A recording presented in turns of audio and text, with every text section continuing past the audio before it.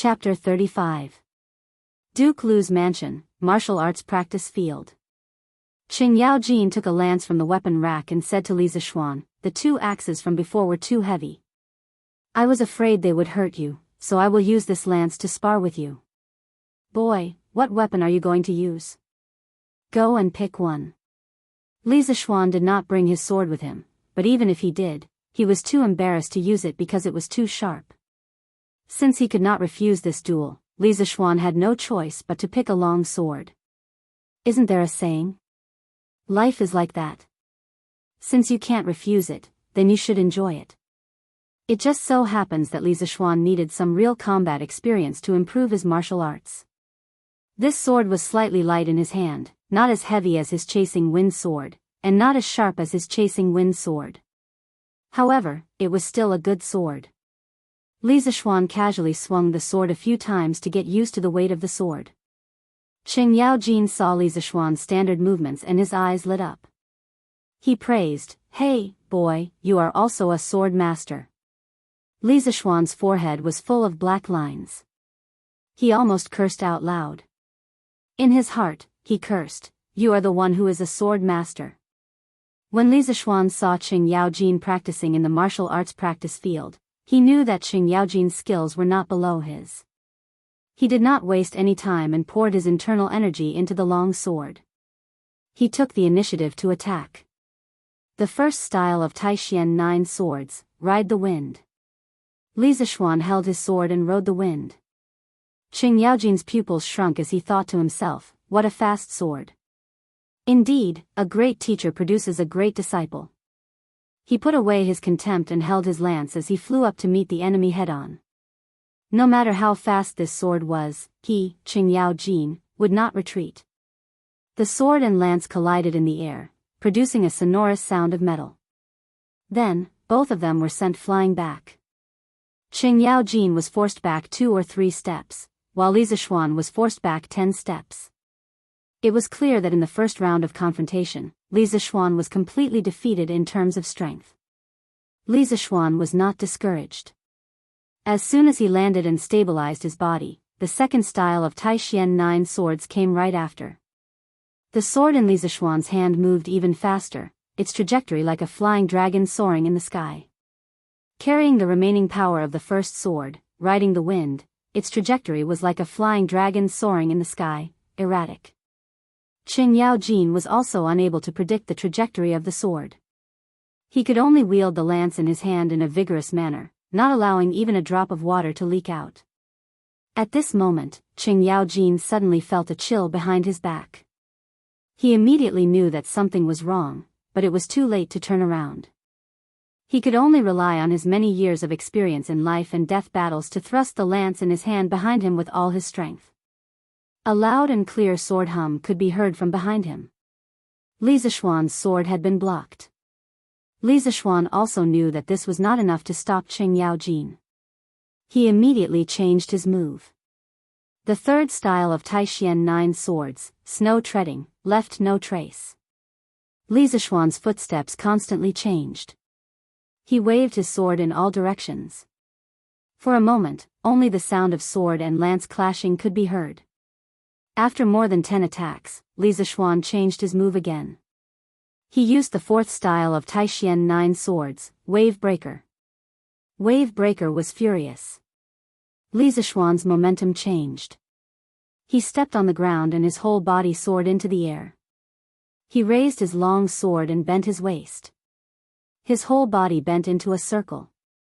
Then, he and his sword were like a large wheel with sharp blades. He spun rapidly. It was as if he was riding the wind and breaking the waves. He flew towards Qing Yaojin. Facing this ferocious and bizarre sword, Qing Yaojin turned pale with fright.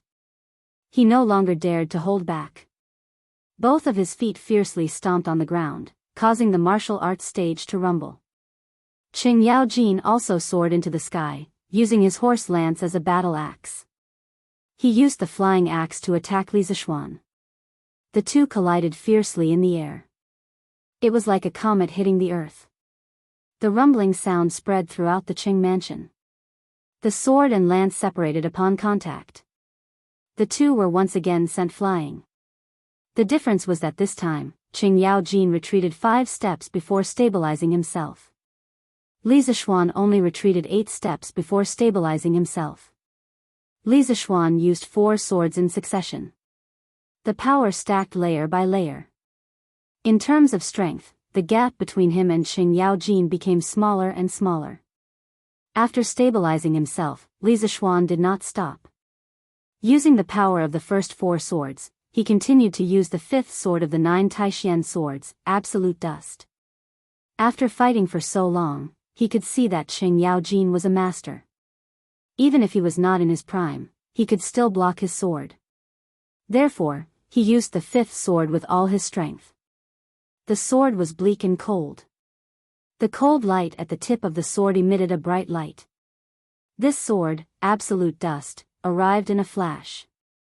Qing Yaojin had fought for many years, but he had never seen such a fast sword. He roared. Relying on his many years of battle experience, he predicted the direction. Using all his strength, he fiercely smashed the lance in his hand towards the sword tip. Suddenly, the stage was filled with smoke and dust. After a while, the smoke and dust dispersed. The 2 people in the stage were standing facing each other. However, the lance was broken and the sword tip was damaged. Both sides were injured.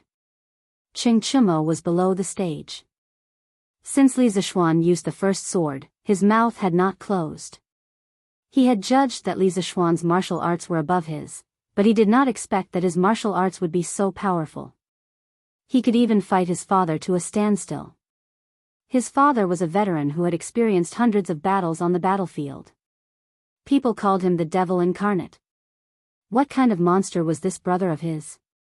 He was younger than him by 2 years, but his martial arts were comparable to his father's.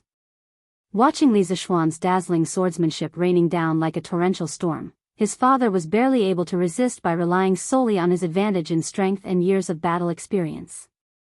No matter how stupid Qing Chumo was, he knew that Li Zishuan's martial arts were not on the same level as his own. Li Zishuan had already begun to draw closer to the masters of the older generation. Comparisons were odious. Qing Chumo's little heart had received tens of thousands of blows. Not bad, not bad. Little Xian, you've reached the peak of qi transformation at such a young age.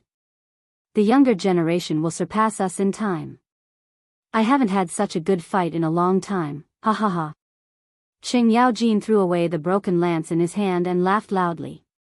His laughter was so loud that it reached the clouds. He stepped forward and squeezed Li Zishuan's shoulder, sighing with emotion. In this battle, Li Zishuan had used his full strength for the first time. He had also fought to his heart's content. He threw the sword in his hand into the weapon rack and wiped the sweat off his face. He modestly said to Qing Yaojin, "Uncle Qing is too kind. Thank you for holding back. Otherwise, this nephew would not have been able to last until the end." He was right. If Qing Yaojin had used his full strength from the beginning, he would not have had the chance to use these 5 swords. After all, there was an absolute gap in strength. In the end, he was able to tie with Qing Yaojin. On one hand, Qing Yaojin was old and definitely not as strong as he was in his prime. On the other hand, he relied entirely on the mysteries of the 9 Taishian swords. Every move was linked and the power was constantly superimposed. Qing Yaojin laughed and waved his hand. "If I say you're strong, then you're strong. What's there to be modest about? You're too hypocritical. Young people should be arrogant. Don't be like those old scholars who are sour." What else could Li Zishuan say? These words could be said by Qing Yaojin, but he could not say it himself. He was also very helpless. He could only bow and accept the advice. "Uncle Qing is right." Qing Yaojin sighed in admiration. "Your swordsmanship is exquisite. On the battlefield, I have always liked to use my strength to defeat 10 people. No matter who the opponent is, I'll smash them to death with an axe. I didn't expect that when you fully used this sword move, the power that erupted would not lose to mine. It's not easy for you to cultivate to the qi transformation realm at such a young age. I never expected that you would be able to fight a great master with your chi transformation realm cultivation. You really are worthy of being the disciple of an immortal. I, Qing Yao Jin, am completely convinced by Priest Spirit Void. Li Zishuan bowed and cupped his fists. Uncle Cheng is too serious. How can my insignificant martial arts compare to Uncle Cheng's? My master also praised Uncle Cheng's courage and loyalty when he was alive. He often mentioned you in front of this nephew. Qing Yaojin's expression shook, and he asked urgently, "What? You're saying that Priest Spirit Void has passed away?" He had heard from Qing Chumo that Li Zishuan had taken spiritual master Spirit Void as his master when he was young, but he really did not know that he had passed away. Hearing this, he was extremely shocked. Li Zishuan's expression also darkened, and he replied, "My master passed away 3 months ago from Mount Longhu." Hearing this, Qing Yaojin's expression was complicated. He pinched his beard and sighed heavily. I didn't expect that even an immortal like Priest Spirit Void would not be able to escape death. Alas. Chapter 36. In the backyard of the Qing mansion. Qing Yaojin sighed with emotion. Suddenly, he thought of something and looked at Li Zishuan with a smile. "Boy, your kung fu is so good. Are you willing to go to the army to gain some military merits and be bestowed with a title?" Li Zishuan's heart skipped a beat. He knew he was in trouble. He quickly shook his head and said, "Uncle Cheng, I've been away from home for many years and have yet to fulfill my filial duties. I really don't want to be away from home."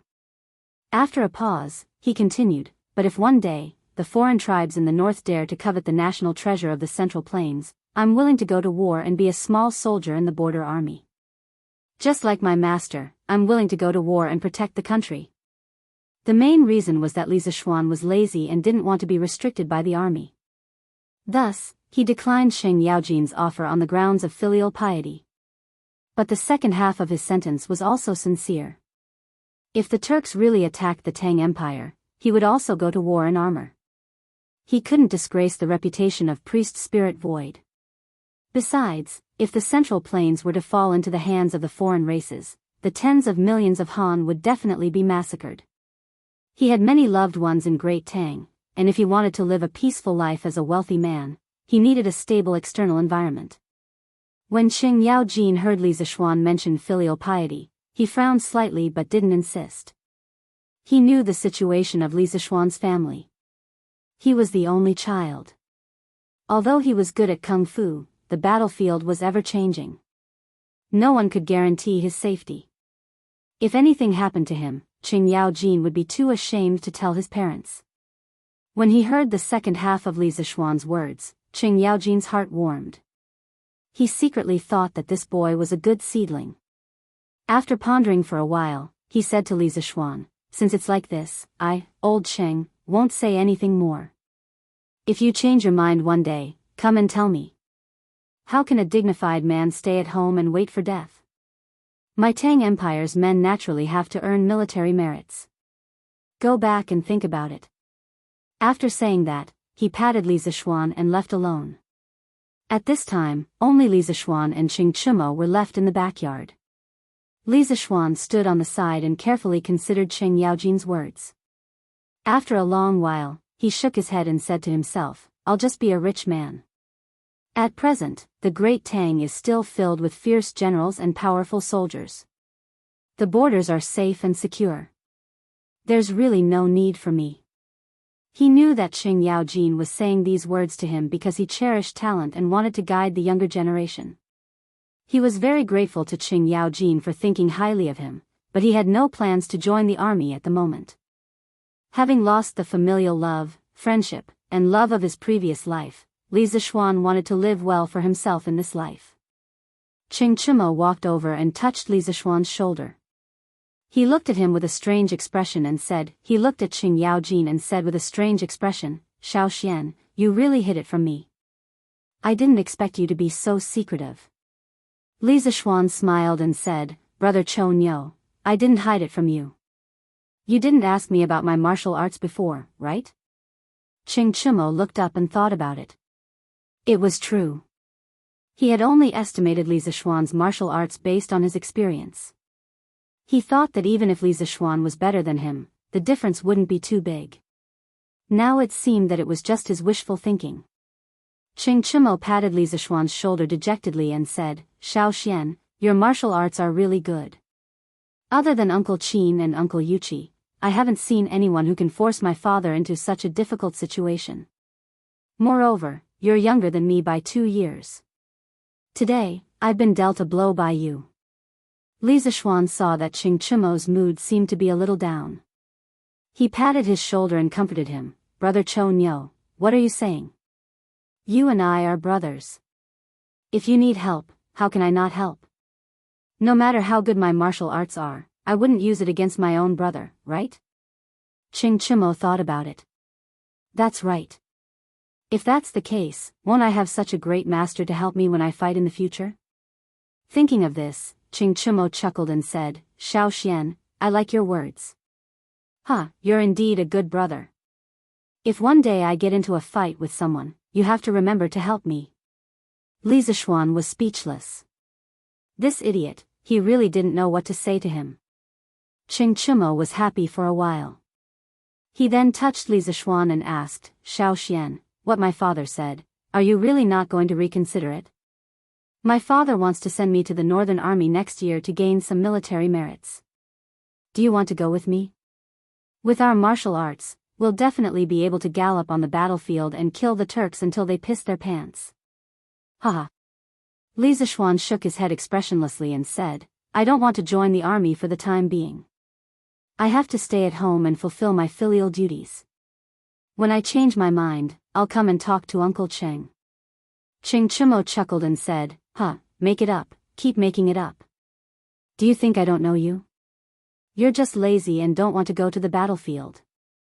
That's why you're using this excuse to fool my father, right? If my father finds out, he'll beat you to death." Haha. After saying that, he looked at Li Zixuan with a gloating expression. Li Zixuan's face was full of black lines. He didn't expect this idiot to see through him. He said unhappily, "Oh, I just remembered that my cook went home to visit her parents. I'm afraid she won't be back for the next 2 months. The cook from the public house shouldn't come to my house for the time being, right?" This idiot just called him brother, and now he wanted to betray him. Qing Chimo immediately panicked and said shamelessly, "Don't, I said the wrong thing. Xiao Xian, you're really a filial son. The heavens can be my witness." At this moment, Qing Chimo really hated himself for speaking the truth. If because of this sentence, his family could only eat chicken 2 months later, even if he was not beaten to death by his own father, he would regret it to death. Looking at this scoundrel, Li Zixuan laughed and said, "But why did I hear someone say that I'm lazy by nature and that I'm using filial piety as an excuse to avoid joining the army?" Qing Chimo stuttered for a while, then he stretched his neck exaggeratedly and looked around. He said, "Who said that? Why didn't I hear it? Xiao Xian, you must have heard wrongly. Oh, there was a dog barking here just now. You must have heard wrongly." Li Zixuan looked around and asked curiously, "Where's the dog here?" Qing Chimo stretched his neck and said, "Why not? Look, it's right behind you, woof, woof." Li Zixuan had just turned around when Qing Chimo immediately mimicked a dog and barked 3 times. Qing Chimo shouted, "The dog ran away. It barked just now. Did you hear it?"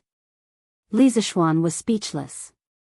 This idiot was going all out in order to eat the chicken as soon as possible. He said helplessly, "Okay, I just remembered. I seem to have remembered wrongly.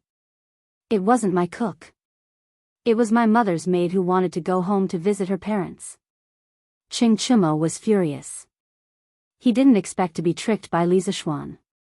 He pointed at him and shouted, "Good boy, you dare to lie to me." After saying that, he rolled up his sleeves and was about to beat him up. But he didn't think about it.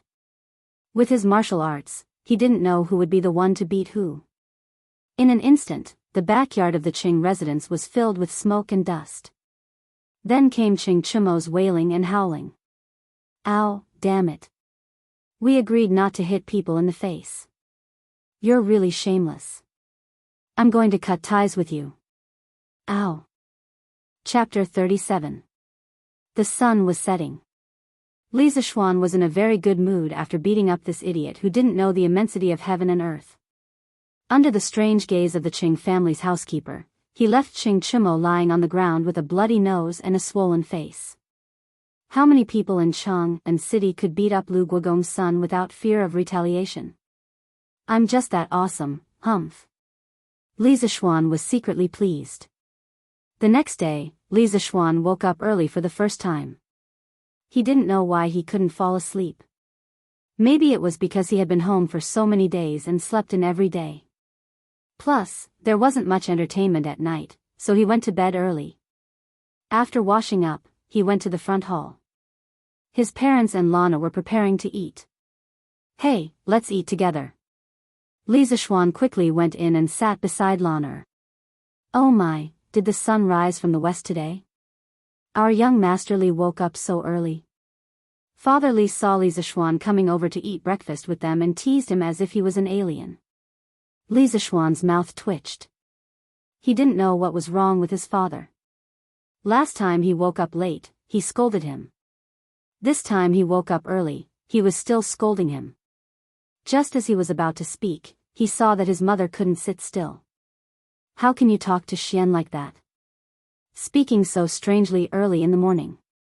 You'll sleep in the study tonight, Mrs. Li said angrily as she pinched Father Li's waist. Father Li grimaced from the pinch. His face darkened when he heard his wife's last sentence. He secretly hated himself for having such a cheap mouth. He stopped talking and buried his head in the food. Li Zishuan was amused, but he didn't dare to laugh out loud. Lana didn't care so much. Seeing this scene, she was so happy that she couldn't stop giggling. Ha ha ha, that's great, that's great. Lana can finally sleep with Mom tonight. Father Li almost vomited blood when he heard this. He had doted on his daughter for nothing. Father, Mother, yesterday at the house of High Duke, Lu Guogong saw that I was good at martial arts, so he asked me if I wanted to join the army. He wants me to go to the army to gain experience. The family laughed and joked for a while before Li Zishuan began to talk about business. A trace of worry and anxiety flashed across Mrs. Li's face. Mr. Li was stunned for a moment. He pondered for a while and said slowly, since Lu Guogong said so, it means that he thinks highly of you and wants to promote you. It's your fortune. As the saying goes, scholars, farmers, workers, and merchants. Although my Li family is rich, in the end, we are only merchants. My great Tang was founded on martial prowess. Duke of Lu, your actions are to pave the way for your future. I didn't think that Xian would have such an opportunity. Xian, did you agree with him? Sigh, listening to Dad's words, it further proves that the status of merchants is indeed low. It seems that I have to find an opportunity to make a contribution and become a marquis or a duke so that Dad and Mom can be happy. Does this guy think that marquis and dukes are cabbages? Interrupting his thoughts, Li Zishuan shook his head at Dad and said, I didn't agree. I've been away from home for 8 years and have just returned. I haven't fulfilled my filial duties in front of my parents, so how can I go to the battlefield? Mrs. Li heard and immediately breathed a sigh of relief. She was gratified and happy. Her son had been away from home for so many years and finally came back. She was really worried that her son would go to war. She didn't expect her son to be successful, just safe and sound. Mr. Li heard and sighed softly. He was a little disappointed, but also relieved. He asked, then Lu Guogong didn't blame you, right? Li Zishuan smiled and said, Father, Lu Guogong is such a person. Why would he blame me for such a small matter? Besides, Qing Chimo and I are good brothers. He treats me like a nephew. Mr. Li heard and finally breathed a sigh of relief. He was also happy for his son's encounter. He smiled and said, if that's the case, then little Xian, you should interact more with the House of Duke in the future. Don't treat this friendship coldly. He was already old and didn't care about fame and fortune. However, he had to consider Li Zishuan's future. Father, I'm not the kind of person who fawns over those in power. Li Zishuan turned his head and looked at the sky at a 45-degree angle. he said proudly and playfully. Little brat, I'm doing this for you. Who are you calling a fawning over those in power? I think you're itching for a beating again, aren't you? Old Man Lee was furious. He. Lon giggled happily at the side. Mrs. Lee looked at them and smiled. This is what a family should be like. It's good to have a family reunion. Brother, it's so boring. Why don't you tell Lon some more stories? Lon followed her brother to the west courtyard after breakfast. However, she didn't see anything interesting. She just wanted to listen to stories. This girl had been sticking to him all the time recently. Lisa Schwan squatted down and casually plucked a weed in front of him. He twisted it a few times in his hand and said gloomily, "Didn't I already tell you, Journey to the West? What else is there to tell?" The journey to the west, in his stomach, had already been tricked by Lon, with all kinds of excuses. For example, one day, Lon ran over to him with a frightened expression and yelled, Brother, Lon just saw such a big rat in the room." Lon was scared to death. Brother, quickly tell Lon the journey to the west, to calm her nerves. This girl's expression and actions were really on point. They were so vivid and lifelike. It would be a pity if she didn't become a child star in the modern era. Lisa Schwan knew that the girl was lying. How could there be a rat in her room? He wouldn't believe it even if he was beaten to death. However, he couldn't resist her coaxing and pestering. He could only obediently tell her the story. Another example was one day, Lon ran over while wiping her tears. She cried and said, Brother, Little Gray is dead. Boo-hoo, Lon is so sad. Lon wants to listen to Brother's story. Boo-hoo, Little Gray was a little gray dog that Lon had raised for more than 2 years. Lisa Schwan saw Lon crying so sadly. His heart was broken. He didn't care if Lon was lying or not. He told her 2 chapters of A Journey to the West without hesitation. Who knew that the next day, when Lisa Schwan went to the backyard to look for Lon, he saw Little Gray wagging its tail and intimately biting the hem of his clothes, trying to worm its way into being friends with him. Lisa Schwan, who felt that his IQ had been crushed, flew into a rage and kicked Little Gray away. Little Gray rolled on the ground and whined pitifully at him. Sigh, if this girl was in the modern era, she would definitely be a movie queen. Recalling what had happened in the past few days, Lisa Schwan couldn't help but sigh. At this time, Lon came over with a smile. She shook Lisa Schwan's arm intimately and said slyly, Since Journey to the West is finished, Brother can tell Lon something else. As long as you don't tell Yang Shanbua and Zhu Yingtai from last time. Lisa Schwan rubbed his head in distress. He still had many stories in his mind, but he couldn't think of anything suitable for children. Suddenly, he had an idea and said to Lon, let's not tell stories today. Brother will make you something fun, okay? Lon's eyes lit up. She excitedly agreed in a crisp voice, okay. What is Brother going to make for Lon? You'll know in a while. Chapter 38. Lisa Schwan ran to the kitchen and after searching for a long time, he finally found a very thick piece of wood. After examining it carefully, he realized that it was actually a yellow birch. He secretly praised his good luck. Yellow birch wood was fine and sturdy, easy to polish. It also had good grip strength and was not easily deformed. It was a good material for making skateboards. That's right, Lisa Schwan wanted to make a skateboard for Lon. However, it was a skateboard with handles in front. This kind of skateboard had a higher safety factor. Lisa Schwan carried the piece of wood with one hand and came to his small courtyard. Lon was still waiting for him here. Lon saw her brother carrying a large piece of wood over and ran forward to ask, Brother, are you going to make a puppet for Lon? But what's so fun about puppets? This little girl was still picky. Lisa Schwan pinched Lon's porcelain doll-like face in amusement and said with a smile, Of course it's not a puppet. What kind of skill does a puppet require? Lon slapped her brother's hand away and wrinkled her little nose, saying unhappily, Brother, your hands are so dirty. Li Zixuan took a look and realized that he had forgotten to wash his hands after picking the wood for a long time. Seeing Lan'er become a cute little cat, Li Zixuan laughed dryly.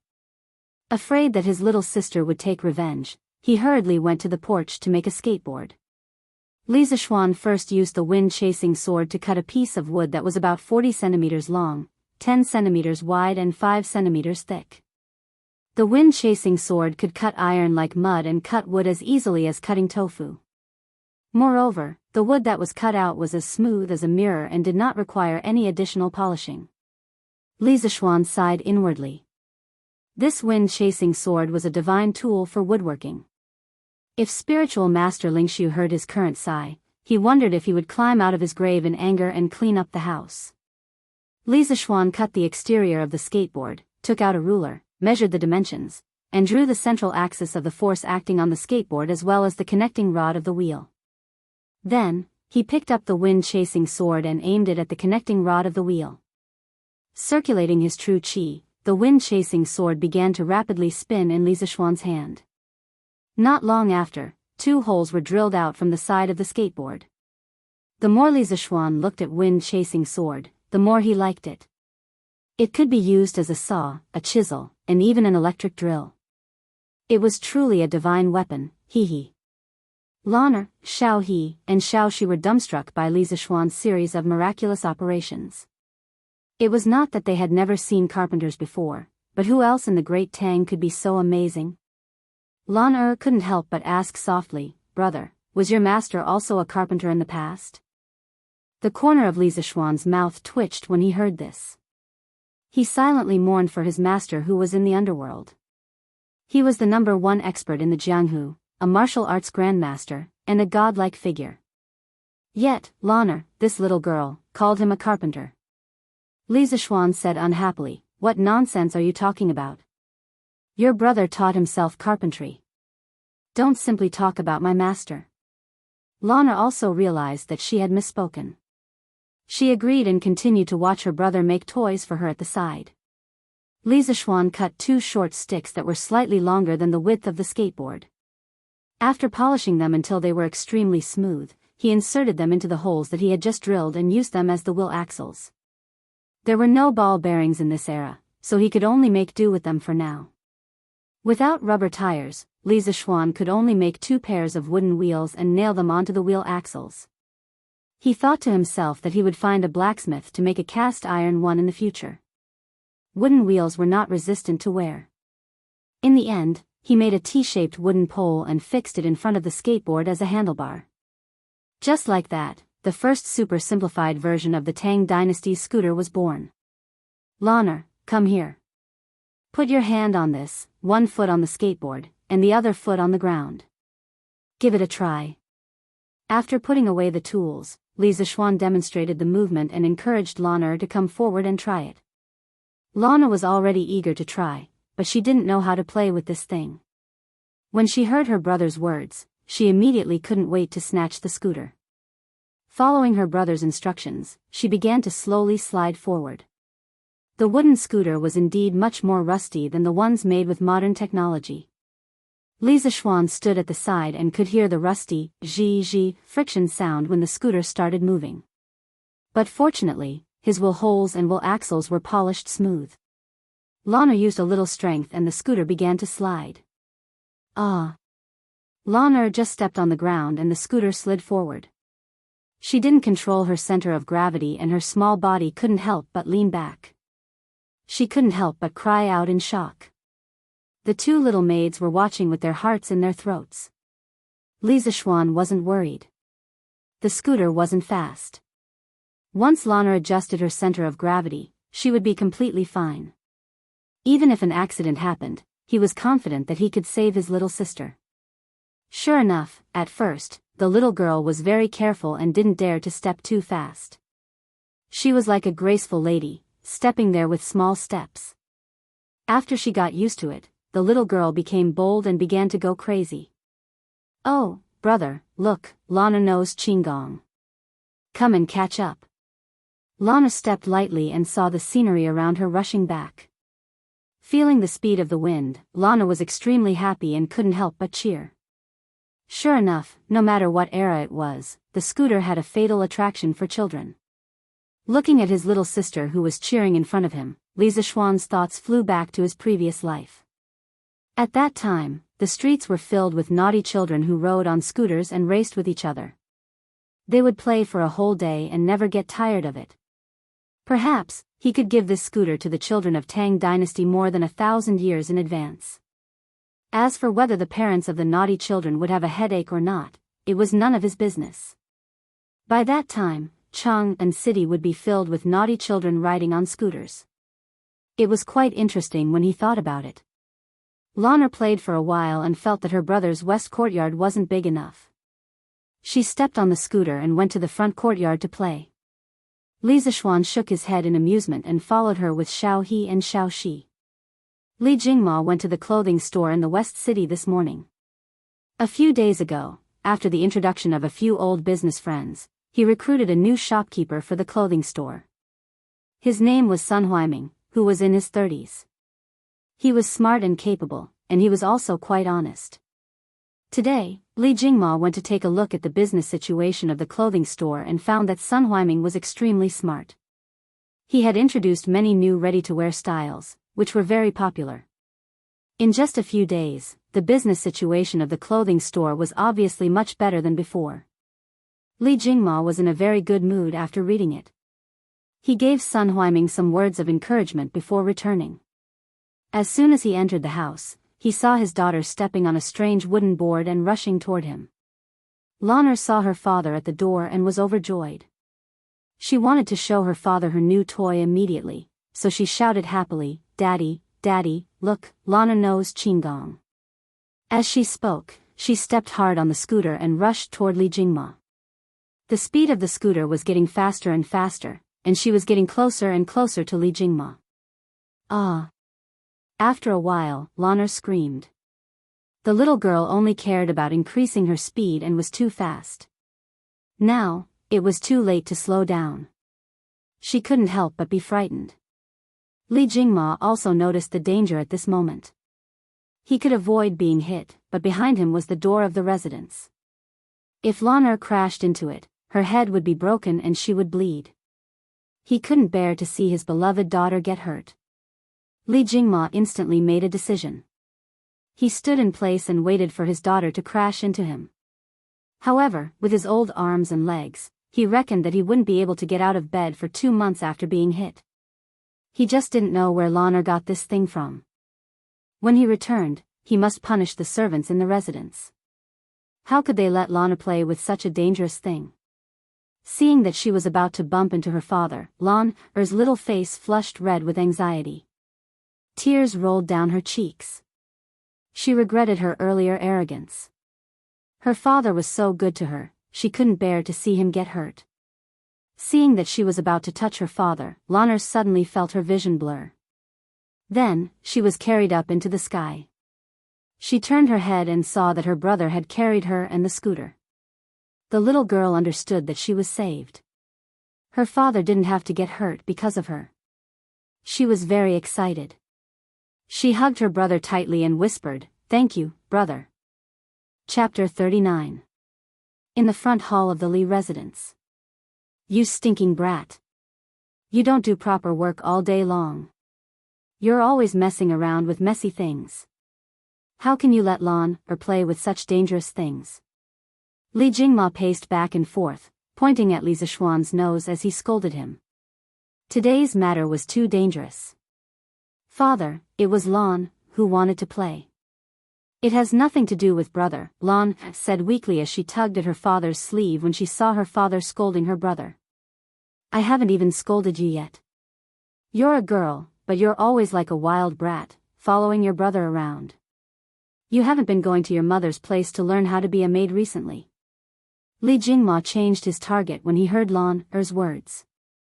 Lana's eyes were red from her father's scolding, and tears were about to fall. She tugged at her brother's hand, lowered her head, and bit her lip, not daring to say anything. She also felt that she was in the wrong today. Li Zixuan couldn't stand it anymore. He reached out and hugged the pitiful Lana, saying to his father, "Father, Lana is still young. If she wants to play, let her play. Why do you have to force her to learn this and that? Our family has so much money. Do you think we'll be short of food for Lan, in the future? Although Li Jingma didn't expect his son and daughter to learn how to earn money for the family, when he heard Li Zishuan speak so matter-of-factly, as if all the money in the family was earned by him, he was so angry that he almost vomited blood. After calming down, he said, he calmed down and calmed himself down. So what if the family has so much money? Isn't it earned by your father? Why? Do you want to stay at home for the rest of your life? Besides, Lan is almost 7 years old. If she doesn't learn how to be a maid, how can she get married in the future? Li Zishuan was speechless. Lan wasn't even 7 years old. His father was thinking so far ahead. Although he knew that his father was angry, Li Zishuan was still a little unhappy. Father, I won't stay at home and wait for death. Even if Lan doesn't learn anything and can't get married, I can still earn money to support her for the rest of her life. My sister can't be wronged by anyone. Not only Lan, but I can also rely on my own abilities to earn money for my parents' retirement. After saying that, he looked at the dumbfounded old man Li with an arrogant expression. His eyes seemed to say, yes, you didn't hear me wrong. I want to earn my own money. Lan's heart was filled with sweetness when she heard her brother speak up for her. She hugged her brother's arm tightly and refused to let go. She thought to herself, brother is so good, even better than daddy. Li Jingma stared blankly for a moment. After a moment of calmness, he stepped forward and placed his hand on Li Zishuan's forehead. He asked worriedly, Xian, you don't have a fever, do you? What? My Xian, you're sick. A cry of surprise came from outside the door. Then, Mrs. Li Zishuan rushed to the front of Li Zishuan like a gust of wind. She pulled him over and looked at him carefully. It turned out that when Xiao He saw the young master and young miss being scolded in the front hall, she hurriedly ran to the eastern courtyard to ask for help. The servants of the Li family all knew that the master was afraid of the madam. Li Zishuan's face was filled with black lines as he slapped his father's hand away from his forehead. He looked at Mrs. Li and said, Mother, Xian, is fine. Don't worry. He then turned around and said seriously to his father, Father, I was serious about what I said just now. I don't want to always stay at home and live off my parents. I also want to do some things myself so that I can take care of father and mother in the future. I know that father doesn't believe in my abilities, but wasn't the chicken I ate previously a proof? Just based on that alone, the Drunken Immortal restaurant's profits should be more than 1,000 strings of coins, right? Li Zishuan really wanted to open a small shop and sell the things in his mind to the people of Great Tang. Not only could he earn money, he could also find something for himself to do. Otherwise, he would feel embarrassed if he stayed at home and lived off his parents every day. After all, the soul in this body was 25 years old. When Li Jingma heard this, he swallowed back the words he wanted to say. The profits the Drunken Immortal restaurant had brought in for the past half a month were more than 1,000 strings of coins. A few days ago, he heard from shopkeeper Lu that the Drunken Immortal restaurant had increased the daily supply of Drunken Immortal restaurant under the strong demands of the customers. There were too many high officials and dignitaries in Cheng and city. Blindly limiting the supply would offend many people for no reason. It was really not worth it. Later on, Li Jingma simply decided not to limit the quantity of Drunken Immortal restaurant and even launched a takeout service. As a result, the sales of Drunken Immortal restaurant increased dramatically. In less than half a month, the profits were close to 4,000 strings of coins. Even though Li Jingma had done business for decades and had seen hundreds of thousands of strings of coins, he was still shocked by the profits from Drunken Immortal restaurant. When he heard Li Zishuan's words, Li Jingma's heart wavered. Just as he was about to agree, he suddenly felt a familiar pain in his waist. I say, you old fart. So you want to force Xian, to go out and earn money? What's the point of keeping so much money in our family? Are you going to bring it into the grave? Since you don't want to see me and my son, then I'll go back to my parents' home with Xian, Mrs. Li listened to the conversation and immediately understood what they were arguing about. She was instantly angry. Old man Li grimaced in pain from being choked. He was full of grief and indignation, thinking that this woman was unreasonable. He quickly explained, "SSS madam, it's not what you think. Let go first." Mrs. Li was not satisfied. She really loved her son. At this time, seeing that Li Jingma seemed to want to drive her son out of the house and rely on himself, Mrs. Li could not bear it. Her eyes turned red with anger and the strength in her hands increased. Old man Li's face gradually turned from red to purple. Old man Li felt very wronged at this moment, but his wife did not give him a chance to explain. He immediately sent a signal for help to his son with his eyes.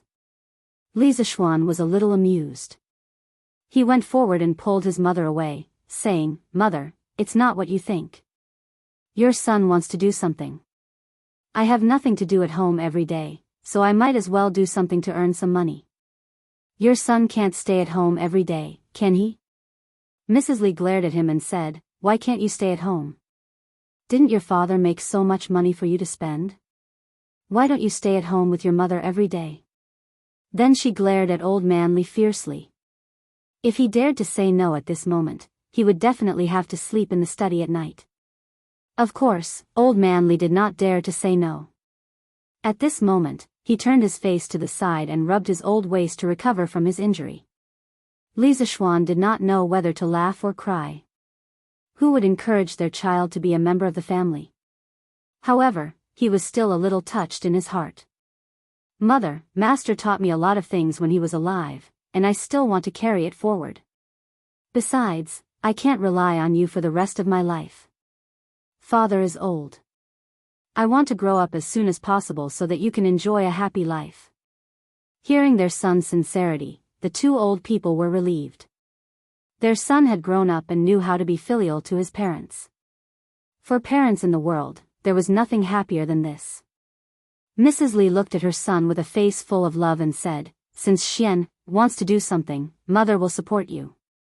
If you need anything, you must tell me. Do you hear me?" Li Zishuan hurriedly nodded in agreement. He turned around and said to Li Jingma, "Father, I can definitely build an even bigger business empire." Li Jingma looked at his son's confident face and stroked his beard in relief. He said, "Since Xian is so confident, then go ahead and do it." Li Zishuan agreed. Lan interrupted, "Lan also wants to help Big Brother do big things. Lan doesn't want to be paid." Everyone was amused by Lan innocent words. Li Zishuan smiled and rubbed Lan head. He wanted to pull Lan out. Suddenly, he seemed to have thought of something.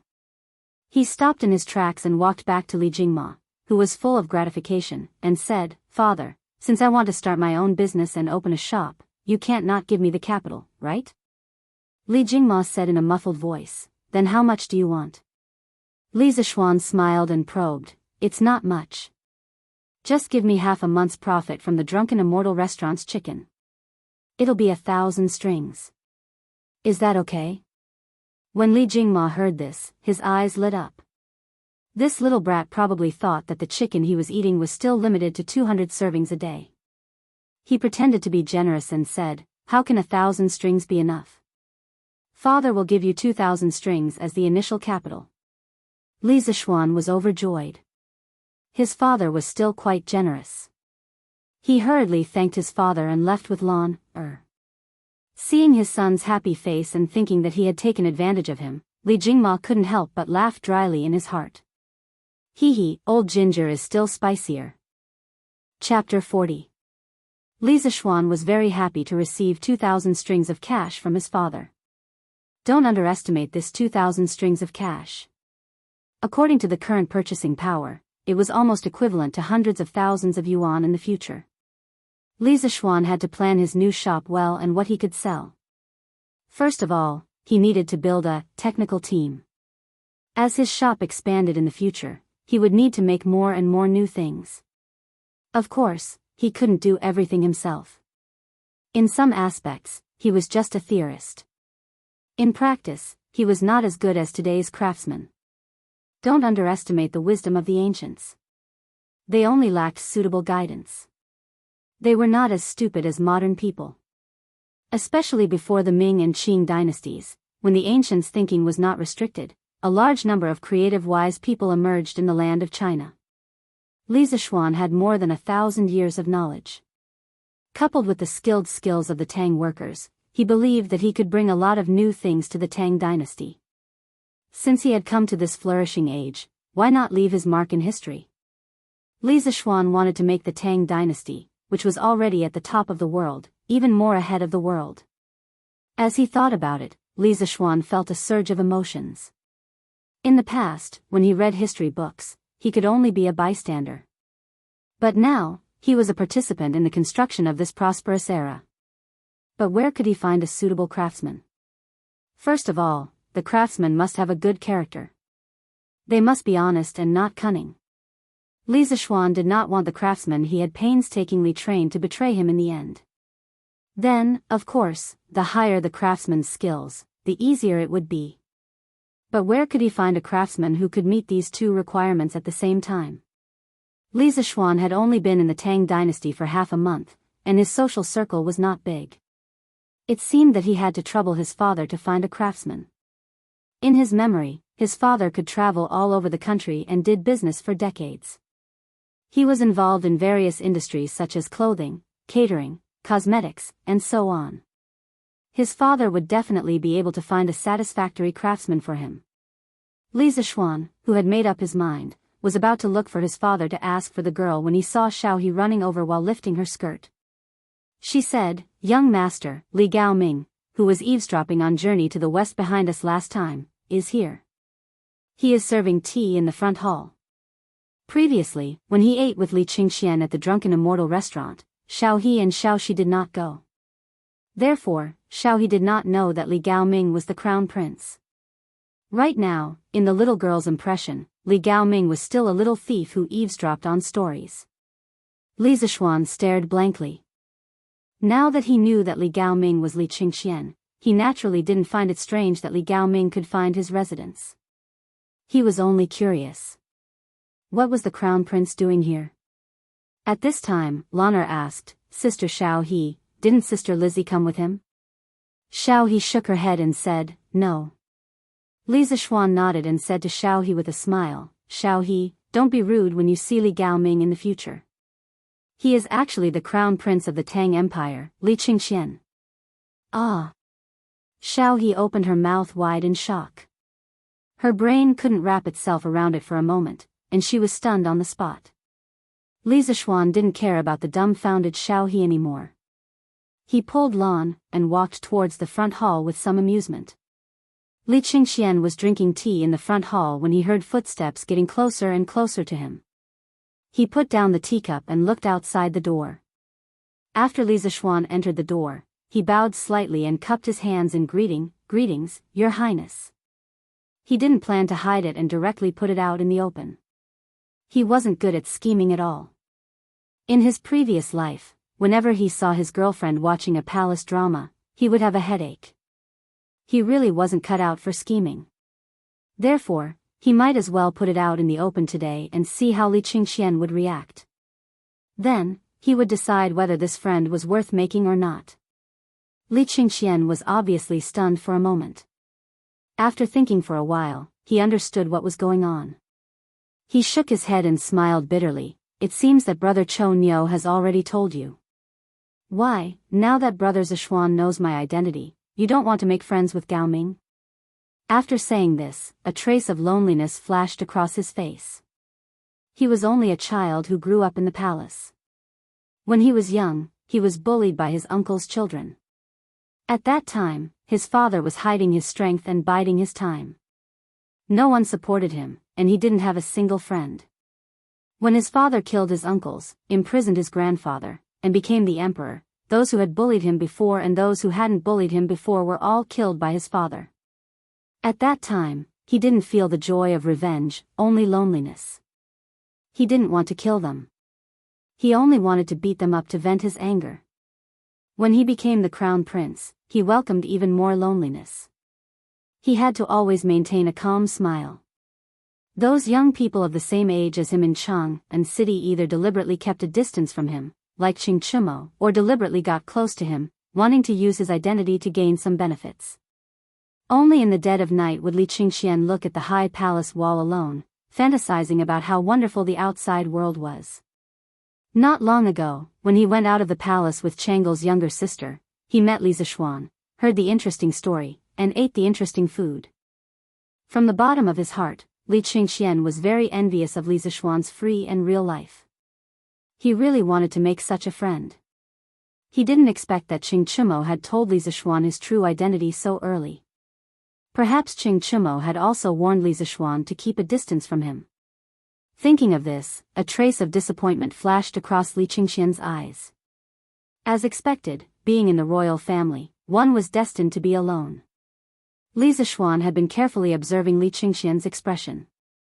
At this moment, he saw that Li Qingxian's words were sincere, and the loneliness and disappointment in his expression didn't seem to be fake. He was relieved and thought that Li Qingxian's nature was not bad. He could make friends with him.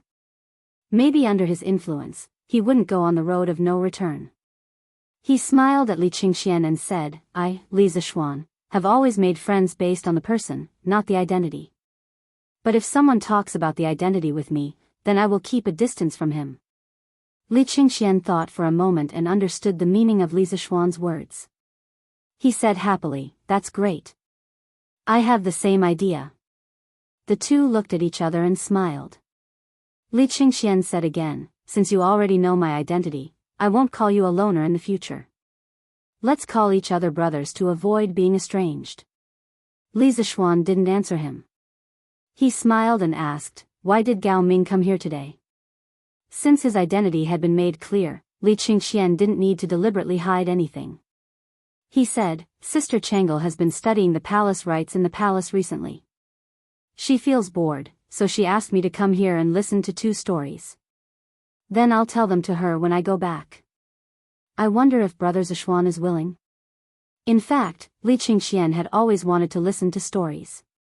But as the crown prince, he couldn't leave the palace frequently. This time, he found an excuse to leave the palace after getting his mother's permission. Li Zishuan understood his purpose for coming. He couldn't help but curse silently. This crown prince was really idle. He specially left the palace to listen to stories. Hey! Chapter 41. Looking at Li Qingxian's expectant face, Li Zishuan smiled and said, if Gao Ming wants to hear a story, it's useless for you to look for me. You have to look for Lan, Hearing this, Li Qingxian couldn't wrap his head around it. He looked at Lan, in confusion. At this time, Lan, smiled proudly and said, Brother has already told Lan, the whole journey to the west. Lan has recorded it in the booklet. If Brother Gao Ming wants it, you have to give me a story in exchange. Hearing Lan's request, Li Qingxian suddenly looked embarrassed. If he could tell stories, why would Changle ask him to come over and steal the story? After searching his mind for a long time, he really couldn't find a story that could be exchanged. Li Qingxian was in a dilemma. Sister Lan, can I exchange it with something else? For example, how about Brother Gao Ming exchange it with 5 strings of cash? As Li Qingxian spoke, he gestured 5 with his hand. He felt a little distressed. 5 strings of cash for a booklet was a little expensive in his opinion. Although he was the crown prince, his daily expenses weren't abundant. Even his father had been scrimping and saving. He couldn't even bear to repair the palace, let alone him. However, Li Qingxian didn't know that Lan, didn't care about 5 strings of cash. The little girl's concept of money was still relatively vague. Lan, shook her head and said, Lan, doesn't want money. Well, let Lan think about what to do. Then, Lan, tilted her head and rolled her eyes. Suddenly, she smiled slyly and said, Hee, Brother Gao Ming, Lan, will lend Journey to the West to you today, but you have to agree to a request of Lan, in exchange. Lan hasn't thought of the specific request yet. Lan will tell you when she thinks of it. How about it? Li Qingxian was dumbfounded. This was more expensive than 5 strings of cash. As the crown prince of the Tang Empire, how could he casually agree to other people's requests? Li Zishuan couldn't stand it anymore and reprimanded slightly, Lan, don't mess around. Quickly go and bring that booklet to Gao Ming. Lan was a little disappointed and could only agree in a muffled voice. Then, she pouted and thought to herself, this big brother Gao Ming is really stingy. No matter how stupid Li Qingxian was, he would still be able to tell what that expression, that gaze, meant. A dignified empire's heir apparent was actually being looked down upon by a little girl. At this moment, Li Qingxian was a bit overwhelmed and hurriedly said, all right, Lan, Big brother Gao Ming agrees to exchange with you, but your request must not violate the laws of the empire. Lan was still disappointed. When she heard this, she immediately said happily, all right, Lan, we'll go and get Journey to the West now. After saying that, in order to save time, Lan specially took the scooter and rode it to the backyard like a gust of wind. Li Zishuan saw that Lan could move so quickly by stepping on a strange wooden board. He couldn't help but point at the scooter in surprise and say to Li Zishuan, What? What is this? Li Qingxian was a bit confused. It was fine that Li Zishuan's family was wealthier than his, but why did he have these strange things that even the imperial palace didn't have? Li Zishuan smiled and explained, this is a scooter. I made it for Lan, to play with when I was bored. Why? Is Gao Ming interested in this? Li Qingxian was a bit embarrassed for making a fuss over nothing and said, no, I was just wondering if I could make one for Sister Changle. Changle's health has always been poor. The imperial physician said that she can't do excessive exercise, but this scooter should be quite suitable for her. Actually, it's quite suitable for me. I have to find an opportunity to let the supervisor make a few more so that I can play with them when there's no one around, Li Qingxian added in his heart. After all, he was only a 10-year-old child. Even if the children of the imperial family matured early, they still had a child's heart. It was reasonable for him to be curious about this scooter. When Li Zishuan heard this, he couldn't help but think of that beautiful girl with a kind of morbid beauty and a dignified beauty that didn't belong to her age. Suddenly, he had an idea. He turned his head and said to Li Qingxian, don't worry. Gao Ming, if this scooter were to be sold, would it be a big seller? Li Qingxian answered without thinking, of course it would be a big seller. Li Zishuan nodded and said, since Gao Ming thinks so highly of it, I have a business here. I don't know if you would be interested. Li Qingxian's eyes lit up, Brother Zishuan, could it be that you want to sell this scooter? Li Zishuan nodded and said, I plan to open a shop that specializes in selling this kind of rare item. I still have a lot of methods for this kind of rare item in my mind. In the future, there will be more and more products. I wonder if Gao Ming is willing to cooperate with me? Of course I'm willing. Li Qingxian quickly responded. This was a good thing that fell from the sky. Unlike Li Zishuan, Li Qingxian knew the profits of the chicken he gnawed on like the back of his hand. Even his father was a little jealous of the profits. Now that Li Zishuan wanted to launch a new product and wanted to cooperate with him, only a fool wouldn't be willing. However, Li Qingxian thought about it and hesitated, but how do we cooperate? To be honest, the East Palace isn't as rich as your family. Li Zishuan shook his head and said with a smile, there's no need for Gao Ming to pay a lot of money. I'll use 2,000 strings of cash and my skills to get 70% of the shares. Gao Ming, you use 200 strings of cash and help me recruit a few skilled craftsmen to get the remaining 30%. How about it? Pulling Li Qingxian into the partnership was mainly because he was afraid that his profits would increase in the future and easily attract the covetous eyes of his peers. With Li Qingxian, the most powerful second-generation official of the Tang dynasty, protecting him, his shop would have a lot less trouble in the future. Hearing this, Li Qingxian thought about it. This was a great bargain for him. He said happily, then I'll thank Brother Zishuan. I'll send someone to send the 200 strings of cash over tomorrow. He thought that if he squeezed around, he should be able to gather 200 strings of cash. He wanted to get this done as soon as possible.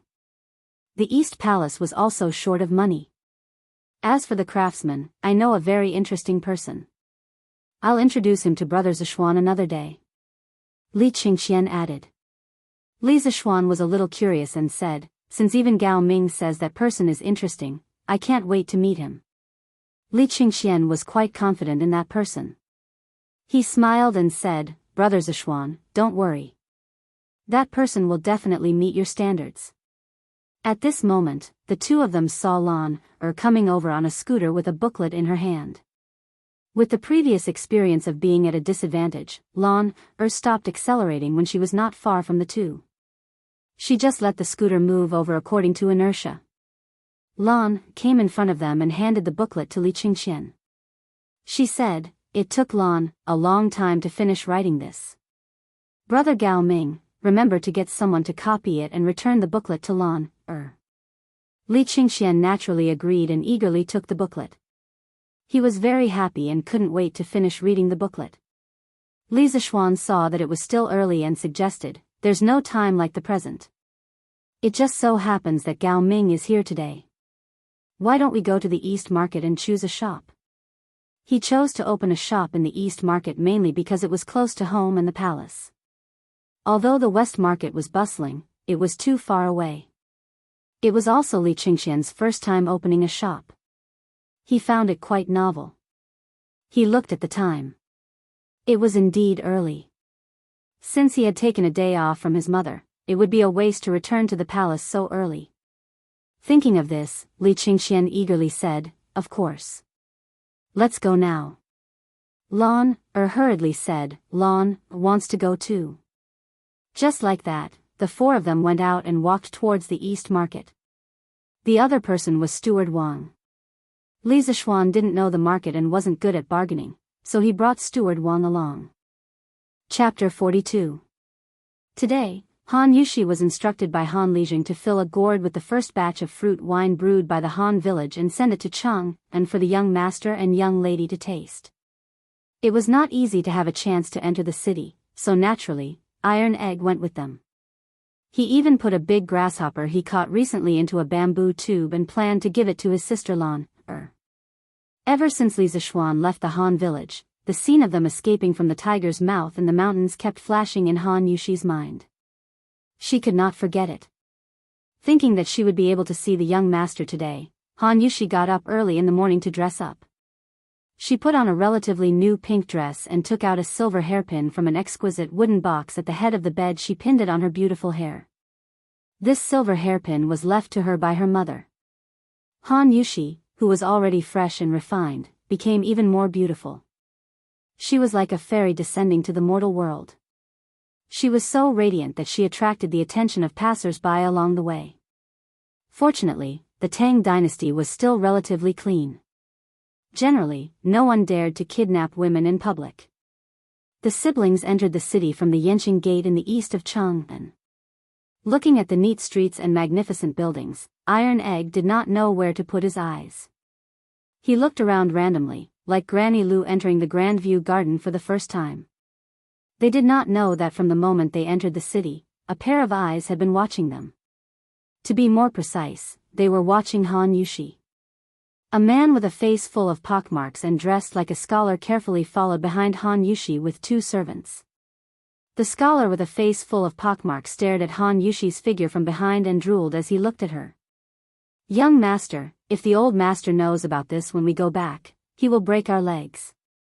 The short servant next to him saw his young master's lustful face and knew that his young master did not have good intentions towards the girl. He could not help but persuade him with a bitter face. The pockmarked young master was lustful at this time. How could he listen to him? He said impatiently, "What are you afraid of? Didn't you see that these two came from a village outside the city? Later, when we enter the alley in front, the two of you go up and knock them out. Carry the older one to my house outside the city, and throw the younger one to a random place outside the city to bury them. No one will know, hee hee." After he finished speaking, he licked his lips and sneered wickedly, "Tsk, this little lady is really charming. She's even prettier than the courtesans of the Emerald Smoke House. This young master has traversed the fields of flowers for so many years, but I've never seen such a stunning beauty." When the two servants saw their young master like this, they guessed that they wouldn't be able to persuade him otherwise. Their faces were bitter. In the past, the young master had done this kind of thing many times. However, after being discovered by the old master, the ones who were punished were always the servants. This time, they could only pray that things would go smoothly and not be discovered by others. When Han Yushi and Iron Egg walked into the alley between Xianping Square and Xingping Square, they felt that there were a few people following behind them. She stopped in her tracks and turned around to look. Han Yushi saw a wretched man with a face full of pockmarks staring at her lecherously. She immediately felt angry and flustered. However, when she looked up and saw that there were no pedestrians around. This alley was remote and narrow. Han Yushi was very anxious at this moment. "Little lady, how about coming home with me? How about I take you in as my 8th concubine?" The pockmarked man chuckled and said. As he spoke, he wanted to go forward and touch her. As for the little brat beside him, he didn't care about him from the beginning. "Get lost, don't touch my sister." Iron Egg picked up a stone in the corner and stood in front of Han Yushi. He raised the stone in his hand to deter the 3 people in front of him. At the same time, he whispered to Han Yushi behind him, "Sister, take the opportunity to find the young master later. They can't catch up with me." Han Yushi quickly shook her head. "How can I do that? If they catch you, they will beat you." Iron Egg said anxiously, "Sister, what time is it now? If I am caught, I will at most be beaten up." Iron Egg has thick skin and is not afraid of being beaten. "But if you are caught, sister, it will be different. Children from poor families took charge of the family early." Although Iron Egg was young, he still knew a little about the dirty dealings of these rich young masters. He understood that if his sister fell into the hands of this scum, she would definitely suffer a fate worse than death. He might as well go up and be beaten up.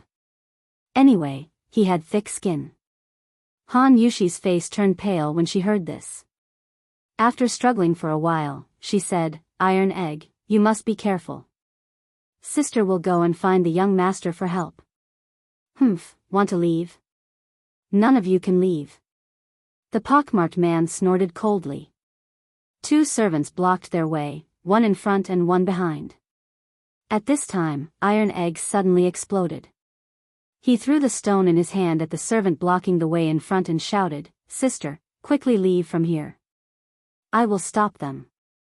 Although Iron Egg was young, he usually did a lot of farm work and was not weak at all. His stone hit the servant's forehead directly and smashed him to the ground. The pockmarked man was shocked. He didn't think that this little brat, whom he had always looked down upon, would have such great strength and speed. Seeing that one of his lackeys had fallen, he hurriedly joined forces with another tall servant to close in on this side. At this time, Iron Egg quickly picked up a wooden stick next to him and stopped the 2 people who wanted to chase after Han Yushi. Han Yushi shed tears and cried, "Iron Egg, sister will go and find the young master to save you." After saying that, she immediately turned and ran out of the alley. She knew that she could not help here.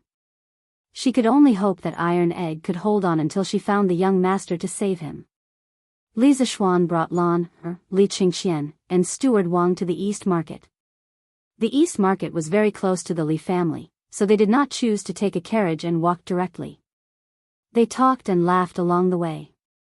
When they walked to Yongning Lane, they heard Lan, cry out in surprise, "Brother, brother, look, isn't that Sister Yushi?" When Li Zishuan heard this, he immediately turned his head and looked in the direction Lan, was pointing.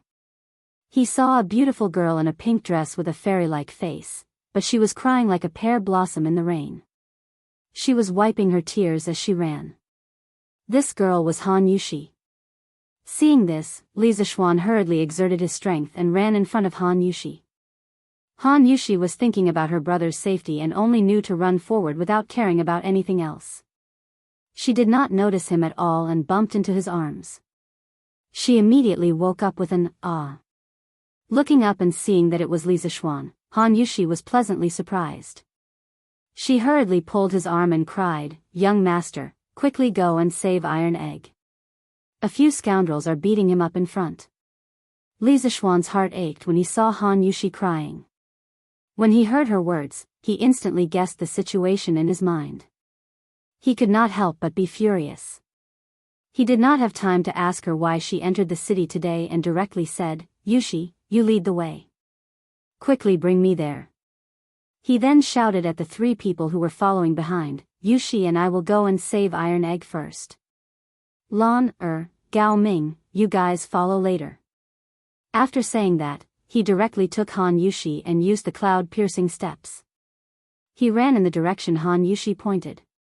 He did not deliberately take advantage of Han Yushi.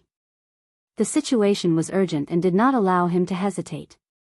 Chapter 43. I told you to meddle in other people's business. I'll beat you to death today. Seeing the beauty that was about to be sent to his mouth suddenly fly away, the pockmarked man was very angry. He kicked Iron Egg, who had been knocked to the ground more than 10 times, and cursed as he kicked. Even though Iron Egg's skin was thick, he could not withstand such a fierce kick from an adult man. He was only a child who was not even 7 years old. At first, Iron Egg could still curse at this scumbag. Now, he was vomiting blood from the kick and was like a pool of mud on the ground. He was already on the verge of death. Previously, he had thought of letting his sister leave first. If he was caught, he would at most be beaten up. He really did not expect this scumbag to be so vicious. He wanted to beat him to death. Even so, Iron Egg did not regret it. Unlike other 7 or 8-year-old children, Iron Egg was sensible early. He knew that if it were not for his sister, he would have died long ago when he was young. Now that his sister was saved, his death was worth it. Iron Egg's eyelids were getting heavier and heavier. When the scumbag kicked him, he could not feel any pain. He really wanted to sleep. Stop! A shocking roar came from the entrance of the alley. It was like a bolt from the blue, shaking the pockmarked man and the servants' eardrums until they were buzzing. The pockmarked man could not help but take 2 steps back in a daze. Iron Egg. Han Yushi ran over with tears in her eyes. Seeing Iron Egg covered in blood from the beating, Han Yushi picked up Iron Egg and called out Iron Egg's name in a low voice. Oh, little lady, you called for help so quickly? But can this pretty boy really save you? I think, little lady, why don't you marry me obediently and be my concubine? What future do you have with this gigolo? How can he be as handsome as me? The freckled man was overjoyed when he saw that Han Yushi had returned. He did not care much about the gigolo beside him. He was not even half as handsome as him. Even though Li Zixuan was filled with rage, he was amused by the shameless pockmarked man in front of him. He touched his face doubtfully and looked at the pockmarked man. After confirming that the scum was talking nonsense, he didn't waste any time and directly flew over to punch him in the head. That scumbag was still being narcissistic at the side when he saw a fist coming towards his face. It was too late for him to dodge. Roar! The pockmarked man was sent flying far away with a punch. The 2 servants who hadn't reacted just now hurried over to help their young master up. The scumbag's mouth was full of blood. He angrily pointed at Li Zixuan and said incoherently, Little rabbit, do you know who this master saw, young master, is? Do you know, who my father is? You 2 filth, trash, hurry and tell him. Then he rubbed his face and took a deep breath. The tall servant came forward and said arrogantly, Boy, you're finished. Our young master is Chao Xiaoyun. Our master is Chao Rui, the county premier of Wanyan County in Chang'an. You dare to hit our young master. You're dead. Li Zixuan snorted and didn't want to talk nonsense with them. He directly went up to fight.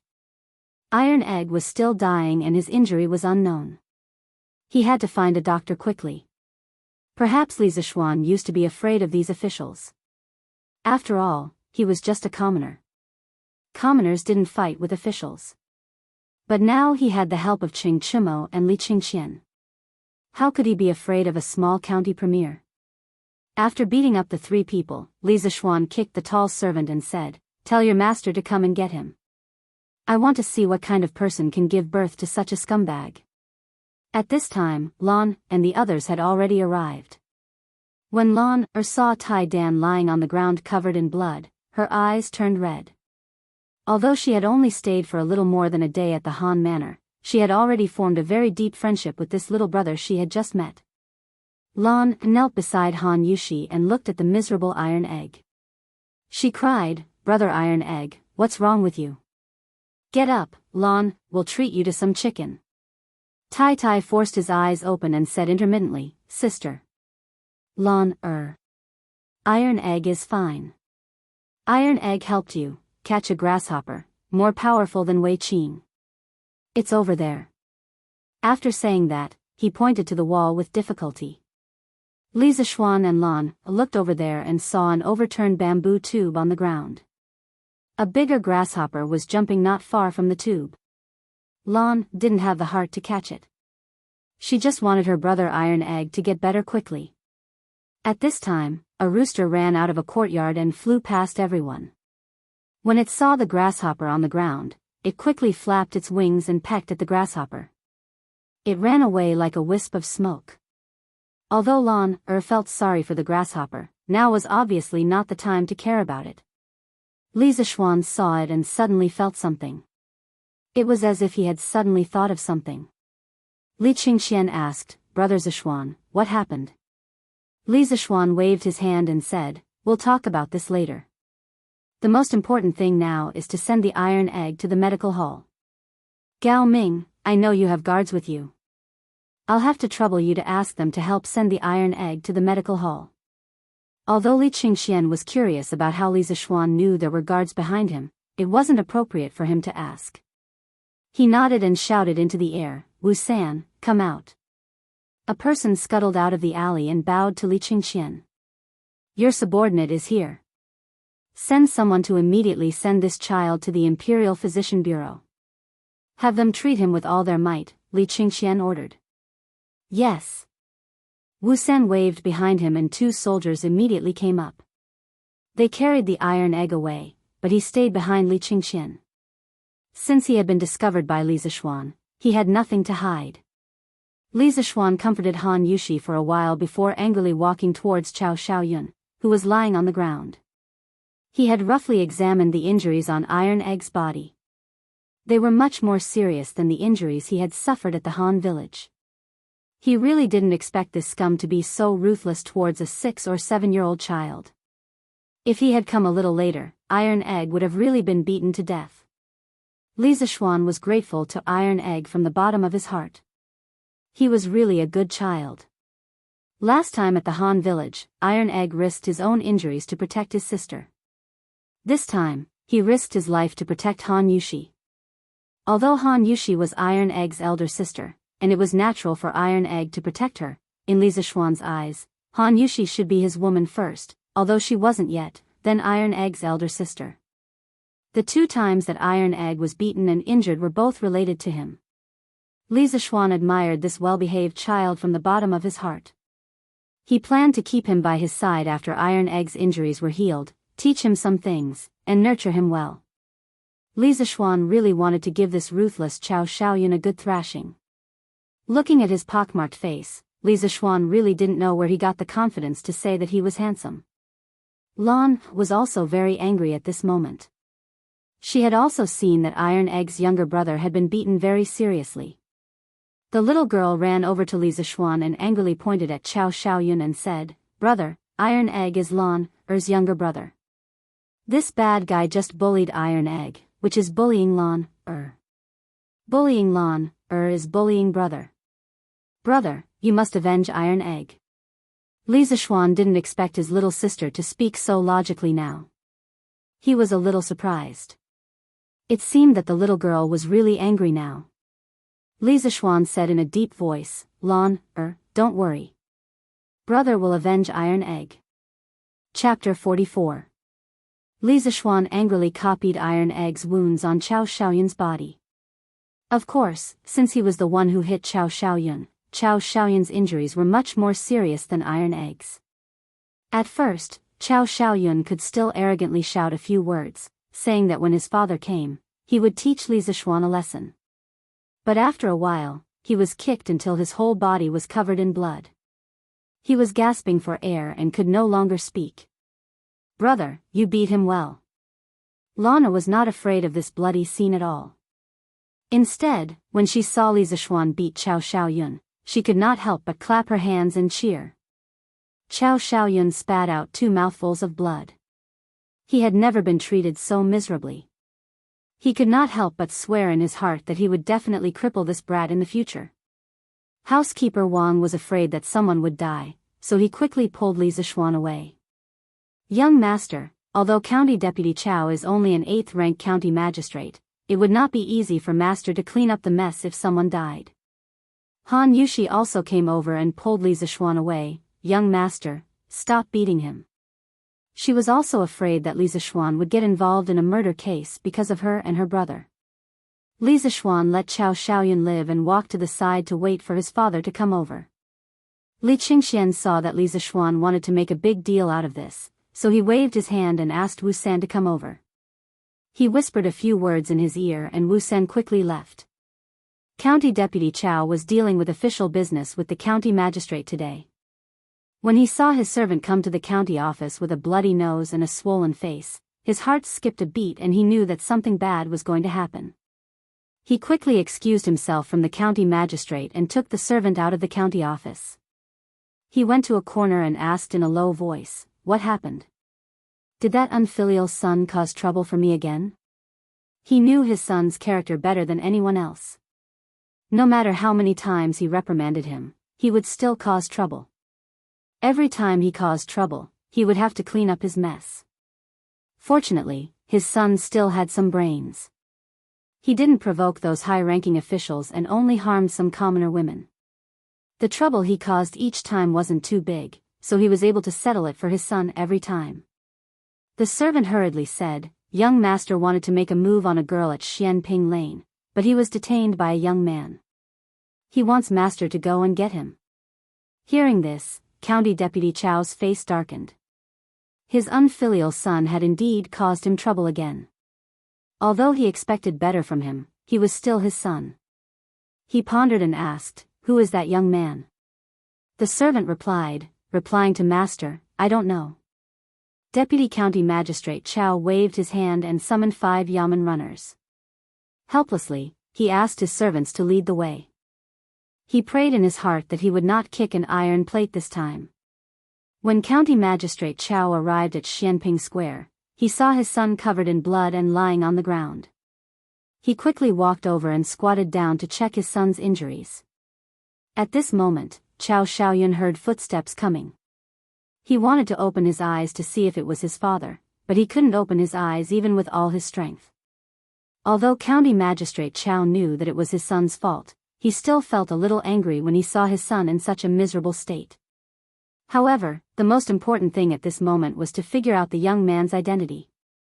County Magistrate Chao suppressed the anger in his heart, walked forward and asked, "Who are you? How dare you commit a violent crime on the street and disregard the law of Tang Empire?" There was a trace of majesty in his voice. Li Zishuan snorted and said, "You must be County Magistrate Chao. What a powerful official's prestige. Why don't you ask your son what he has done?" "Lord Chao, you don't have to worry about my identity. My father is just a businessman." Hearing that the young man in front of him was just a businessman's son, County Magistrate Chao breathed a sigh of relief and felt more confident. At this moment, his prestige was more powerful. He shouted loudly, "How dare you commit a violent crime in broad daylight? Come on, take him back to the county government." 2 yamen runners immediately rushed forward to take him back. "Who dares?" Seeing that County Magistrate Chao was going to bend the law for personal gain in front of him, Li Qingxian couldn't bear it and shouted loudly. As the crown prince of the Tang Empire, he was very angry that there was such a scum in front of the emperor. He secretly thought that this time when he returned to the palace, he should suggest to his father that the emperor should reorganize the administration of officials. County Magistrate Chao didn't notice Li Qingxian until now. Seeing that he was just a little boy in his teens, he couldn't help but shout, "Who are you? How dare you obstruct the government from handling the case?" He was just a small official of level 8, who was not qualified to meet the crown prince before. Therefore, he had the courage to say those words just now. Li Qingxian was not afraid at all and replied, "County Magistrate Chao, you don't need to know who I am. But there is someone you definitely know. You will see him later. Seeing that the young man in front of him was so fearless, County Magistrate Chow was about to ask who he was when he saw a group of people coming to the alley. When he saw the leader, County Magistrate Chow was shocked. He hurriedly ran over and bowed to him. "County Magistrate Chow, I am County Magistrate Wan Yin." The middle-aged man in the official uniform was Magistrate Hua of Chang'an. The city of Chang'an was divided into Chang'an County and Wan Yin County. The officials of the two counties in the city, as well as Lantian, Xinfeng and other counties outside the city, were all under the jurisdiction of Magistrate Chow. Therefore, Chow Rui was so respectful when he saw the people coming. Magistrate Hua heard from a guard that there was a man with the token of the East Palace and asked him to send people to save the Crown Prince. Magistrate Hua took the token and carefully observed it. It was real and he couldn't help but be shocked. If something happened to the Crown Prince under the Emperor's command, he would lose his position as magistrate. He hurriedly brought over a dozen people. County Magistrate Chow tried his best to bow and greet Magistrate Hua in a low and flattering voice. However, Magistrate Hua ignored him as if he didn't see him and went straight to Li Qingxian. When he was about to bow to him, Li Qingxian waved his hand to stop him and said in a low voice, "Magistrate Hua, the governance of Wanyan County has collapsed. I will tell my father the truth when I go back to the palace today." Magistrate Hua's back was covered in a layer of cold sweat when he heard this. He hated Chow Rui to death in his heart. He was about to explain and plead with Li Qingxian, but Li Qingxian ignored him after he finished speaking. He turned around and walked to another 14-year-old boy. At this moment, Li Qingxian said to Li Zishuan, "Brother Zishuan, let's leave this matter to Magistrate Hua. Let's go to Shi City." Li Zishuan thought about it. There was indeed no need for him to do anything here. Xiao Xiaoyun had been beaten to such a state. If he beat him again, he would be beaten to death. Moreover, Li Qingxian had already warned Magistrate Hua personally. As long as there was nothing wrong with his brain, he wouldn't dare to cover for Chow Rui and Chow Rui. Looking at Xiao Xiaoyun's behavior, he knew that this was not the first time he had done this. Now, he had gotten rid of a scourge for the people of Chang'an. Li Zishuan walked to the side and pulled Han Yushi up. He took Lan, and Li Qingxian to Shi City. They were going to Shi City to buy a shop today. Chapter 45. When they arrived at the East Market, Steward Wang found someone from the broker house and explained his intentions. That person brought them to a shop that had recently shown interest. In the end, Li Qingxian and Li Zishuan took a fancy to a wood-carving shop called Heavenly Craft Pavilion. The shop was rather large. It was a small 2-story building. People could live on the top floor and store their goods, while the bottom floor could be used as a storefront. Moreover, the shop's location was excellent. Diagonally across from the East Market's largest restaurant, the Yunxi restaurant, was the location with the densest flow of people in the East Market. Li Zishuan was very satisfied with the shop's structure and location. He hurriedly signaled for Steward Wang to discuss the price with the shop's owner. He, Li Qingxian, and Lanner strolled around the shop. When he saw the wood carvings on the shop's shelves, Li Zishuan was immediately shocked. Taishang Lao Jun, Methreya Buddha, 2 dragons playing with a pearl, and monkey birthday gifts were all on the shelves. Moreover, the layout of each carving was full. It was scattered but not loose, numerous but not messy. The layers were distinct, and the theme was prominent. The carver was truly a master of knife skills. The shop's name, Heavenly Craft Pavilion, lived up to its name. Li Qingxian was also somewhat astonished. Although he was young, he still had the ability to appreciate. Now that he saw so many exquisite carvings, he exclaimed to Li Zishuan, "Brother Zishuan, the wood carvings in this shop can only be compared to some of the finest heirlooms in the palace." Li Zishuan nodded. At this moment, Steward Wang had finished negotiating with the shop's owner and was walking over to them.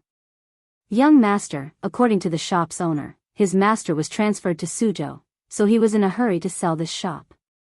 The final price was 780 strings of cash. "What do you think, young master?" Steward Wang reported. "Cheap, so damn cheap. This was Li Zishuan's first thought. Compared to the price of housing in the capital of his previous life, the current price of this shop was too low. Li Zishuan hurriedly nodded in agreement, then personally walked over to the shopkeeper. He cupped his hands and said, "Shopkeeper, may I ask who the master carver of this shop is?" The shopkeeper had found a buyer and was in a good mood. He replied, "Oh? Was this Lang Jun also interested in wood carving? The sculptor is Lu Dingyi, the famous sky broadsword in Chang'an City. People call him Lu Yidao. Our shop paid a lot of money to hire him. If Xiao Langjun bought this shop for the woodcarving business, I suggest you find a way to keep Lu Yidao here. There are many shops out there competing to hire him." After saying that, the shopkeeper pointed to a skinny old man at the door. When Li Zishuan heard the shopkeeper say that the old man's nickname was Lu Yidao, he couldn't help but curse in his heart. "Why don't you call yourself Yidao Nyo?" In his previous life, he was a Dota enthusiast, and he had played a lot of Dota moves. Ugh, this guy couldn't help but let his thoughts wander. However, Li Zishuan really wanted to keep this old man with exquisite carving skills. Although he didn't plan to open a carving shop, he still needed a master who knew how to carve some rare items in the future. Li Zishuan immediately asked Lu Yidao to stay at the Heavenly Craftsman Pavilion for 1.5 times the previous salary. After the handover with the shopkeeper, they were given 3 days to move out. Li Qingxian saw that it was getting late and was about to leave. Suddenly, he remembered that their shop didn't have a name yet, so he asked, "Brother Zishuan, what should we name this shop?" Li Zishuan thought for a while and said, "Let's call it Wonderful Interest Pavilion. In the future, all the wonderful treasures in the world will come from this pavilion, haha." Li Qingxian nodded in agreement and said, "We'll call it Great Kindness." Li Zishuan rolled his eyes and suddenly had an idea. He pulled Li Qingxian over and whispered, "Brilliant, I heard that His Majesty loves calligraphy. If you can find a way to let His Majesty inscribe a plaque for Wonderful Interest Pavilion, I'll give you half of the shares and 2 wonderful stories like Journey to the West. What do you think?" Li Qingxian's expression changed when he heard this. He immediately shook his head like a rattledrum and said anxiously, No, my father will definitely not agree." Although Li Zishuan's offer was very tempting, it was obvious that he was more afraid of Li Er's tiger might. To let Li Er inscribe a plaque for a shop, it was really his brother's idea. This was simply courting death. Li Zishuan saw that his refusal was very straightforward and knew that there was no hope. He settled for the next best thing and said, "Then forget it. But brilliant, you have to find a famous calligrapher to inscribe a plaque. Our Wonderful Interest Pavilion style must be as high as possible in the future. The plaque can't be shabby." Li Qingxian thought for a while and already had a plan in mind. He nodded in agreement and said, "That's not a problem. Oh, right, tomorrow I'll bring over that very interesting person with excellent skills in machinery for you to meet. I see that Brother Zishuan often has some wonderful ideas. Perhaps the two of you can collide and create some sparks." Li Qingxian didn't see any problems with this sentence, but as a modern person, Li Zishuan saw a big problem. He cursed in his heart, "I'm not gay." However, Li Zishuan couldn't explain anything. Instead, he was somewhat interested in the person that Li Qingxian was talking about. He said, "Then I'll wait and see." Then, Li Qingxian bid farewell to him and left with the guards. Li Zishuan took Lan, Yushi, and a few others and hired a carriage to go to the Imperial Medical Department to pick up Iron Egg. Seeing that Iron Egg was wrapped into a dumpling, Han Yushi's heart ached and she couldn't help but cry. Lan Er's eyes were also red. Iron Egg saw that his sister and Lan were sad for him and hurriedly comforted them. Sister Lan, don't worry. Iron Egg is fine. It doesn't hurt anymore." It would have been better if he didn't say anything. As soon as he spoke, Lan immediately cried out. Li Zishuan saw that Iron Egg could already speak and his injuries were bandaged. He wanted to take him home to take care of him. Thus, he found a medical officer and asked, "How is this child's injury? Can you take him back?" Iron Egg had no relatives or friends in Chang'an. Today, he was injured because of Han Yushi. No matter what, Li Zixuan had to take him back to the residence and have someone take good care of him. When Li Zixuan came to the Imperial Medical Department, he brought Li Qingxian's warrant. This medical officer naturally didn't dare to offend him. He replied, "The child's broken bones have been connected. Next, he only needs to rest. You can take him back, but you must be careful." Li Zixuan nodded. He invited a few students from the Imperial Medical Department to carefully carry Iron Egg into the carriage. Naturally, a few bedding had been prepared in the carriage to avoid bumps. Li Zixuan let Han Yushi and Lan enter the carriage to take care of Iron Egg. He also instructed the driver to walk slowly. He and housekeeper Wang followed behind the carriage on foot. The group rushed to the Li residence. Iron Egg saw that the young master wanted him to sleep in the carriage while walking by himself. He was immediately moved. He wanted to get up and refuse, but Li Zixuan sternly stopped him. Iron Egg's heart suddenly felt warm. He thought to himself, they are both young masters.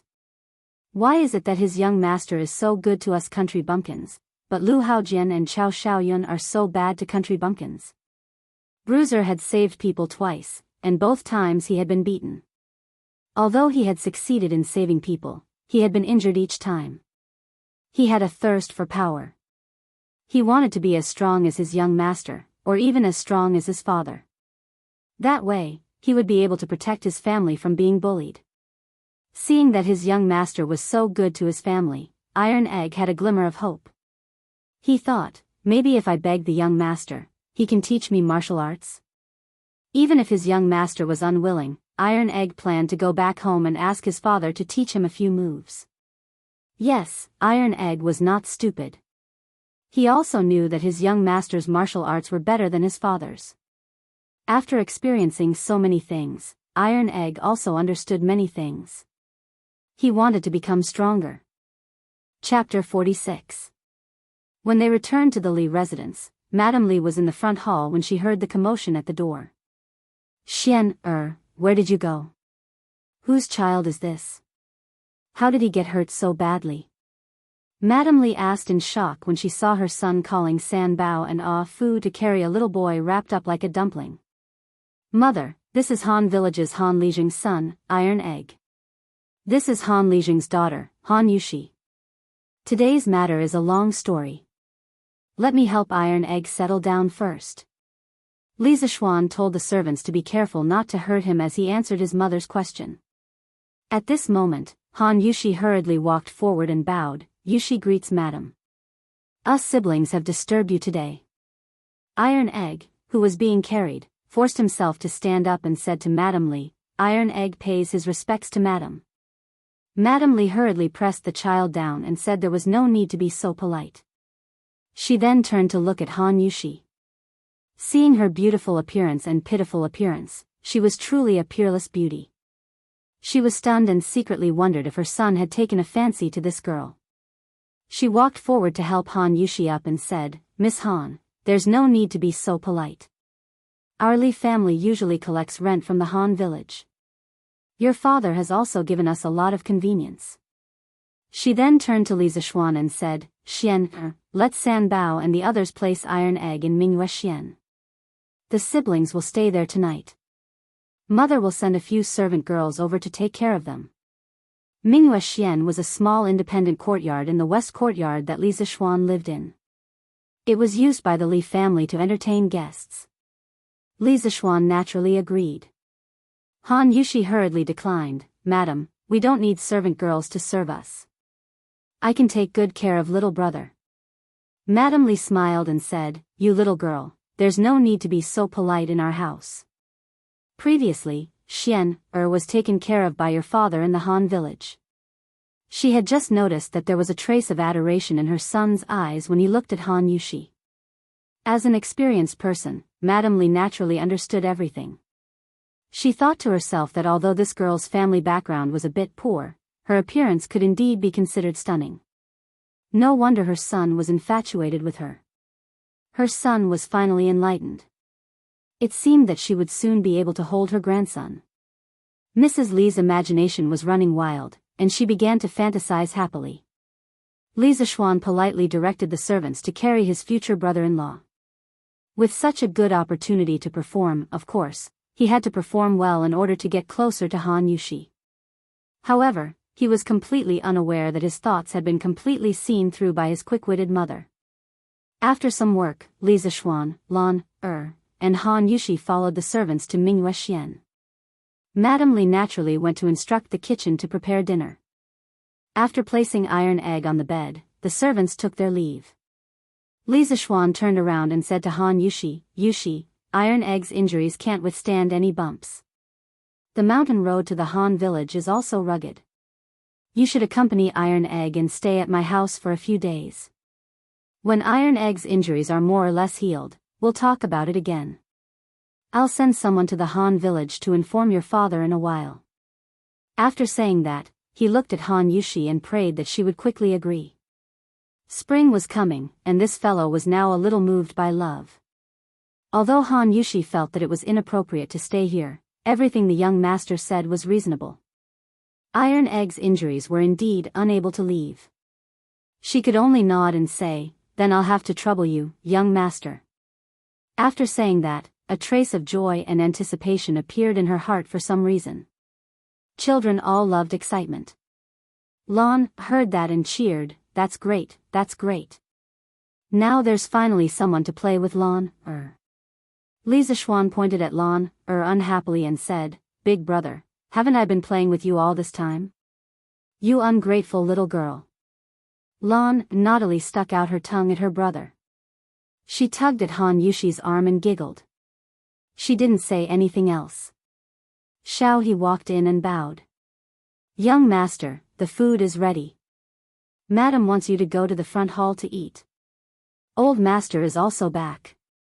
Li Zishuan nodded and said to Han Yushi, "Yushi, follow me to the front hall to eat. I'll ask Xiao He to send some food over for Iron Egg to eat later." Han Yushi hesitated for a moment and nodded. Lan, mischievously said, "Brother Iron Egg, you have to be good. Lan, will ask Sister Xiao He to send you some chicken to eat later." Iron Egg didn't know whether to laugh or cry. "Come, Yushi, eat this base. It's good for your body." At the dining table, Madame Li was beaming with joy as she frequently picked up food for Han Yushi. Han Yushi's small bowls soon piled up into a small mountain. Han Yushi was helpless. If she refused, she was afraid that it would be too rude. Moreover, she kept feeling that Madame Li was looking at her strangely. She was a little flustered and could only hurriedly thank her and bury her head in eating. Li Zishuan also noticed his mother's strange gaze. He thought to himself, could it be that his mother saw that he was interested in Han Yushi? That shouldn't be. Li Zishuan felt that he hid it very well. "Xian, I heard from your mother that Han Tianhu's son was injured today?" Li Jingma asked. "Yes, father. Iron Egg's injury is very serious. I want him to recuperate in our house for a few days. I'll send him back when his injury is better," Li Zishuan answered. Li Jingma nodded. "Yes, that's how it should be. Your father and I have some friendship before. Since his son is recuperating in our house, we have to take good care of him. But speaking of which, why was Iron Egg injured? There are actually people who dare to commit murder and injure people at the foot of the emperor. Isn't this disregarding the national law?" When Li Zishuan heard this, he felt that the latter half of his father's words were very familiar. After thinking for a moment, it turned out that County Magistrate Chow had just told him this afternoon. He couldn't help but find it funny. He told his father about how they went to Shi City in the afternoon and met Yushi and the others who were bullied. Bang! When Father Li heard about Chow Xiaoyan's evil deeds, he immediately slammed the table angrily. This is really preposterous. He actually snatched a commoner's daughter in broad daylight and maliciously injured her.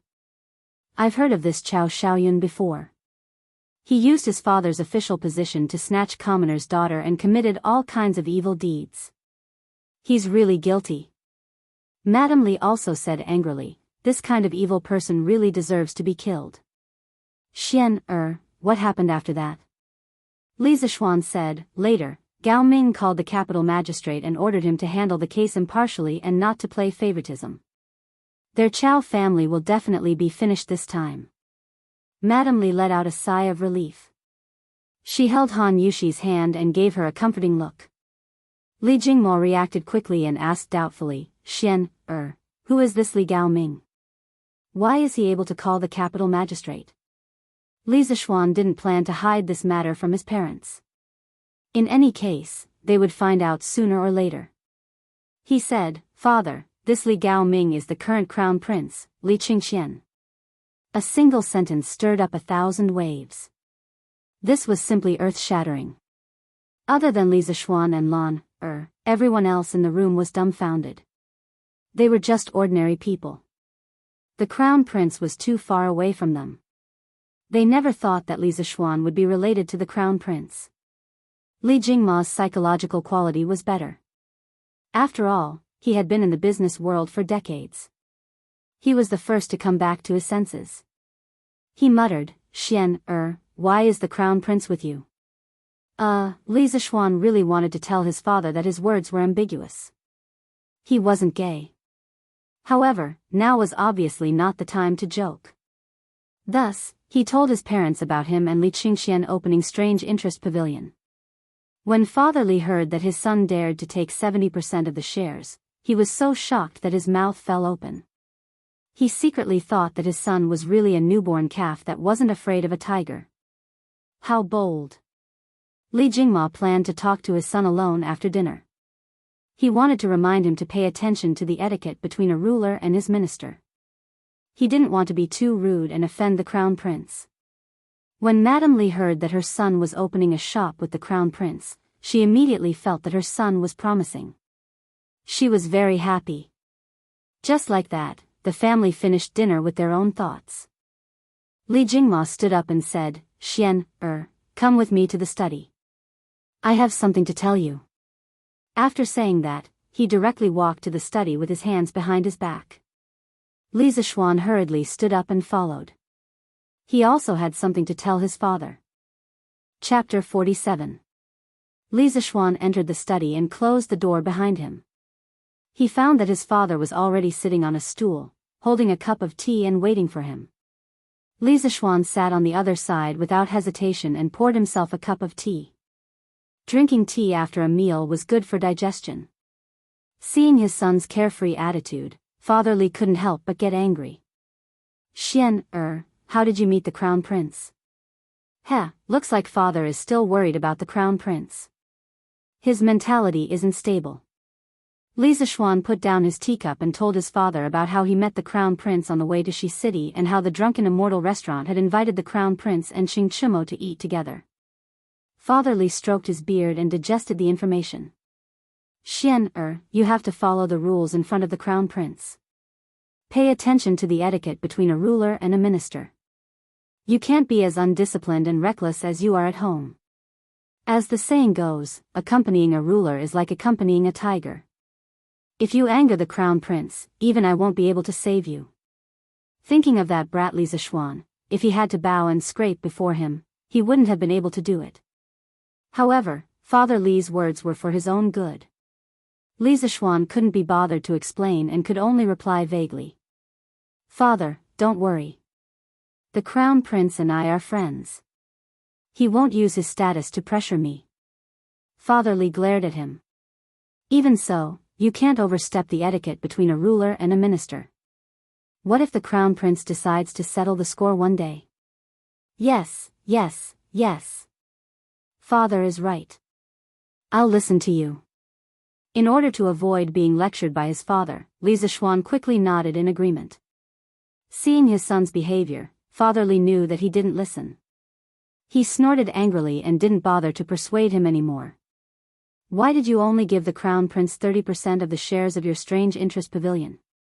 Why don't you give him 30% tomorrow? Our family doesn't lack money. There's no need to offend the crown prince over such a small matter. Li Zishuan immediately stomped his feet and said anxiously, No, this won't do. That won't do. The crown prince himself has already agreed to this condition. Father, what are you doing here? Aren't you just as anxious as the emperor? You little bastard, how dare you talk to your father like that? Is your skin itching again? Father Li was so angry that his beard blew and his eyes widened. Flustered and exasperated, he was about to get up and hit him. Li Zishuan immediately got up and dodged. As he dodged, he shouted, "Mother, help! My father is going to put righteousness before family." Old Man Li was even more furious. He was so angry that he stomped his feet. At this moment, a cough came from outside the study. Cough, cough. Li Zishuan could tell that it was his mother's voice. Sure enough, her mother pushed the door open and entered. After Mrs. Li came in, she coldly glanced at Old Man Li, then directly sat down beside him and said to Old Man Li, "I think you want to sleep in the study again?" What couldn't he say to little Xian properly? Little Xian is already so old, yet you still hit and scold him. What a scandal. Old Man Li instantly lost his temper. He sat back down like a wronged wife and sipped his tea in grievance. Li Zishuan saw that the atmosphere was a little stiff. He laughed dryly and went forward to reason with his father. "Father, that strange interest pavilion is your son's first business. In the future, its scale will definitely surpass the Tang Empire. Your son has already given the Crown Prince 30% of the shares. Why can't you see the Crown Prince clearly?" Old Man Li obviously felt that his son was bragging. He laughed coldly, indicating that he didn't believe him. Li Zishuan said helplessly, "Father, if you don't believe me, then let's wait and see.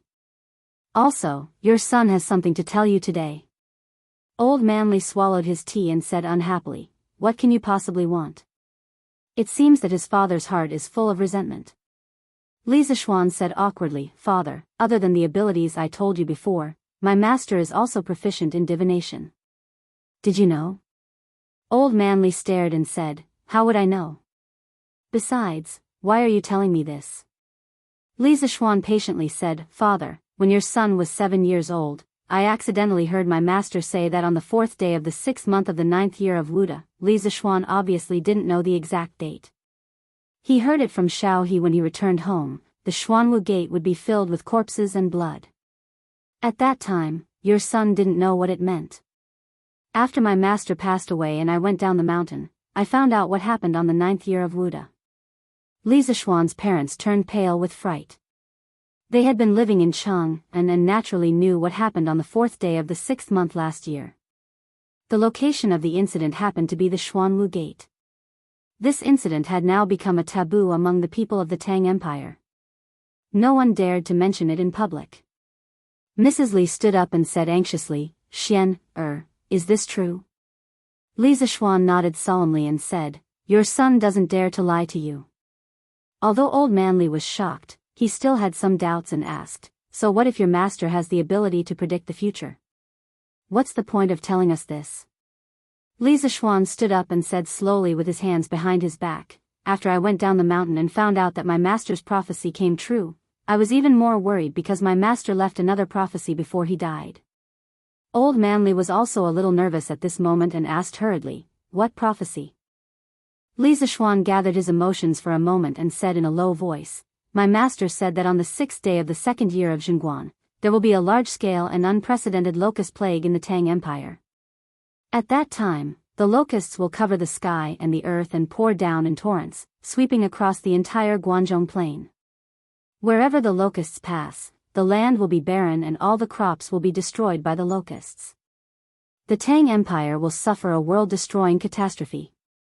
At that time, thousands of people will starve to death because of the lack of food. It's not surprising that the locusts will eat their children." The two elders were stunned by this shocking prophecy and were speechless for a long time. Mrs. Li had always been kind-hearted and couldn't bear to see others suffer. At this moment, the miserable scene described by Li Zishuan touched her delicate heart and her eyes turned red. Mrs. Li gently wiped the corner of her eyes and asked sorrowfully, "Xian, did your master say that there is a way to resolve this locust plague?" She still had a glimmer of hope in her heart. Li Zishuan slowly shook his head and said, "My master said that in the 9th year of Wuda, even if the Turks attacked the vicinity of Cheng, it wouldn't be terrible. The Tang Empire will have a wise ruler to resolve this disaster. But this locust plague in the second year of Zhongguan is the biggest test for the Tang Empire that has just been pacified. No one can resolve it. We can only rely on ourselves to fight against the heavens. At this moment, Old Man Li's face was also a little sad. He shook his head and smiled bitterly. Alas, we are just mortals. How can we fight against the heavens? Mrs. Li also nodded her head with a miserable expression. The ancients had always maintained a reverent heart for the heavens. In their view, the locust plague was a punishment from the heavens to the human world. How could mortals resist it? In the end, humans couldn't fight against the heavens. Li Zishuan saw that his parents had accepted their fate and had no fighting spirit. He couldn't help but shake his head. It seemed that his task tonight was a little heavy. He had to pull his parents together. He couldn't complete this plan alone. Chapter 48. The atmosphere in the study was extremely stifling. Li Zongyuan's parents had already believed in their son's prophecy, but even if they knew about it in advance, what could they do? At most, they could stock up a batch of food in advance to ensure that their family members wouldn't starve to death. But there would still be tens of thousands of people starving to death because of the lack of food. Although Li Zongyuan's parents weren't exactly good people, they knew that many people would starve to death in the future, but they couldn't do anything about it. Their hearts were filled with grief. Li Zishuan had been worried that if his father knew about the locust plague, he would try to stock up on food in advance so that he could raise the price of food and make a fortune from the disaster. But looking at his father's sorrowful face, Li Zishuan knew that he was overthinking things. He secretly chided himself for being a petty person. However, knowing that his father wasn't a petty merchant, Li Zishuan felt gratified in his heart. He walked in front of his father and firmly said, "Don't worry. Father, if we don't try, how can we know that we can't fight against the heavens? Master once said that the world thinks that men can't fight against the heavens, but they don't know that it's just an excuse that the weak find for themselves. As long as we try our best, then men can defeat the heavens." When Li Jingma heard his son's words, he felt his blood boil. He raised his head and asked, "Xian, have you thought of a good idea?" Li Zishuan sat back down on the stool, took a sip of tea, and nodded.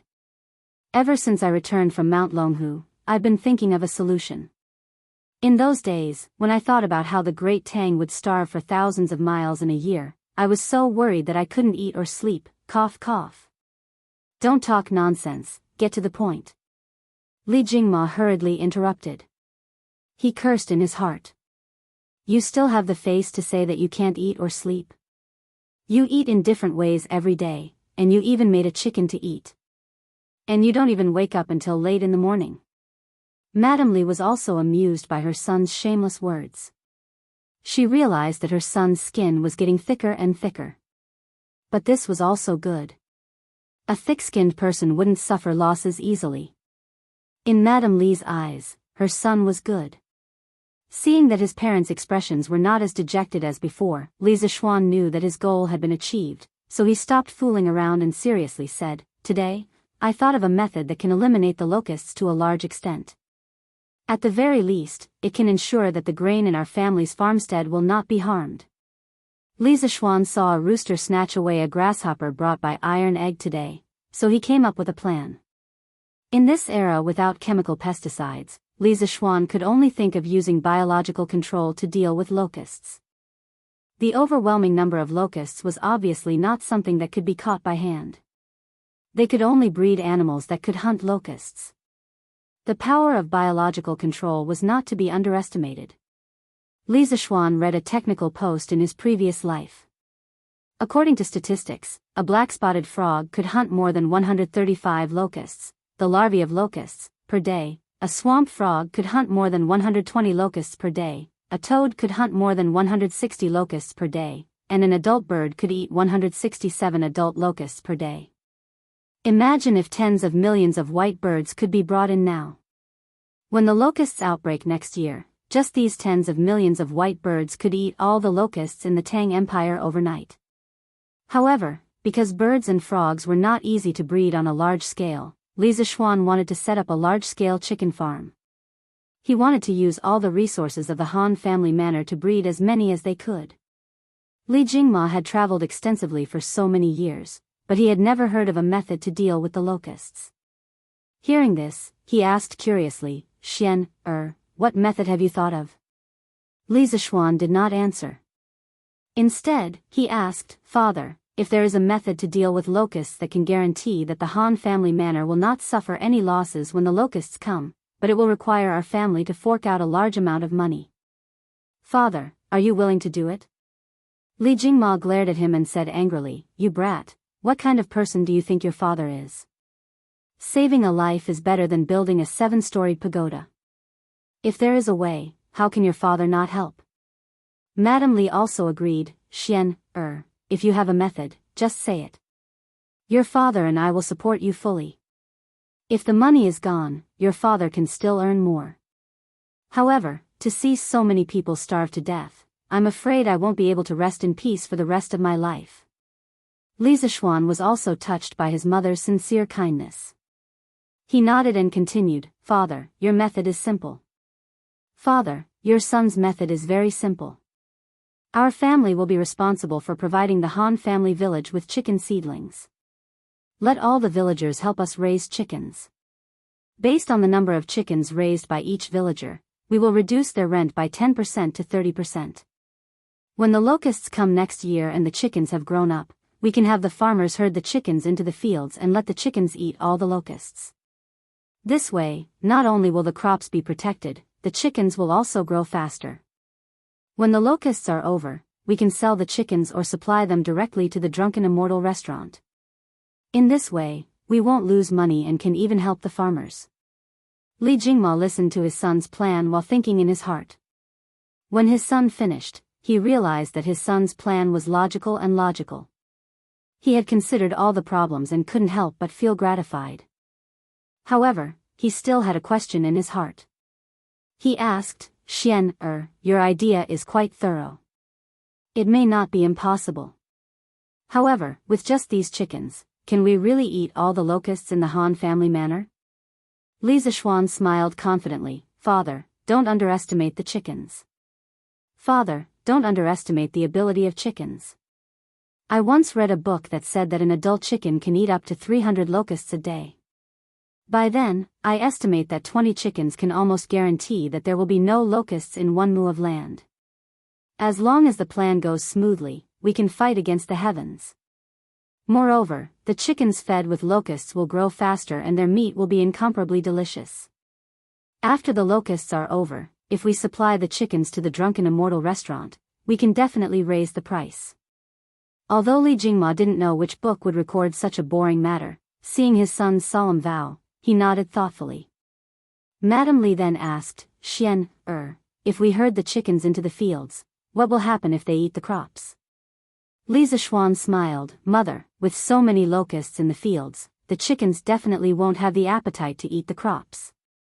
Madame Li was enlightened. Li Zishuan saw that his parents were more or less convinced and asked his father, Father, how much money can we spare at this stage? Li Jingma thought for a moment, then said, Give me 3 days, and I can probably spare 300,000 strings of cash for you. When Li Zishuan heard this, he was shocked. He knew that his father was rich, but he didn't expect him to be so rich that he could spare 300,000 strings of cash in just 3 days. Currently, the entire Tang Empire's annual revenue was only about 20 million strings of cash. Moreover, this 300,000 strings of cash was only a portion of the liquid assets. Adding in the immovable assets, Li Zishuan couldn't imagine how rich his family was. When Li Jingma saw his son swallowing his saliva in shock, he couldn't help but feel a little proud. He had finally regained some of his status in the family. Li Zishuan was stunned for a moment before saying, Father, let's spare some money. You can get someone to buy food. We'll stock up as much as we can. With more food, we'll have more confidence. As for the other 150,000 strings of cash, I'll use a portion to buy chicken seedlings for the Han village and build a chicken coop. The remaining portion will be kept for emergencies. Father, what do you think? With a solution, and more importantly, with the support of his father's strong financial strength, Li Zishuan was in high spirits. He secretly rejoiced that he was reborn as a rich second generation. Otherwise, even if he had a way to control the locusts, it would only be a small matter.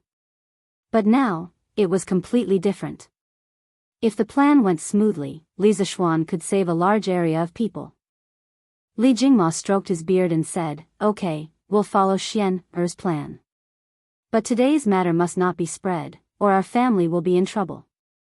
Li Zishuan knew that this was a serious matter. He nodded and said, "Father, don't worry. I know the severity of the matter. In a few days, when Iron Egg's injuries are healed, I'll go with them to the Han village and discuss this matter with Han Lizheng. The sooner this plan is carried out, the better." Li Jingma nodded in agreement. At this moment, Madame Li smiled meaningfully and said, "You're not young anymore. It's time to think about marriage. Mother thinks that Miss Han is not bad." Li Jingma's face was full of question marks. He didn't know what was going on. However, Li Zishuan's old face turned red, and he was greatly embarrassed. He hurriedly fled. Madame Li shook her head and laughed, "This child." Chapter 49. When Li Qingxian returned to the Eastern Palace, he immediately ordered his personal attendant to find 10 young eunuchs who knew how to write. Li Qingxian asked them to copy Lan Er's journey to the west as quickly as possible. He stood behind one of the young eunuchs and read the story while he was at it. This made the young eunuch suffer. The crown prince was already urging him. Now that the crown prince was standing behind him, how was he supposed to write? The young eunuch's hands began to tremble uncontrollably and sweat began to appear on his forehead. As a result, his speed naturally slowed down. Li Qingxian had been reading this page for quite some time. Seeing that the young eunuch still hadn't finished copying, he couldn't help but feel displeased. Looking carefully at the young eunuch's trembling hands, Li Qingxian understood what was going on. He felt somewhat helpless, but he couldn't be too harsh. Li Qingxian could only walk away and say to the young eunuchs who were copying, "You guys copy as quickly as possible. Try to copy 2 copies today. After you finish copying, I will reward you greatly." The eunuchs hurriedly bowed respectfully. Li Qingxian turned around and said to the personal attendant, "Zhang Gui, after they finish copying, report to me as soon as possible." The personal attendant quickly bowed and said, "Yes, Your Highness." Li Qingxian returned to his bedroom to rest. 4 hours later, Zhang Gui brought 2 booklets and delivered them to Li Qingxian's bedroom. "Your Highness, 2 copies have been copied. Please take a look." Li Qingxian quickly walked forward and took one of the booklets. He sat on the bed and impatiently flipped it open while saying to Zhang Gui, "Good. Not bad.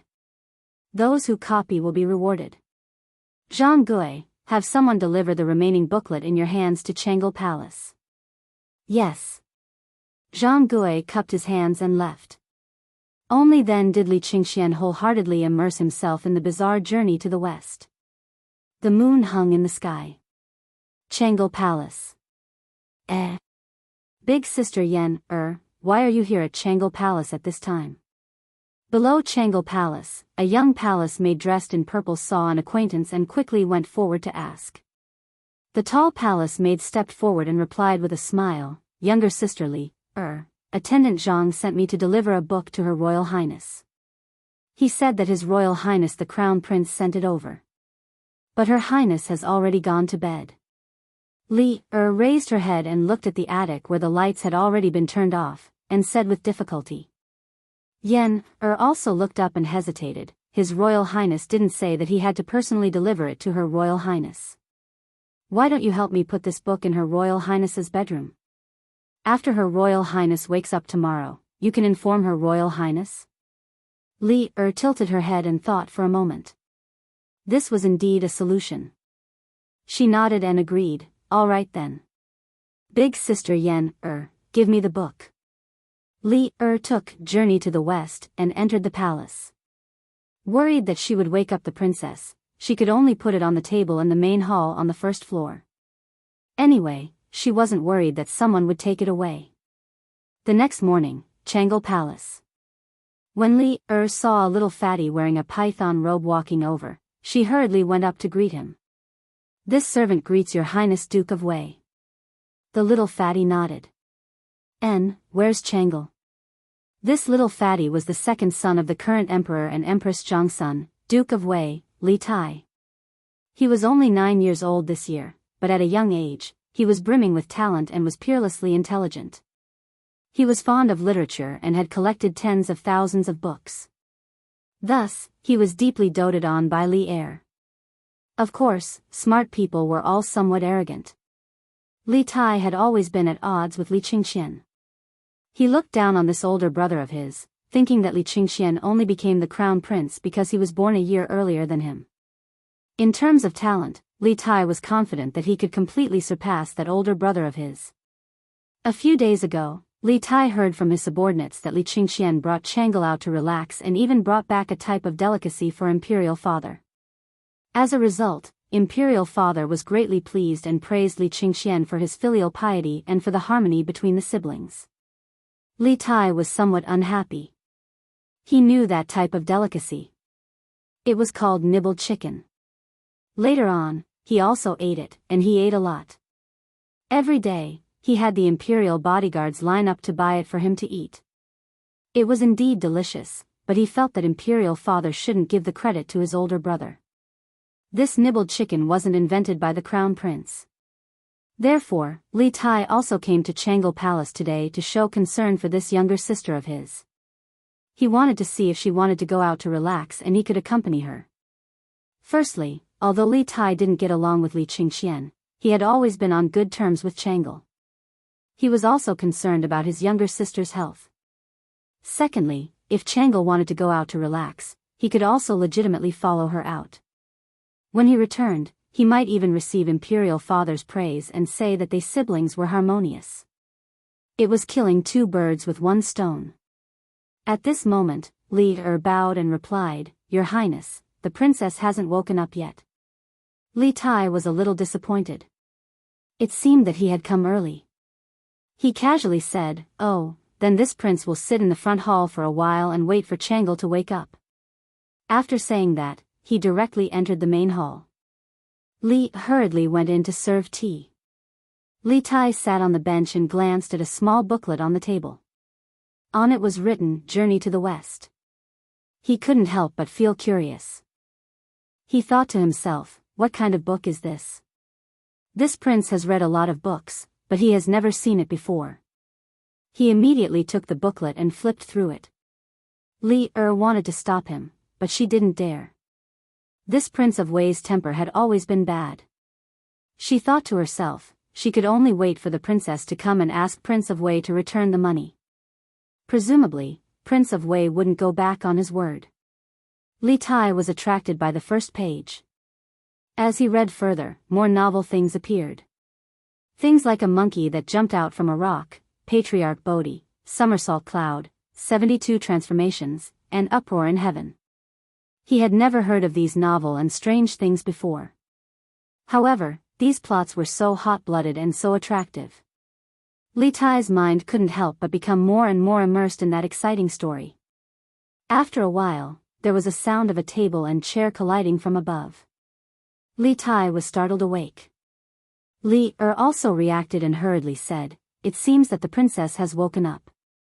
Your Highness, Prince of Wei, this servant will take her leave first. This servant needs to serve the princess and put on her clothes." Li Tai waved his hand, and Li hurriedly went upstairs. At this moment, Li Tai saw that he was the only one left in the room. He looked at the book, Journey to the West, and his eyes flashed with extreme reluctance. After pausing for a while, a trace of hesitation and struggle flashed in his eyes. In the end, when he saw that there wasn't much time left and that Changle would come down in a while, Li Tai gritted his teeth, and a trace of determination finally flashed in his eyes. He looked around like a little thief and confirmed that he was the only one in the front hall. Then, he stuffed Journey to the West into his long sleeves at lightning speed.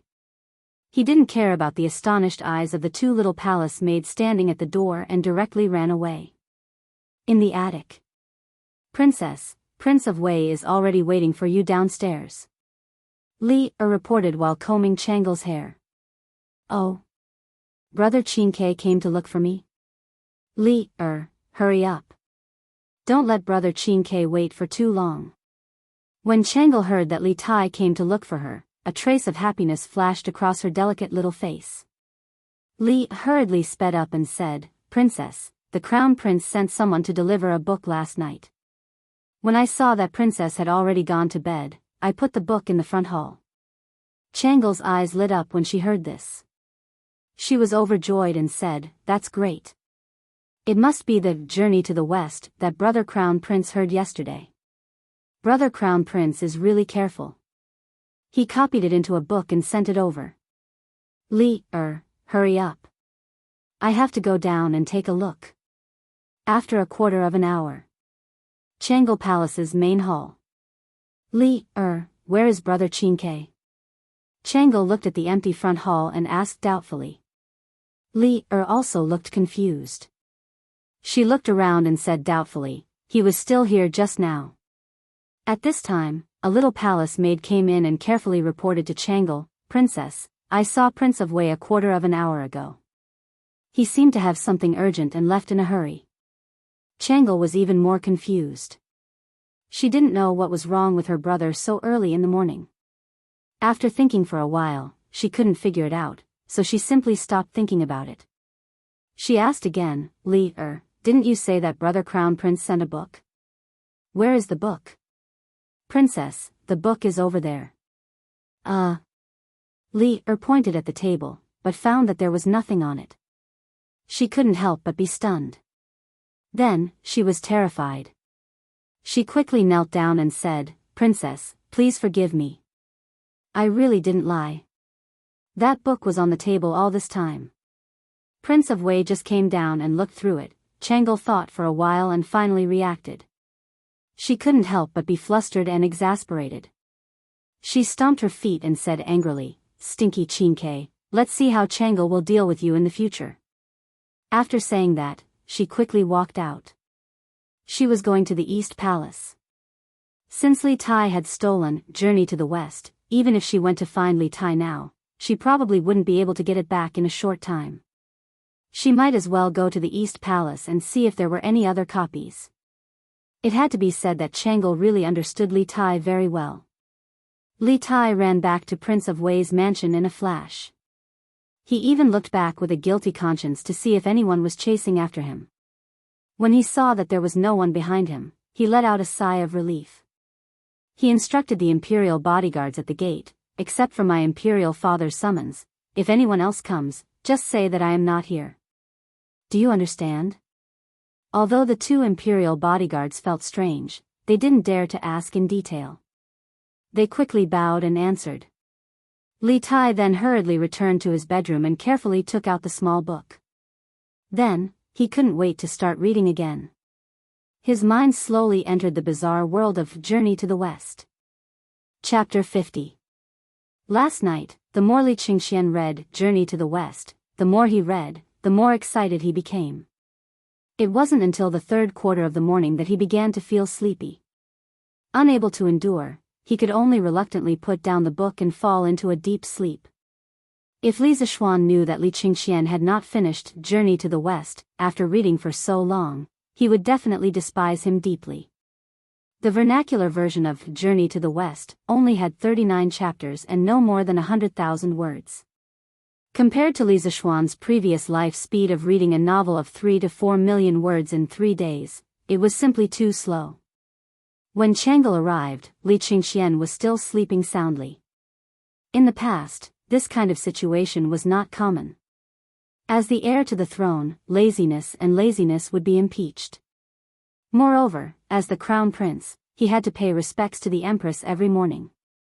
This servant pays respects to your imperial highness. Seeing Princess Changle leisurely walk over, Yen promptly stepped forward to pay her respects. Nodding her head, Changle asked, "Where is Big Brother Crown Prince?" Her voice was as clear and melodious as an oriole's, as if waking up the entire garden. Hesitantly, Yen replied, reporting to the princess, the Crown Prince has not yet woken up, Changle wrinkled her beautiful brows, somewhat incredulous. She said, "Quickly wake Big Brother Crown Prince up." In a moment, we still have to pay respects to Imperial Mother. Finished speaking, she entered the palace. Hearing this, promptly went to the Crown Prince's sleeping quarters and woke him up. A short moment later, Li Qingxian walked out, yawning with 2 dark circles under his eyes. Changel came so early. Seeing Changel sitting there, Li Qingxian casually greeted her. Rolling her eyes, Changel angrily said, "Big brother Crown Prince, why did you wake up so late today? Don't you know what time it is? We still have to pay respects to Imperial Mother." Hearing this, Li Qingxian's drowsiness immediately dissipated. Quickly, help me wash up. On the palace road, brother and sister hurriedly made their way to the inner court. Seeing Li Qingxian lose his self-control today, Changel curiously asked, "Big brother Crown Prince, what's wrong with you today? You look listless." Li Qingxian said embarrassedly, I was reading Journey to the West last night and forgot the time." Hearing Journey to the West, Changel remembered the purpose of going to the Eastern Palace in the morning.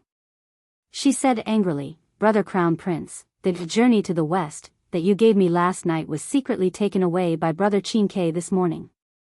"Humph, Brother Qingke is too much." She wrinkled her nose. Li Qingxian was stunned. His younger brother had always considered himself a modest gentleman. How could he do such a tasteless thing? But seeing that his younger sister was a little unhappy, he coaxed her. "Don't be angry, Changel. After I gave you a book yesterday, I asked Zhang Guiling to copy a few more. They should have finished copying by now. After we pay our respects to Mother, you can follow me back to the Eastern Palace to get them." Hearing this, Changel was overjoyed. She secretly thought that Brother Crown Prince was so considerate. "That's great. Thank you, Brother Crown Prince." After paying her respects to Empress Zhangsun, Changel impatiently pulled Li Qingxian to the Eastern Palace. Just now, Changel had not made any complaints about Li Tai in front of her Imperial Mother. She only believed that Li Tai was playing around with her and was not truly angry. It was not worthwhile to tell her Imperial Mother and have Li Tai be criticized. It had to be said that Princess Changel's heart was extremely good. Li Qingxian could only call for Zhang Gui and have him fetch another copy of Journey to the West for Changel. Changel took the book and fondled it admiringly. If it were not for the fact that this was not the right place, she would have immediately flipped it open to read the story. Li Qingxian understood his younger sister's feelings. He said, "Changel, quickly go back and read. Today, I still have to make a trip out of the palace to return the original copy of Journey to the West to Lan. While I'm at it, I'll bring an interesting person to Li Zishuan." Changel curiously asked, "Who is it?" Li Qingxian kept her in suspense. "Someone who is like Li Zishuan, always having some strange and wonderful ideas." "Oh, that's right. Yesterday, I saw a very interesting toy at the Li estate. It's called a skateboard. It's very suitable for you, Changel. I also plan to open a shop with Li Zishuan that will specialize in selling these strange and bizarre items." Hearing this, Changel became even more interested. Hearing Crown Prince say this, Changel is also interested. If Crown Prince brother does not have enough money, Changel can lend some of her private savings to Crown Prince brother. Li Qingxian thought it over. The daily expenses of the Eastern Palace were quite large. To take out 200 string of coins at once and have to scrape them together was truly troublesome. He said, "Changel, why don't you take out 100 strings of coins? I'll give you 10% of the shares. What do you think?" Changel was very excited to have the opportunity to open a shop. "Okay. Tomorrow, I'll have someone send the money over. It's a pity that I still have to attend the palace ceremony today. Otherwise, I would be able to leave the palace with Crown Prince brother and take a look at that shop." Li Qingxian comforted her, "There's no rush. When the shop officially opens, you can come with me." Prince Wei's residence. Li Tai had not gone out ever since he returned in the morning. He even forgot to greet Zhangsun. This little fatty was lying on the bed, reading Journey to the West, with great interest while muttering to himself. "Sigh, this monkey is really too heaven-defying. He even dares to bully the Jade Emperor. This is really F*King satisfying. Wow, this golden hoop incantation is really powerful. This monkey won't dare to be impudent in the future. This golden cudgel is really magical. It can be big or small. I'll ask the Imperial Work Supervisor if he can make one for me. Pfft, this Zhu Beiji is really funny. I can't take it anymore.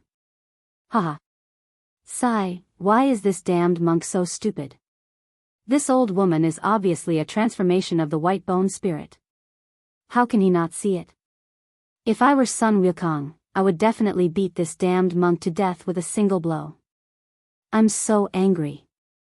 Huff, huff. The maids outside the bedchamber could not help but look at each other in dismay when they heard Prince Wei's angry curses and laughter. They thought to themselves, could it be that Prince Wei had lost his mind? Li Tai was quick-witted. His reading speed was much faster than Li Qingqian's. He finished reading Journey to the West in one morning. Sigh, it's finished so quickly. Which damned person wrote this? It's so short. He could have written another 100 or so chapters. Li Tai said angrily as he flipped through the book and realized that it was gone. He angrily threw the book to the ground. However, even though he threw the book away, he could not help but recall the story he had just read. Li Tai hesitated for a while before picking up the book. He muttered, "This story is really interesting. Let me see who wrote this book. I'll get him to write a story for me later."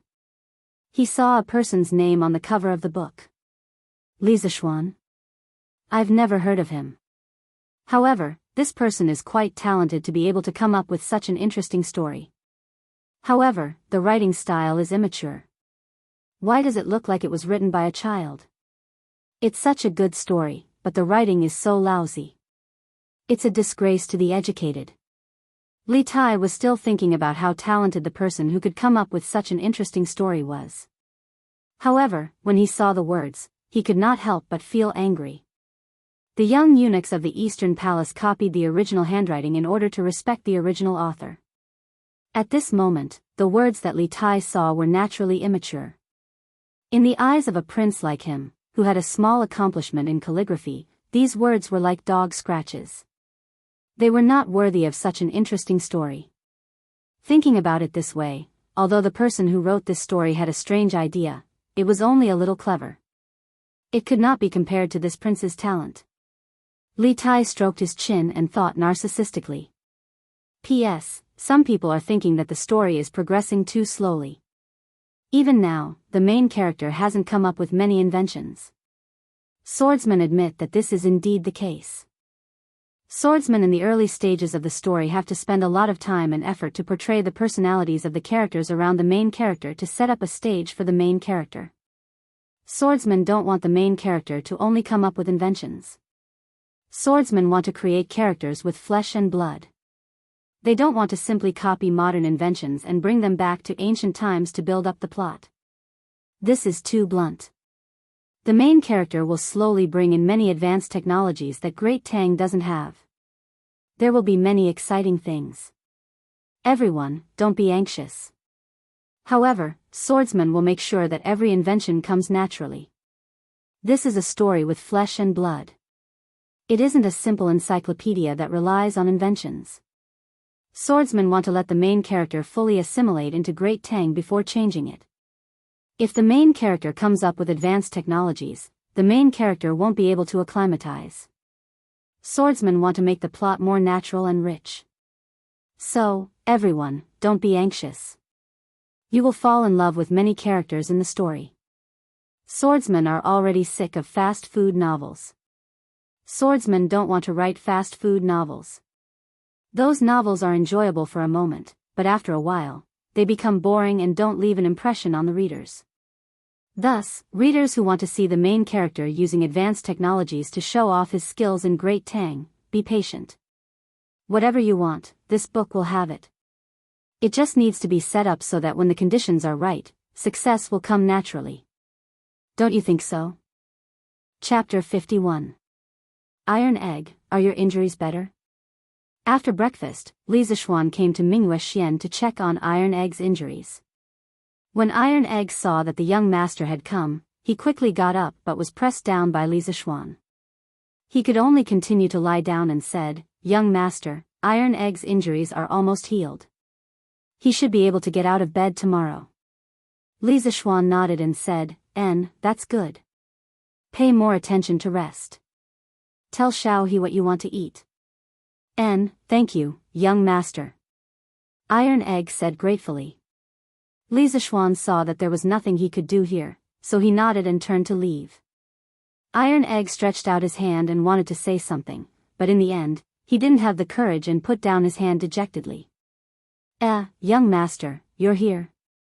Li Zixuan had just gone out when he bumped into Han Yushi, who had just returned with a basin of clothes.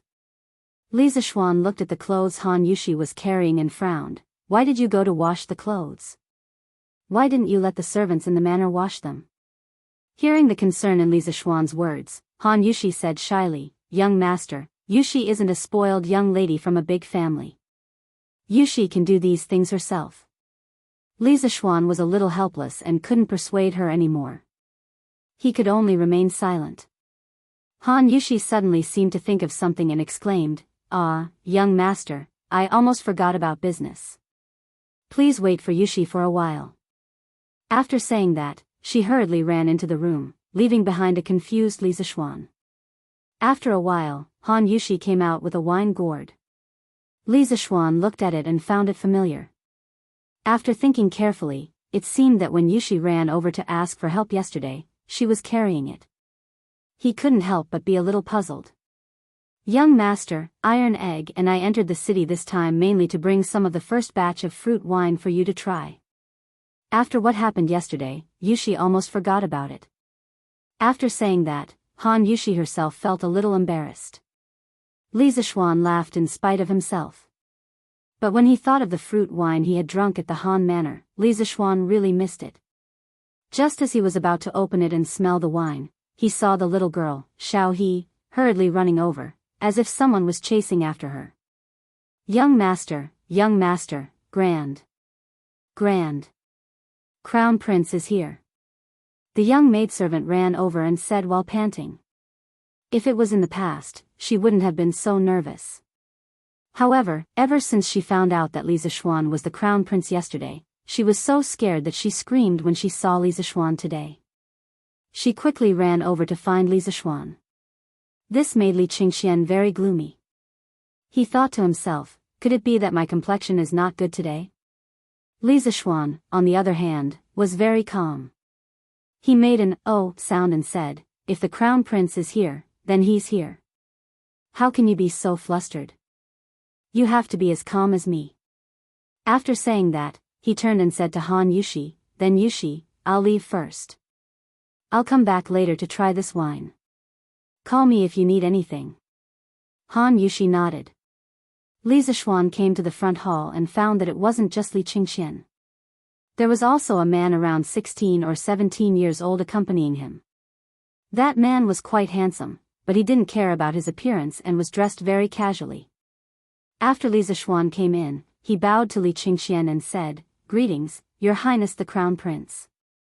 In private, he could call Li Zixuan brother, but now that there were outsiders, Li Zixuan didn't want to give others something to use against him because of such a small matter. Li Qingxian hurriedly said, "Brother Zixuan, there's no need to be so courteous. Today, I'll introduce you to an interesting person. This is Enchanting, the son of the Minister of Works, Lied. He's obsessed with the art of machinery. Enchanting, this is Li Zixuan. I've mentioned to you before that he's quite good at all kinds of exquisite machinery. Moreover, his imagination is often wild and unrestrained, always exceeding expectations. The two of you should be able to become like-minded friends." Hearing Li Qingxian's introduction, Li Zixuan was secretly surprised. He only asked Li Qingxian to help him find a skilled craftsman. Who knew that he would actually trick the son of the Minister of Works? How could he afford to hire such a great person? However, the name Lied was somewhat familiar. Li Zixuan stopped his wild thoughts and cupped his hands. "Greetings, Brother Enchanting. Since the Crown Prince personally introduced him, Yan Xiaoning didn't put on airs and cupped his hands in return. He smiled and said, "Greetings, younger brother. I've heard from the Crown Prince that younger brother always has wonderful ideas and can create many new strange things. Today, I've specially come to broaden my horizons." Li Zishuan said modestly, "I don't dare. The Crown Prince has overpraised me. If Brother Xiaoning doesn't mind, you can call me Little Xian." Li Qingxian was a bit impatient when he saw the two of them dawdling. He stepped forward and patted their shoulders. He smiled and said, "All right, stop pretending. We'll all be good friends in the future, so there's no need to be so polite." Haha. The three of them laughed. Yan Xiaoning's disguise was torn off by Li Zishuan and his true face was revealed. He didn't continue to be polite with Li Zishuan and went straight to the point. "Little Xian, I've heard from the Crown Prince that you've made a scooter.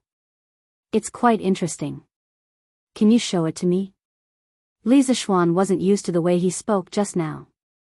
Seeing Yan Xiaoning immediately change his style, he was quite happy. He said, "No problem.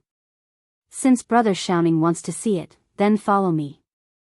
Lan should be in the west courtyard at this time. Other than sleeping in the backyard, this little girl would usually stay at Li Zishuan's place. Li Zishuan brought the two of them to his courtyard. As expected, he saw Lan riding a scooter in the west courtyard with Xiao Shi looking after her. Li Zishuan waved his hand and shouted, "Lan, come over quickly." Lan heard her brother's call and quickly turned her head.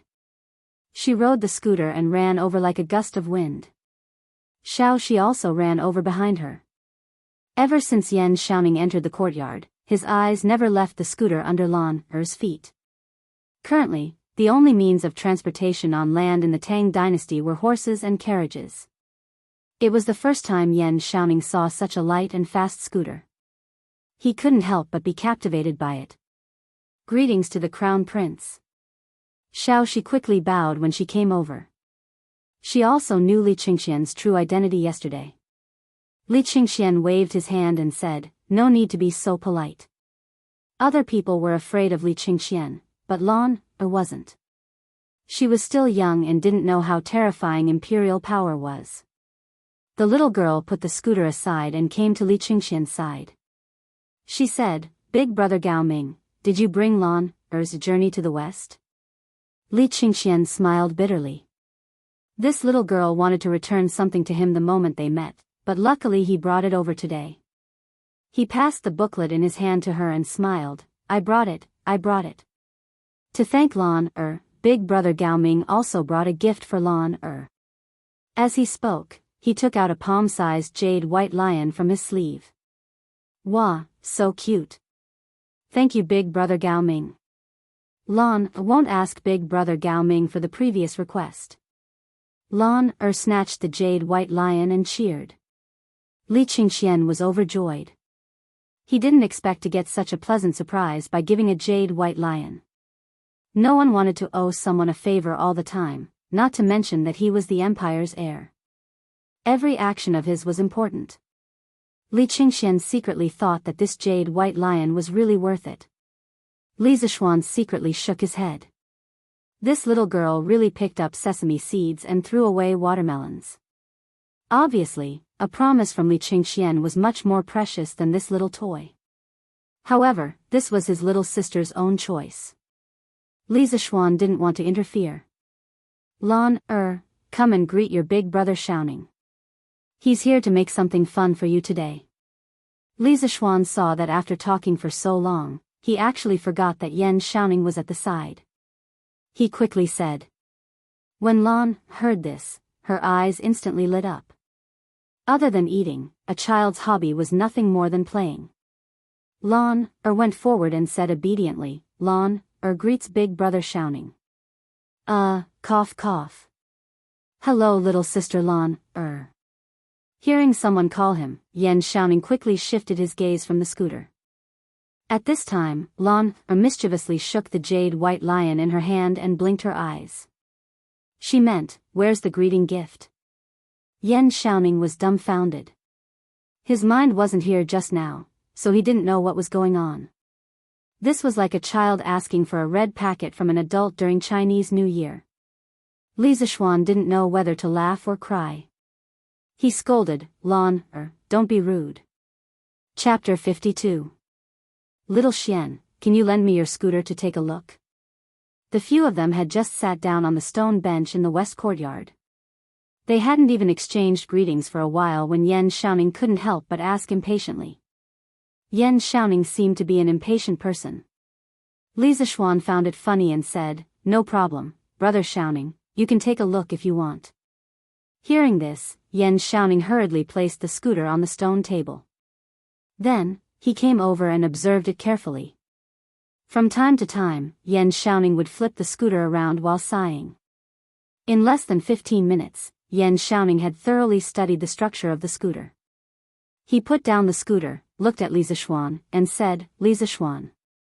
Little Xian, although the structure of this scooter is simple, its creativity is really surprising. Why didn't I think of such a simple and convenient thing before? I really can't figure it out. Yan Xiaoning hit his head in annoyance after he said that. Li Zishuan smiled and said, brother Xiaoning, you don't have to be annoyed. Actually, think about it carefully. The structures of many things that we use in life are generally not complicated.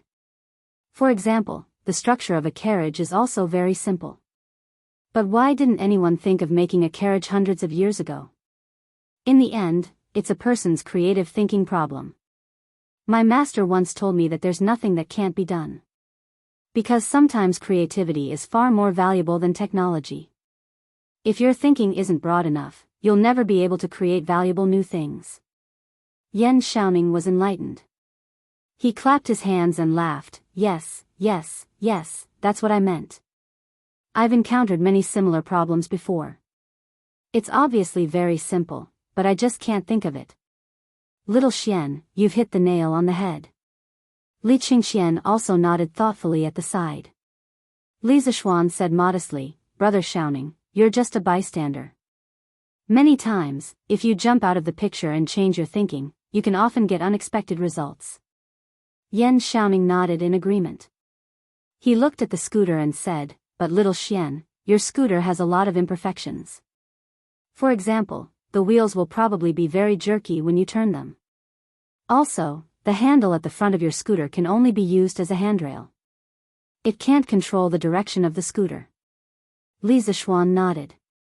He thought to himself that this brother was indeed from an engineering family. He really understood the mechanical structure. He could see the flaws of this simple scooter at a glance. Well, brother Xiaoning is right. When I made this scooter, it was just a casual move to coax my little sister. This scooter can indeed continue to be improved. Oh. So little Xian, you already have an improvement plan? Yan Xiaoning was very curious. He could see the problem with the scooter, but it didn't mean that he had a solution now. I do have some ideas. Xiao Shi, go to the kitchen and get me a piece of unburnt wood. Li Zishuan instructed Xiao Shi. He could barely write with a brush, but drawing was really difficult for him. The lines of an engineering drawing needed to be horizontal and vertical. The soft tip of a brush was very difficult to do. At least, he couldn't do it. Xiao Shi accepted the order and left. Li Zishuan saw that Yan Xiaoning and Li Qingxian were confused, so he smiled and explained, I'm more used to drawing with charcoal. I want to draw a drawing for brother Xiaoning so that it'll be easier to explain. The two of them nodded. After a while, Xiao Shi walked over with a burnt wood stick. After Li Zishuan took it, he pulled out his sword and swung it a few times. Everyone only saw a blur in front of their eyes. They saw that Li Zishuan had a thin and long wooden stick in his hand. It was even sharp at the bottom. It was also Li Zishuan's first time using the wind-chasing sword to sharpen a pencil. When he saw that the result was pretty good, he couldn't help but exclaim in his heart that his control over his strength had become more skillful. Good swordsmanship. I didn't expect little Xian to know swordsmanship. Yan Xiaoning praised. The Tang people valued martial arts, and the children of high officials and nobles loved to carry swords. Although Yan Xiaoning's swordsmanship wasn't high, he still had a good eye. He didn't expect that this new friend of his not only had a unique idea in terms of machinery, but also seemed to be quite skilled in swordsmanship. Yan Xiaoning was now more and more interested in Li Zishuan. Li Zishuan didn't reply. He directly spread out a piece of paper on the stone table and started to draw. In his previous life, Li Zishuan was very proficient in mechanical drawing.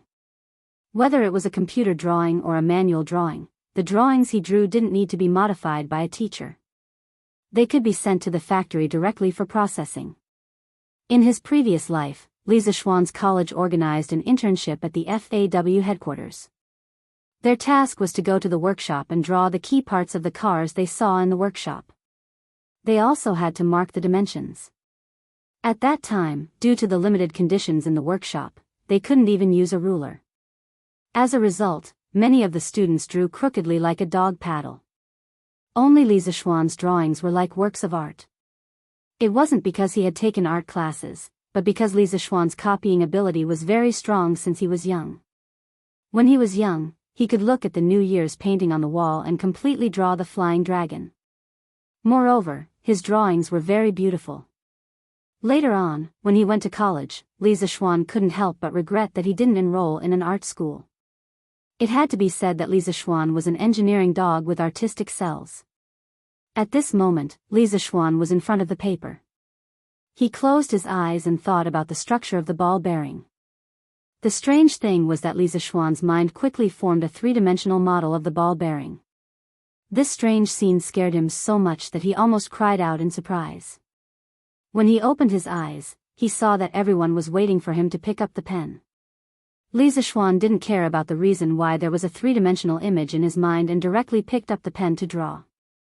At this moment, it was really smooth. Li Zishuan felt very strange at this moment. It was as if his brain was a computer and his hands were a printer. The three-dimensional image in his mind was directly reproduced on the paper through his hands. Soon, Li Zishuan had drawn the three-dimensional view of the ball bearing and the isometric view on the paper. Of course, he didn't mark the dimensions and tolerances. He was just explaining the theory of the ball bearing and didn't need to do that. Li Zishuan put down the pen and sighed softly. Yan Xiaoning couldn't wait to come over. He wanted to see what Li Zishuan was drawing. He saw that there were 4 different drawings on the paper. The lines were horizontal and vertical. Some were real and some were fake. This was the first time Yan Xiaoning had seen this kind of drawing. But why did he draw 4 drawings? Could it be 4 parts? Yan Xiaoning looked at Li Zishuan with a dumbfounded expression. Li Zishuan was confused by his look and wondered, "What's wrong, brother Xiaoning? Is there something wrong?" Yan Xiaoning pointed at the paper and asked embarrassedly, "Little Xian, why did you draw 4 drawings? What does this mean?" Li Zishuan was stunned. Was this not how the ancient craftsmen drew drawings? Did they not know about the three-dimensional view? Brother Xiaoning, this is my first time drawing a mechanical drawing. Maybe the drawing method is different from yours. How did brother Xiaoning draw before? Yan Xiaoning suddenly understood. "Oh, I see. Coincidentally, I have a few drawings with me. Little Xian, let me show you." After he finished speaking, he took out a roll of drawings from his sleeve. Li Zishuan took the drawings and opened it. Sure enough, the ancient craftsmen didn't use the three-dimensional view drawing method. They only drew planar drawings. The parts that couldn't be expressed in planar drawings were directly marked with words. Li Zishuan looked at the densely packed words on the drawings and couldn't help but have a headache. This was too inconvenient. No, I have to teach Yan Xiaoning modern engineering drawing methods. Otherwise, it would be too troublesome to communicate with him in the future. Li Zishuan thought to himself. Chapter 53. Li Residence, West Courtyard. Li Zishuan rolled up the drawing and passed it to Yan Xiaoning. "Brother Xiaoning, I understand your drawing method, but I still think my method is more concise and clear." "Oh.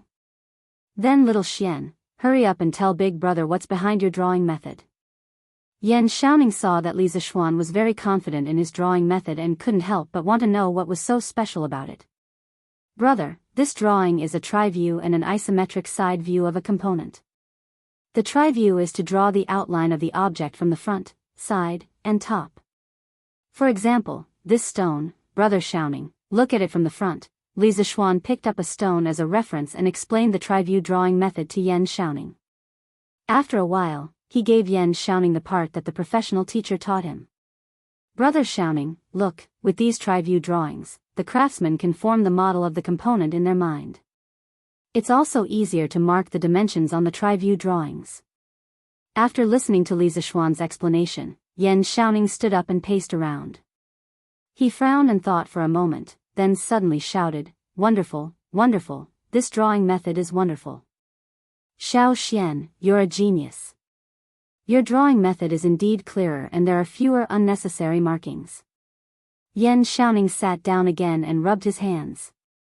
He stared at Li Zishuan and said excitedly, "I must tell my father about this drawing method and let him spread it. Xiao Xian, are you willing to be a supervisor?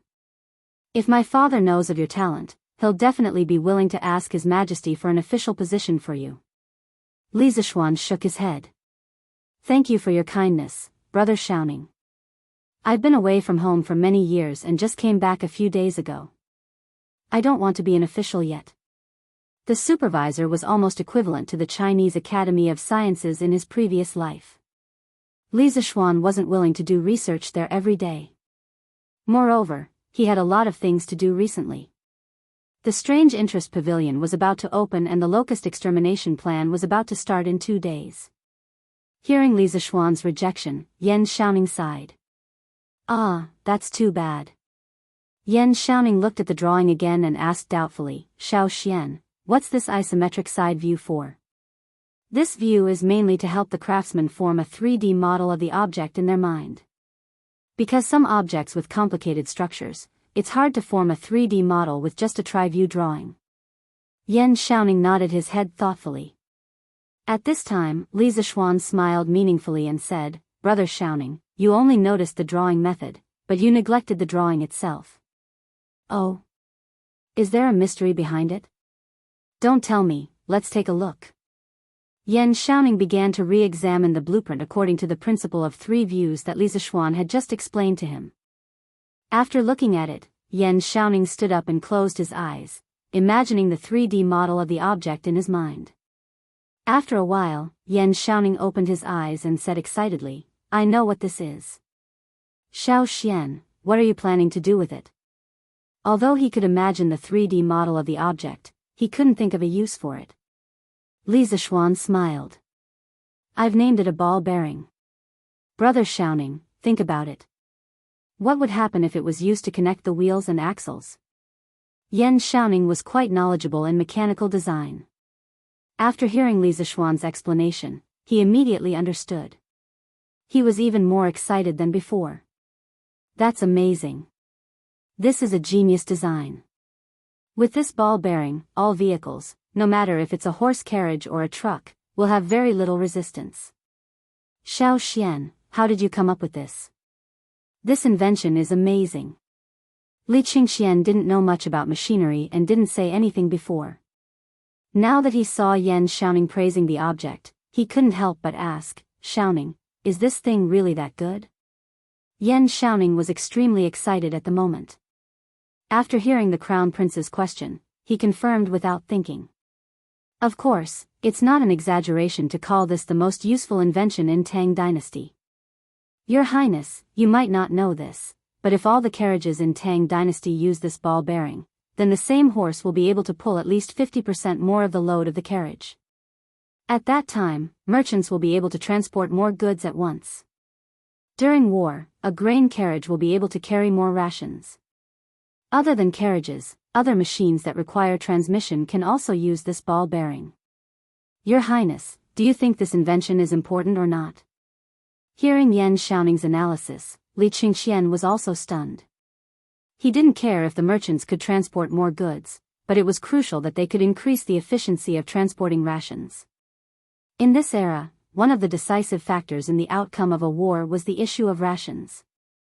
Li Qingxian finally understood that Yan Shouting's previous praise wasn't excessive at all. He was also a little excited now. "Brother Zishuan, this item is of great importance. Can I bring it back to the palace? Li Qingxian also knew that Li Tai had been competing with him for favor recently, but he didn't have any other good ideas. He couldn't act like a spoiled child in front of Li Tai's eldest grandson, could he? If he dared to do so, he would definitely be reprimanded by Li Er for not having the dignity of a country's heir. There were some things that Li Tai could do, but he couldn't, because he was the crown prince. Seeing Li Tai dote on Li Er more and more, Li Qingxian was also anxious, but he could only be anxious. Now that he saw that Li Zishuan's invention had such great uses and could even be used in the military, Li Qingxian's first thought was that perhaps he could use this item to gain Li Er's praise. At the same time, he could also ask for some benefits for Li Zishuan. Li Zishuan was a little helpless at this moment. Although the ball bearing had many uses, these two people didn't need to be so excited, right? Hearing that Li Qingxian wanted to immediately present the blueprint to Li Er, Li Zishuan hurriedly said, "Your Highness, this ball bearing is indeed very useful, but we don't know if it can be made yet. If we present the blueprint to His Majesty now, I'm afraid we're being too hasty." When Li Qingxian heard this, he felt that it was reasonable and secretly thought that he was too impetuous. Brother Zishuan's words are very true. Then I'll wait for you and Xiaoning to make this thing and install it on the carriage before reporting it to Imperial Father. At that time, I'll definitely give you two a reward. When Yan Xiaoning heard Li Zishuan's words, he began to frown and ponder. He was a little too excited just now and didn't even think about whether this thing could be made or not. He thought for a while and hesitated before saying, "Little Xian, I'm afraid that this ball bearing is very difficult to make." When Li Zishuan proposed this ball bearing, he didn't know if it could be made with the Tang dynasty's technology. Although he was mentally prepared, he still felt a little disappointed when he heard Yan Xiaoning's negative answer. However, he also wanted to know where the technical difficulties were, so he asked, "Brother Xiaoning, where will the difficulties be?" Chapter 54. Hearing Li Zishuan's question, Yan Xiaoning thought for a while and said, "Xiao Xian, I think the most important part of your ball bearing is the steel ball between the inner and outer walls of the bearing. If the steel ball is not the same size or irregular in shape, then the ball bearing will be useless." Hearing Yan Xiaoning's analysis, Li Zishuan also admired him. This person was indeed an expert and could always see the key to the problem. He cupped his fist and said, "Brother Xiaoning is right. The size and quality of the steel ball are indeed very important." Yan Xiaoning nodded and continued, "This is where the problem lies. As far as I know, it's very difficult to make steel balls that are exactly the same size and shape with the current technology." Li Zishuan suddenly realized that this was where the problem lay. With the current technology of the Tang Empire, it was as difficult to make a batch of steel balls of the same size and shape as the people in the 80s and 90s to make the ball on the tip of a ballpoint pen.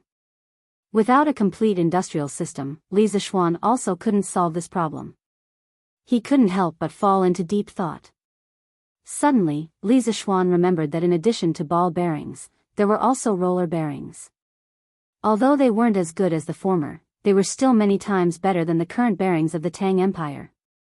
"Brother Xiaoning, since there's no way to make a batch of steel balls of the same size, I wonder if it's possible to make a batch of small iron rods of the same size with the current technology?" Li Zishuan asked. "Of course, it's not difficult." Yan Xiaoning nodded. The process of making iron rods was easier to control than steel balls. Then there's no problem. Li Zishuan was a little happy when he heard this. He smiled and said, "Brother Xiaoning, I have an idea. We can replace the steel balls in the ball bearing with small iron rods of the same size and then add some grease to increase lubrication. What do you think?" Yan Xiaoning closed his eyes and thought for a while. Then he opened his eyes and looked at Li Zishuan with a strange expression. Li Zishuan was puzzled by his look. He touched his nose and said, "Brother Xiaoning, what's wrong?" Yan Xiaoning sighed and said, "Xiao Xian, you're really a monster. Why do you have such wonderful ideas one after another? In the past, I thought that I was extremely smart. Today, it's really infuriating to compare myself to others. I really want to break open your head and see what's inside." Li Zishuan laughed and said, "Don't worship me. I'm just a legend, haha." Yan Xiaoning was speechless. Li Qingxian interrupted, Xiaoning, does that mean you can create it? Yan Xiaoning nodded and said, Your Highness, if we use this plan, we can indeed make it. Although it may not be as good as the ball bearings, compared to the bearings currently in use, this kind of roller bearing is still completely superior. As for the specific performance, we can only test it after it's built and installed in the car. Li Qingxian said excitedly, That's good. Xiaoning, you'll have to work hard for the next few days to make this thing. I'm looking forward to seeing how light and convenient my Tang Empire's carriages will be after installing this bearing.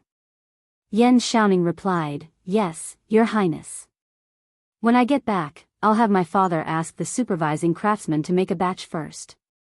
Li Qingxian nodded and looked at Li Zishuan.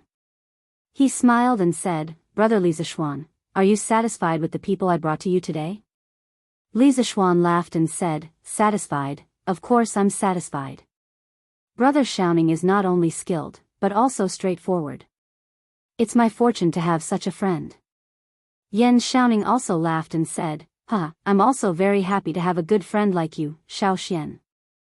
Li Zishuan also had the intention to rope in a technical talent like Yan Xiaoning. He said, Brother Xiaoning, the Crown Prince and I have opened a strange interest pavilion that specializes in selling rare items like scooters. Moreover, I have a lot of other interesting things in my mind that I'll make and sell in the future. I wonder if Brother Xiaoning is interested? Yan Xiaoning slapped his thigh and agreed, Of course I'm interested. I just don't know how to cooperate. He wasn't very interested in making money. He was mainly interested in the other interesting things that Li Zishuan had mentioned. He wanted to see what other ideas Li Zishuan had in the future. Li Zishuan explained, Currently, the Crown Prince of the Strange Interest Pavilion owns 30% of the shares with 200 strings of cash in his network of connections. I own 70% with 2,000 strings of cash and the ideas in my mind. If Brother Xiaoning wants to join, you don't have to pay. I only need Brother Xiaoning's skills. I can give Brother Xiaoning 10% of the shares. What do you think, Brother Xiaoning? Yan Xiaoning was a little surprised when he heard that the Crown Prince only owned 30% of the shares. He secretly thought that Li Zishuan was really bold. Since the Crown Prince only owned 30% of the shares, then it was kind of Li Zishuan to give him 10%. Moreover, he didn't have to pay. He would get dividends every year. He could also stay by Li Zishuan's side and see his creative ideas. Thinking about it this way, it was quite worth it. Yan Xiaoning nodded and agreed, Okay, then let's cooperate happily in the future. We'll strive to make the Strange Interest Pavilion the best in Tang Dynasty. There was finally a technical backbone in the team. Moreover, Yan Xiaoning's father was the Minister of Works. If he joined the team, they could borrow part of the research and development ability of the work supervisor. Li Zishuan breathed a sigh of relief and said, Okay, then the Crown Prince and I will be the chairman and vice chairman of the Strange Interest Pavilion. I'll be in charge of the future development of the Strange Interest Pavilion. The Crown Prince can just sit there and wait to collect money. Brother Xiaoning, you'll be the technical director of the Strange Interest Pavilion. You'll be in charge of technology and production. Technical director? What was that? Why did it sound like a eunuch? Yan Xiaoning frowned and said, Can you change my position? Li Zishuan, they chatted for a while. Seeing that it was getting late, the two of them got up and prepared to leave. Li Zishuan suddenly remembered that there was one more thing that he didn't say, so he added, Brother Xiaoning, I'm planning to sell the scooters in the first batch of goods in the Strange Interest Pavilion. However, we don't have a workshop yet. I wonder if you can commission the work supervisor to produce 300 of these scooters first. We can pay the wages and materials according to the market price.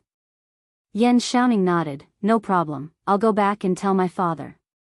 Apart from completing the tasks assigned by the higher-ups, the work supervisor would usually take on some private jobs to support the family. As long as it didn't affect the government's tasks, the higher-ups would turn a blind eye to it. Li Zishuan said happily, Then I'll leave it to you. However, we must have our own workshop in the future. If Brother Xiaoning knows any familiar craftsmen, I can spend a lot of money to hire them. Yan Xiaoning nodded his head in agreement. I'll take note of that in the future. At this moment, Li Qingxian spoke up, Brother Zishuan, there is something that I forgot to tell you. Today, I've given 10% of the shares to Changle. In the future, she can be considered one of the shareholders of our strange interest pavilion. Li Zishuan was very fond of that clever and gentle little girl. Thinking it over, he said, since Her Imperial Highness the Princess wishes to become a shareholder, then I'll give 10% of my shares to the princess. There's no need to give it to the Crown Prince. His father's words last night were reasonable. The Crown Prince represented the imperial family. If he only gave 30% of the shares, it would be hard to avoid gossip. Fortunately, he could use Princess Changle's name to give another 10% of the shares. This way, as long as the strange interest pavilion didn't take the initiative to court disaster, there would be no worries about its future. Li Zishuan was somewhat surprised. He didn't expect Li Zishuan to be so generous today. However, it would be a waste if he didn't take advantage of this opportunity. Smiling, he said, then I'll thank Brother Zishuan for his good intentions on behalf of Changle. There's no need for your Imperial Highness to be so courteous.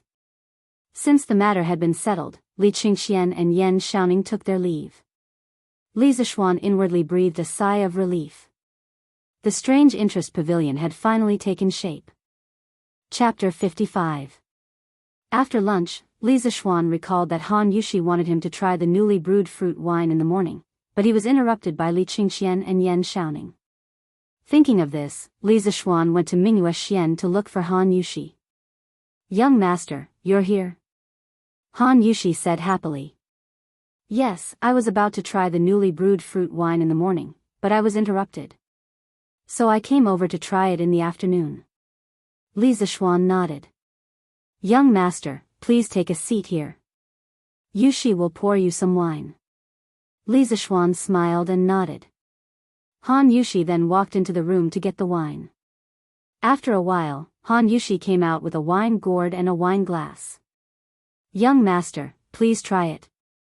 Han Yushi poured a glass of wine and handed it over. Li Zishuan took the wine glass and sniffed it lightly. A mellow fragrance of wild fruits entered his nostrils, making him feel as if he was in a forest. Li Zishuan took a sip. It was sweet and mellow. Although he had drunk it once at the Han village, he still felt amazed when he drank it again. Yushi, who did you learn how to brew wine from? I see that many brewers in the city don't brew as good as yours. Li Zishuan drank the fruit wine and couldn't help but ask in confusion. Hearing Li Zishuan's praise, Han Yushi smiled and said, Young master, you flatter me. How can Yushi's skills be compared to the brewers in the city? My mother taught me how to brew wine. My father always loved to drink the wine my mother brewed. Later on, my mother passed away, so I brewed wine for my father. He didn't expect Yushi's mother to be a master brewer. Li Zishuan continued to ask, Yushi, other than fruit wine, do you know how to brew other wines? Han Yushi nodded and said, yes, my mother also taught me how to brew white wine and sake. These including Zhou's Fushui, Wucheng's Ruoxia, Hezhong's Mulberry, Yuzhou's Ichuan, Xingyang's Tuku, Fuping's Shidonkan, Jiannan's Braised Spring, Hedong's Qianhe Grape, Lingnan's Yinshi Baluo, Yicheng's Jiui, Xuanyang's Ishui, Qi's Lu Wine, and so on. Han Yushi counted with her fingers and listed all the wines she knew how to brew. Li Zishuan was dumbfounded. Was that even possible? Yushi, how did your mother make so many kinds of wine? Han Yushi thought for a moment and said, I heard from my mother that my grandfather, Du Daoling, was the most famous winemaker in the former Sui dynasty when he was alive. Even Minister Wei Xuanqing of my dynasty praised his winemaking skills. My mother learned her winemaking skills from my grandfather. Li Zishuan asked curiously, who is Wei Xuanqing? Is he very knowledgeable about winemaking? Han Yushi widened her eyes and said in disbelief, Young master, don't tell me you don't even know Minister-left Prime Minister Wei Zhang? Huh? Wei Xuanqing turned out to be Wei Zhang. Li Zishuan had heard in his previous life that Wei Zhang was not only a straightforward minister, but also a master winemaker. He did not expect Han Yushi's grandfather's winemaking skills to be above Wei Zhang's. It was really a surprise. Cough, cough. Who doesn't know about Wei Xuancheng and Minister Wei? I was just testing you. Li Zishuan casually made up a story. He did not care whether Han Yushi believed him or not and continued to ask, Yushi, why didn't you make wine to sell before? Han Yushi said sadly, the Han village did not have enough food left over these years. How could we have extra food to make wine? Li Zishuan patted his head. So that was the reason. Yushi, do you know why I bought the Han village's fruit wine at such a high price? Han Yushi said gratefully, Yushi knows that young master is helping the Han village. Those fruit wines are actually not worth that much money. Li Zishuan shook his head and said, although I have the intention of helping the Han village, it is not entirely because of this. When I was at Mount Longhu, I saw my master often drinking a kind of brightly colored wine. My master said that it was a kind of mixed wine invented by the people of the Abbasid Caliphate. After drinking it a few times, my master felt that the taste was very special, so he figured out the recipe and brewed it himself. There is a very important ingredient in this recipe, and that is the fruit wine. Yushi, the fruit wine that you make can be considered to be of the highest quality among fruit wines. It is the most ideal ingredient to make this kind of mixed wine. That is why I bought your fruit wine at such a high price. I thought that after buying it, I would find a wine master to make this kind of mixed wine. It will definitely sell well in the future. When talking about what she was best at, Han Yushi was also very interested. She asked curiously, young master, what is the name of this wine? Is it really that good? I heard from my master that this is called a cocktail. As for whether it is good or not, I don't know how to taste wine, so I don't know. But my master has tasted all kinds of good wine in the world, and in the end, he only has a soft spot for this cocktail. I think that the taste of this wine should not be bad. Li Zishuan continued to use his master as a shield. That's right, Li Zishuan wanted to make a cocktail. In Li Zishuan's previous life, he and his uncle had watched a movie about a plane crash, but he forgot the specific name. In the movie, a black captain wanted to drink a cocktail on the plane. In the end, there was no cocktail, so he added alcohol into the fruit juice and drank it as a cocktail. One day, his uncle was eating at his house and suddenly remembered this scene. He added the same amount of Huiyuan 100% orange juice into half a glass of whiskey. In the end, he watched his uncle drink it to his heart's content. Later, out of curiosity, he also went online to look up the method of making cocktails. Cocktails were generally made with rum, tequila, vodka, whiskey, and other spirits as the base, and fruit juice, egg white, milk, sugar, and other auxiliary ingredients, stirred or shaken. Finally, lemon slices, fruit, or mint leaves could be used as decorations. He could directly use the existing white wine from the Tang dynasty to distill it. The fruit juice could be replaced with the fruit wine brewed by Han Yushi. The effect should be better. After mixing it, he added some ice cubes.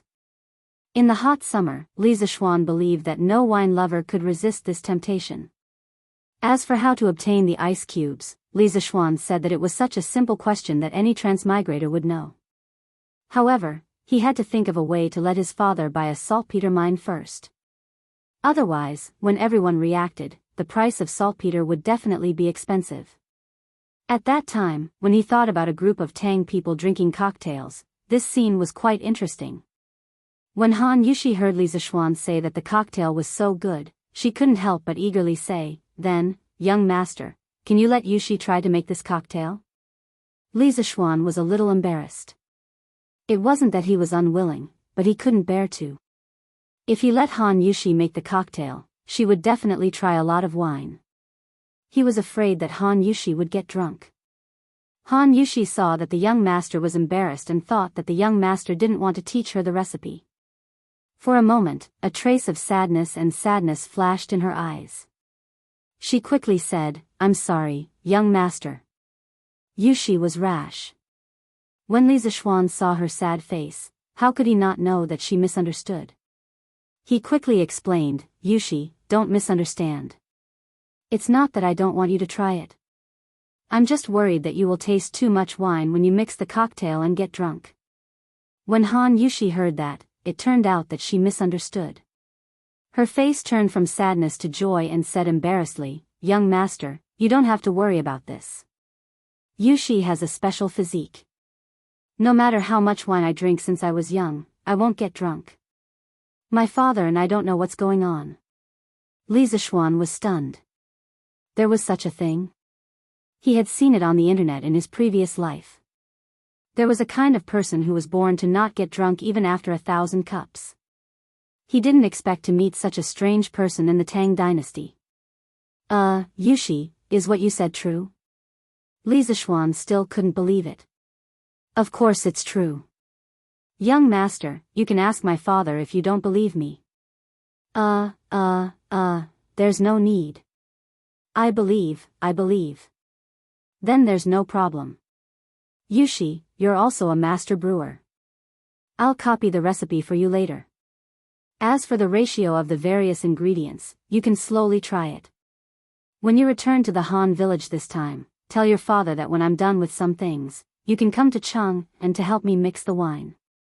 I'm representing my father to try to hire you as the bartender of our Zuaxian restaurant.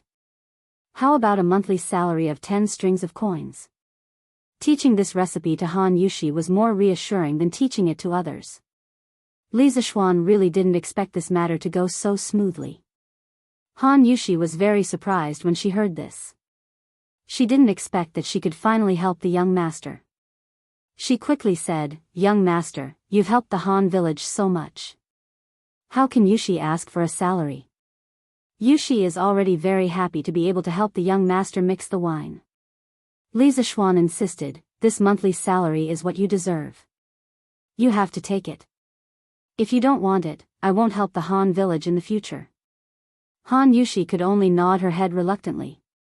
Chapter 56. After dinner, Li Zishuan looked at his father and said, "Dad, come to the study. I have something to talk to you about." During the day, he saw that Enchanting was straightforward and had a deep understanding of machinery. That was why he gave him 10% of the shares and pulled him into the company. However, he knew nothing about Enchanting's family situation. Although he believed that Enchanting's character was not like a fickle villain, Li Zishuan still wanted to know more about Enchanting's family. Recently, the cooking at home had been getting better and better. Old Man Li was about to sit on a stool and drink a cup of tea after finishing his meal when he heard that his son was looking for him. He was about to say, "You brat, why are you looking for me?" Who knew that after Li Zishuan finished speaking, he didn't wait for his reply and went straight to the study. It turned out that what this kid said just now was not a discussion, but a notice. Father Li was so angry that he almost fainted. At this point, what else could he say? Madam was still glaring at him, so Father Li could only follow him unhappily. Li Zishuan, on the other hand, didn't mean what his father thought. He was just lost in thought for a moment. It was Father Li who thought too much. In the study, Li Zishuan saw that his father had sat down and asked directly, "Dad, do you know Yen lied, Minister Yen?" Father Li was puzzled. "Of course I've heard of the Minister of Works of the Tang Empire. Why are you asking this? Did you offend someone from his family?" He was still a little worried. "No, Dad, what are you thinking? Am I the kind of person who likes to stir up trouble? It's mainly because the Crown Prince brought Minister Yan's son, Enchanting, over today to talk to me about the wonderful pavilion. I saw that Enchanting was straightforward and was quite proficient in machinery, so I gave him 10% of the shares and pulled him into the wonderful pavilion." Father Li was a little surprised when he heard this. A light flashed through his eyes. Is your wonderful pavilion really that promising? Why do so many people think highly of him?" He had originally thought that this strange interest pavilion was just something his son was doing for fun, so he didn't think much of it. Who knew that the Crown Prince would want to invest, and now the son of the Minister of Works? Old Man Li, who had been in business for many years, immediately smelled a business opportunity. Could there really be a great opportunity here? Li Zishuan said proudly, "Of course, father. My wonderful taste pavilion is going to dominate the Tang Empire in the future. Anyone with foresight can see the bright future of the wonderful taste pavilion. I don't care about my son showing off." Li Jingma pondered for a while, then looked at Li Zishuan and said, Xian, if you want to make this shop bigger and stronger, you can't do it without a lot of money. How about I give you 3,000 strings of cash for 20% of your Strange Taste Pavilion's shares? Li Jingma thought about the chicken that his son had eaten. Now, he had high hopes for his Strange Interest Pavilion and wanted to get a share of the profits. When Li Zishuan heard this, he immediately shook his head like a rattledrum. Father, this Strange Interest Pavilion is my first business. I don't have many shares in my hands. Besides, we are a family. Why should we be so clear about it? This little rascal. Old man Li could only stare at him angrily. Father, I'm still talking about business with you. What do you think of the Yan family? There won't be any problems if I cooperate with Yan Xiaoning, right? Seeing that his father was leading him astray, Li Zishuan quickly changed the topic.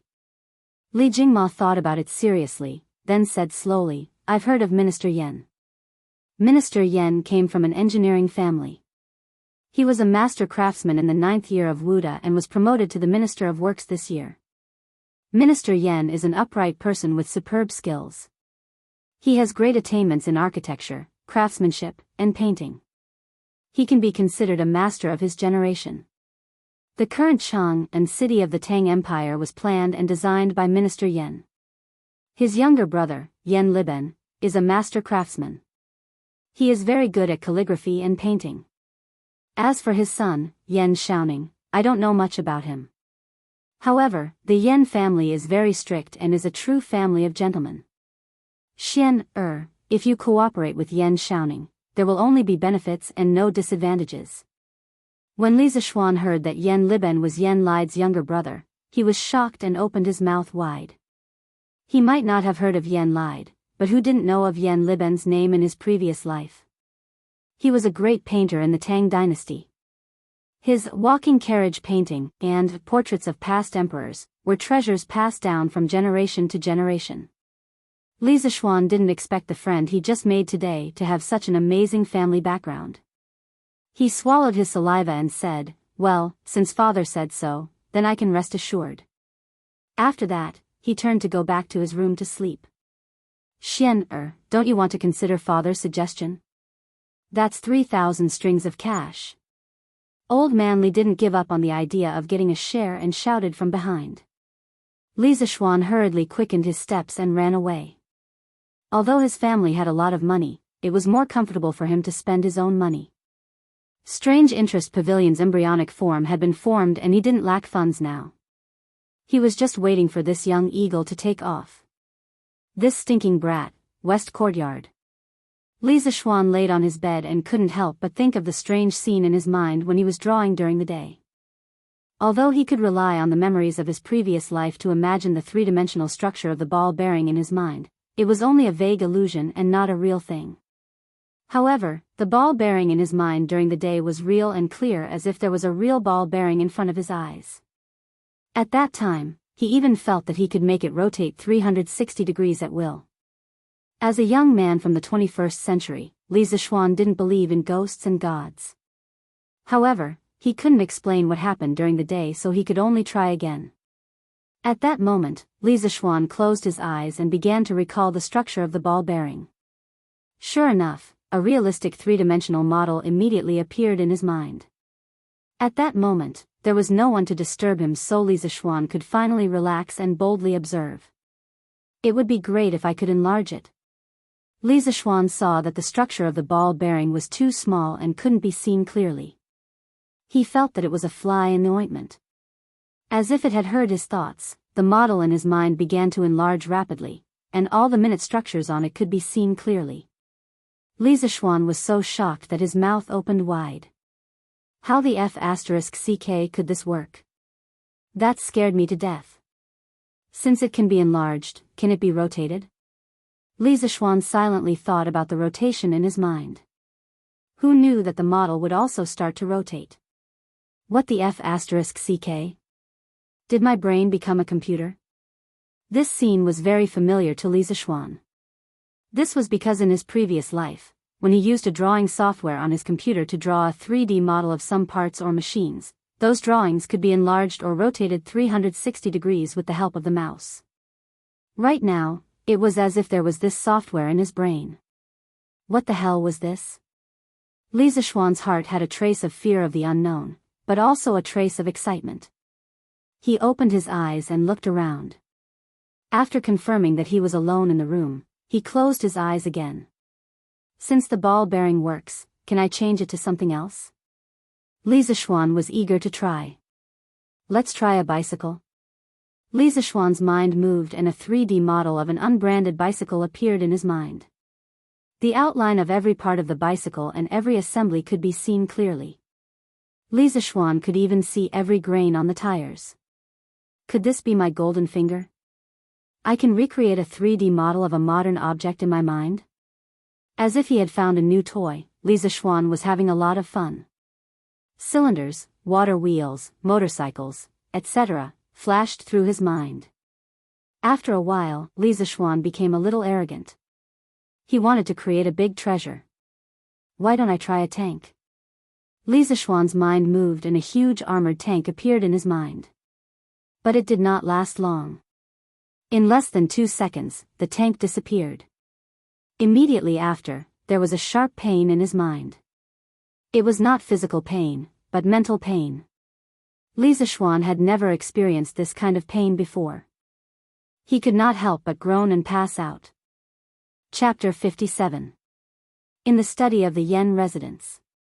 A lean and elegant old man stared at the drawing on the table for a long time without saying a word.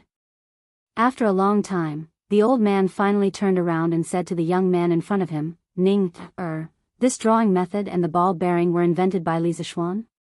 Yen Xiaoning nodded, yes, father. This old man was the Minister of Works, Yen lied.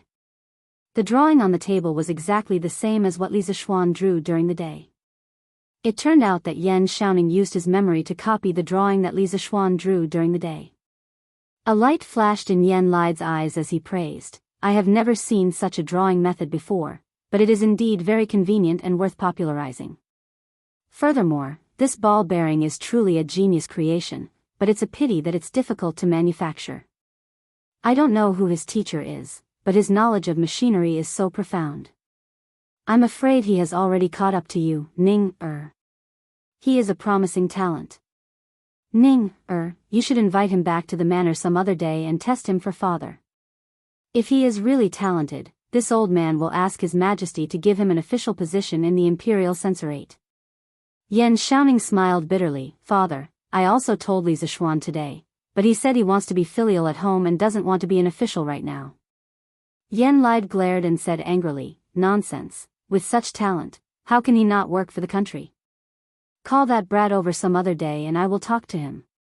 At such a young age, he is already not thinking about improving himself, how ridiculous. The next day, before dawn, Li Zishuan woke up. He woke up in pain. He felt as if there were thousands of needles stabbing into his brain.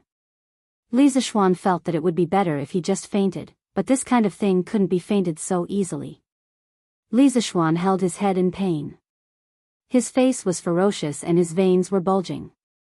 Large beads of sweat rolled down his forehead and down his back. Ah! Waves of piercing pain came from the depths of his soul, causing Li Zishuan to groan uncontrollably. But at this time, it was usually the time when people were sleeping soundly. Xiao He and Xiao Shi were still sleeping soundly in the room outside. Am I going to die the moment I transmigrated to the Tang dynasty? Wasn't I just thinking about the tank? You damned heavens! You want to kill yours truly the moment yours truly found out that he had a cheat as well? This Goldfinger doesn't even have AF** King instruction manual. I don't even know if I can use it for a treasure like a tank. Li Zishuan's heart flashed with anger and unwillingness. He had just discovered that he had a cheat, but he did not expect that he would lose his life because he did not use it properly. How can he blame me for this? This young master doesn't know what to use and what not to use. Just as Li Zishuan felt that his head was about to explode, there was a slight fluctuation in his dantian. Then, there was a cooling sensation in his mind, which slightly relieved Li Zishuan's pain. Li Zishuan was shocked. he suddenly remembered that he was severely injured at Zhongnan Mountains. Sun Simiao had said that he would need to rest for a month to recover. But he had used the Taishian Sutra and recovered more than half of his injuries in a day. This meant that the Taishian Sutra was very useful for healing injuries. But this time, it seemed to be a mental injury. He did not know if the Taishian Sutra would work. Forget it, I don't care anymore. I'll just treat it as a last resort. If I don't take any measures, I'll probably die from the pain or become mentally disabled. Li Zishuan endured the pain in his mind and sat up. He crossed his legs on the bed and used all his strength to activate the 5th level of the Taishian Sutra. At this moment, there was a warm feeling in his dantian. But it was of no use. His mind was still in extreme pain. Li Zishuan's face hardened. I don't believe it. I'll fight you to the death today. Forcing himself to be alert, Li Zishuan planned to go all the way.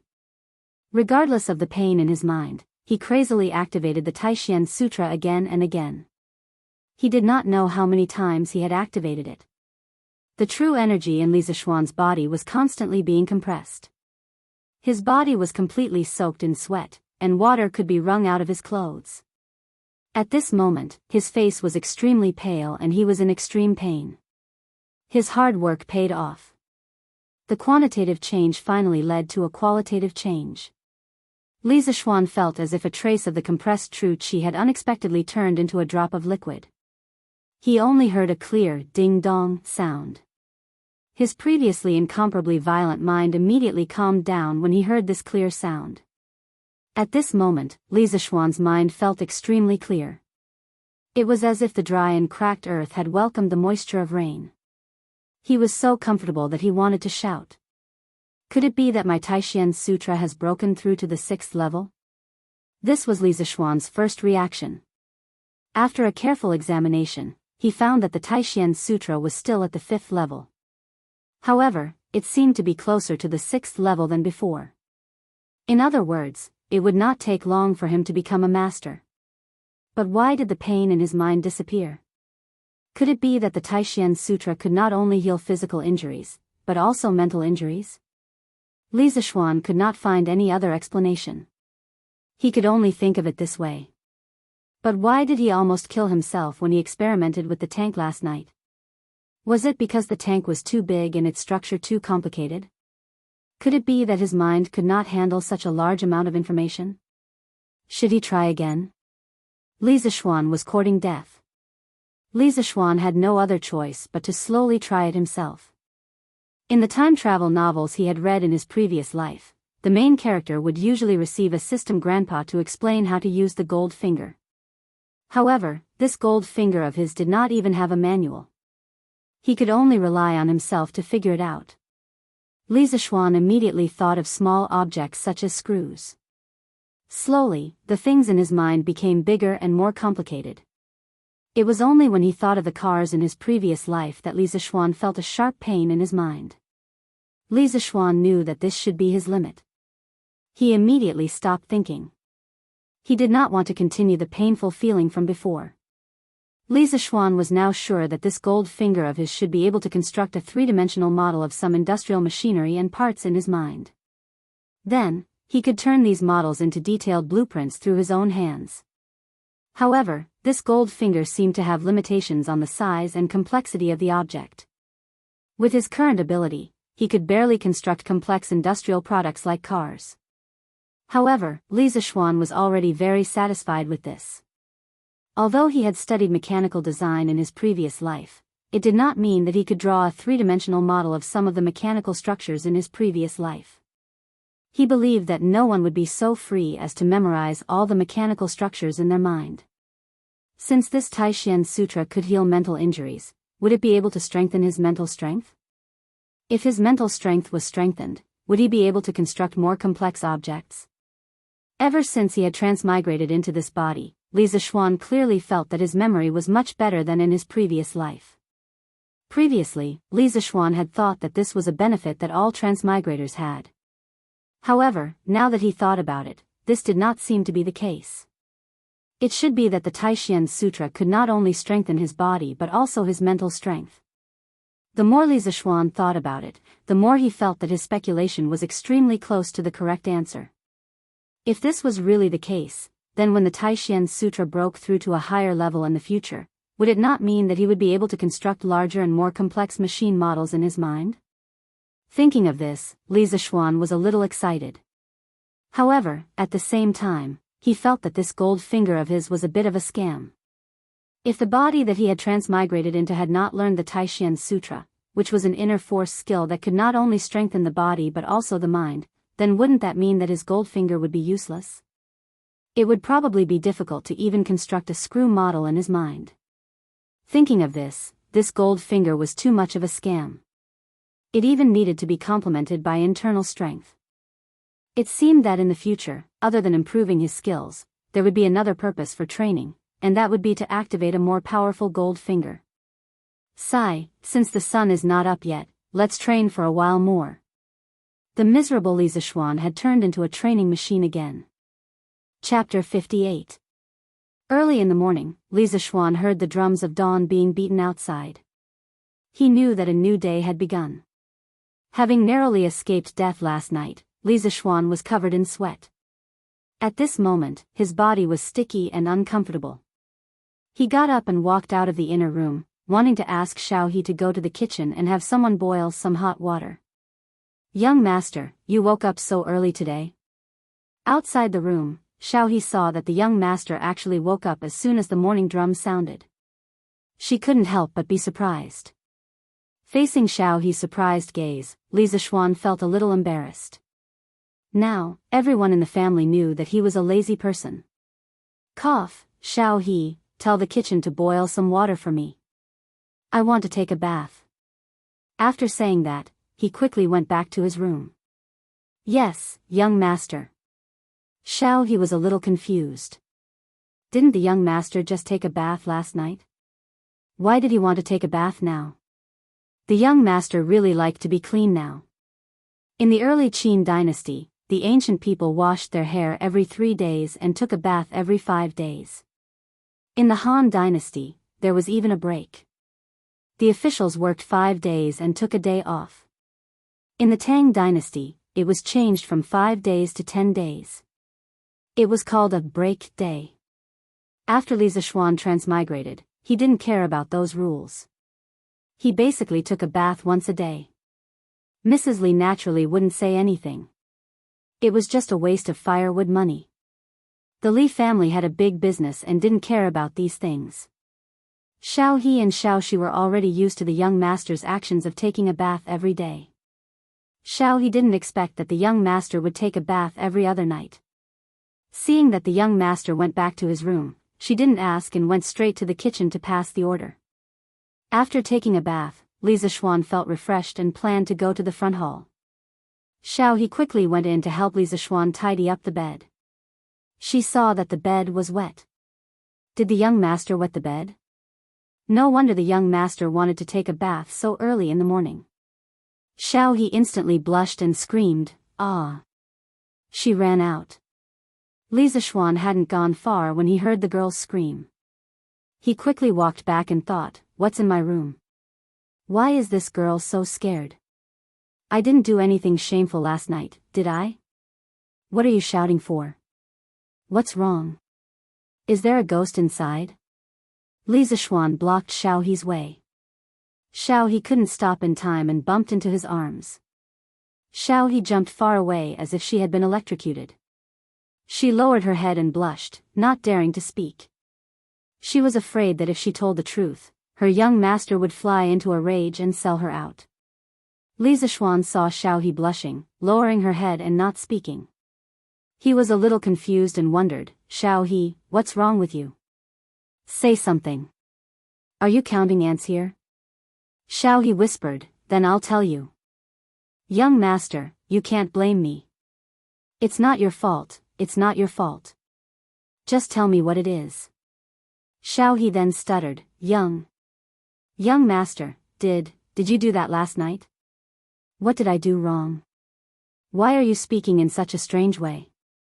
Make it clear." Xiaohe hesitated for a long time before she said hesitantly, "It's that, young master, did you wet the bed last night? I saw that your bed was wet. Damn it, Li Zishuan instantly felt as if he had been struck by 18 bolts of heavenly lightning. That should have been because of the problem with his body last night, and the pain caused him to sweat uncontrollably. In the end, this girl thought that it was because he wet the bed. If this were to spread out, wouldn't this young master's reputation be ruined? Li Zishuan patted the girl's forehead angrily and said, "What are you thinking? It's sweat. You're so young. Why don't you think about it?" Xiao He obviously didn't believe him. How could anyone sweat so much? The young master must be embarrassed and deliberately covered it up, so she said, "Young master, you're right. It's sweat, it's sweat. I will never tell anyone." Li Zishuan could see that the girl didn't mean what she said. He said angrily, "It's really sweat. Something went wrong during my practice last night. That's why I sweated so much. If you don't believe me, you can smell it. I'm so old. Can't you tell sweat from urine?" Xiao He blushed when she heard the young master's straightforward and vulgar words. She quickly ran away and said, "I won't smell it. Young master, don't hit me. I won't tell anyone." Li Zishuan was speechless. He forcibly grabbed Xiao He and took her into the bedroom. Well, don't misunderstand. Our protagonist didn't do anything embarrassing. He just wanted Xiao He to know that the bed was indeed sweat. This was related to his reputation for the rest of his life. Li Zishuan had to be serious with this little girl. Seeing that the little girl finally believed him, Li Zishuan was relieved. He went to the front yard to have breakfast with his parents, little sister, and Han Yushi. After breakfast, Li Zishuan and Han Yushi went to Mingyue Xian to see if Iron Egg's injury had recovered. Iron Egg had been staying at the young master's house these days. He had good food and drinks. There were also maids to take care of him. The young master often came to visit him. Even Madame Li came to visit him many times. Iron Egg was very grateful for these, but he wasn't happy. Since he was almost killed by Chao Xiaoyun last time, Iron Egg's desire to become stronger didn't disappear. Instead, it became stronger and stronger. He was like a tiger in his heart, ready to attack. Yesterday, when the young master came to visit him, Iron Egg wanted to tell the young master about it. But when the words came to his mouth, he didn't know how to say it.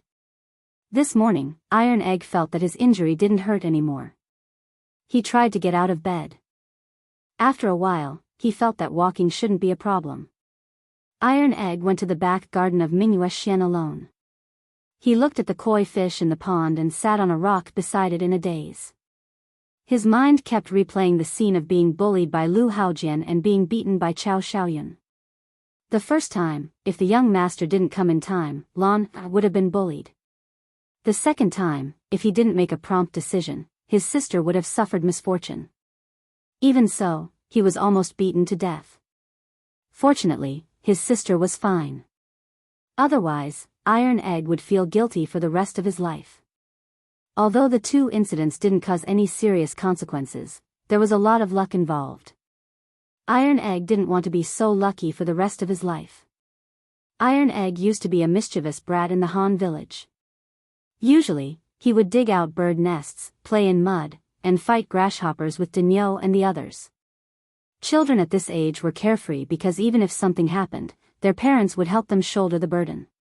But these two incidents made Iron Egg realize that the outside world wasn't beautiful.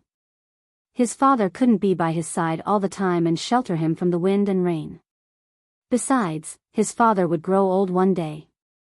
He couldn't rely on his father for the rest of his life. He wanted to become strong. He wanted to be as strong as the young master. That way, he could protect his sister and the people who cared about him, such as Lan. He estimated that he and his sister would be leaving the young master's house in the next 2 days. No matter what, he had to beg the young master to teach him martial arts. Whether the young master agreed or not, he had to try. Iron Egg kept encouraging himself in his heart. He had to perform well and be sincere so that the young master would accept him. At this moment, voices came from the entrance of Mingyue Xian. Iron Egg walked out of the garden and saw that the young master and his sister had come together. He quickly went to greet them. "Young master, you're here. Iron Egg, why are you out of bed?" Lisa Schwan saw Iron Egg walk over and was shocked. Iron Egg smiled and said, "Young master, Iron Egg's injuries are almost healed. He can barely walk." "Oh, that's good. Iron Egg, you were injured so badly that I was worried sick." Seeing that Iron Egg's injuries were finally healed, Lisa Schwan was happy. "Young master, since Iron Egg's injuries are healed, I'll go back with Iron Egg today. My father hasn't seen Iron Egg for a few days. He must be worried sick." Although she didn't want to leave, Iron Egg's injuries were healed. There was no reason for them to continue living here. Han Yushi said goodbye to Lisa Schwan.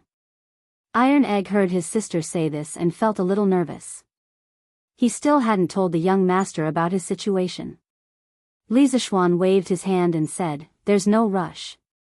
Iron Egg's injuries are just healed. Let him rest for another day. I'll go back with you tomorrow. I'm going to the Han village to find your father." Thinking about it, her father should have raised enough money. She had to go to the Han village to find Han Lijing as soon as possible to finalize the matter of raising chickens. After calculating how many chickens the village could raise, they could then purchase the chicken seedlings. Since the young master said so, Han Yushi could only nod. Iron Egg heard this and breathed a sigh of relief. He secretly thought that he should hurry up. Taking a deep breath, Iron Egg felt that he couldn't wait any longer. He carefully said, "Young master, Iron Egg has something to tell you." "Oh? What's the matter with Iron Egg?" Lisa Schwan was a little curious. He had always admired this child. He planned to go to the Han village to talk to Han Lijing and see if he could keep Iron Egg by his side. At this moment, Iron Egg resisted the nervousness in his heart and the pain in his body. With a plop sound, he knelt in front of Lisa Schwan. Iron Egg knew that he didn't have money or ability. He didn't have anything to show. He could only follow the storytellers in the restaurants and use his sincerity to move the young master. Lisa Schwan and Han Yushi were shocked by this kneeling. Why couldn't this child talk nicely? Why did he have to kneel? Lisa Schwan wanted to pull Iron Egg up, but Iron Egg hurriedly waved his hand to stop him. "Young master, Iron Egg wants to be your disciple. I beg you to teach me martial arts. Iron Egg wants to become strong. He wants to protect my sister and everyone who cares about Iron Egg from harm. I beg you, young master, to agree." Iron Egg knows that he doesn't have money or ability, but Iron Egg will remember young master's kindness for the rest of his life. After saying this, he was about to kowtow. This time, Lisa Schwan ignored Iron Egg's attempts to stop him and quickly pulled Iron Egg up. This child must have heard too many stories. Even if he wanted to be his disciple, he didn't need to kneel and kowtow. Lisa Schwan was also shocked by Iron Egg's words. Was this still the shy brat he saw before? After all, Iron Egg was only 6 or 7 years old. It seemed that after experiencing these two things, Iron Egg had matured a lot. Sure enough, setbacks were a catalyst for a person to mature quickly. Han Yushi was also a little surprised by her brother's actions. When she heard Iron Egg's words, she was a little touched. She couldn't help but think of the scene where Iron Egg stopped Xiao Xiaoyun regardless of the danger and let her go first. Han Yushi couldn't help but tear up. Her brother had grown up. Han Yushi was both touched and gratified. She looked at Lisa Schwan and wondered if the young master would agree. Chapter 59. After being pulled up by Lisa Schwan, Iron Egg's eyes were still fixed on Lisa Schwan. He really hoped that the young master would accept him. Feeling the deep pleading in Iron Egg's eyes and recalling the words of Iron Egg, Lisa Schwan could not help but feel touched. This child was only 6 or 7 years old. It was not that he could not accept him as a disciple, but there were some things that had to be made clear in advance. Lisa Schwan turned around and put his hands behind his back. After thinking for a while, he said, "Iron Egg, you risked your life to save Lan. I have always been grateful to you. But if you want to be my disciple just to learn martial arts and not be bullied, I can't accept you." Iron Egg asked anxiously, Why, young master? Han Yushi also looked at Li Zixuan curiously. She heard the young master's words. It seemed that Iron Egg did have a chance. Li Zixuan said slowly, heroes use martial arts to break the rules. Iron Egg, if you only focus on learning martial arts and pursue power without paying attention to self-cultivation, sooner or later you will go astray and bully the weak with your martial arts. Iron Egg hurriedly promised, young master, Iron Egg will not do that kind of thing. Please believe in Iron Egg. Iron Egg only wants to learn martial arts and not be bullied. Li Zixuan shook his head. At the end of the day, Bruiser still had the temperament of a child. Once a person gained power, their way of thinking would change. When the time came, they would be slightly instigated by a villain, and it would be easy for them to go astray. Bruiser's thinking was still too simple.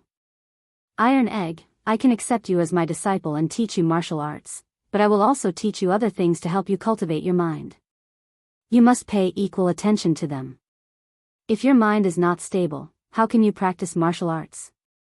Besides, I don't want you to become a brute who only knows martial arts. Many things can't be solved by martial arts alone. I hope you can become a useful person to the Tang Empire. If I find out that you only know how to practice martial arts and neglect the cultivation of the heart, then I will expel you from the sect. Are you still willing? With the arrival of Zhenguan's golden age, the world would gradually become peaceful. Most of the time, one could not rely only on martial strength and bravery to fight. In times of war, scholars were useless.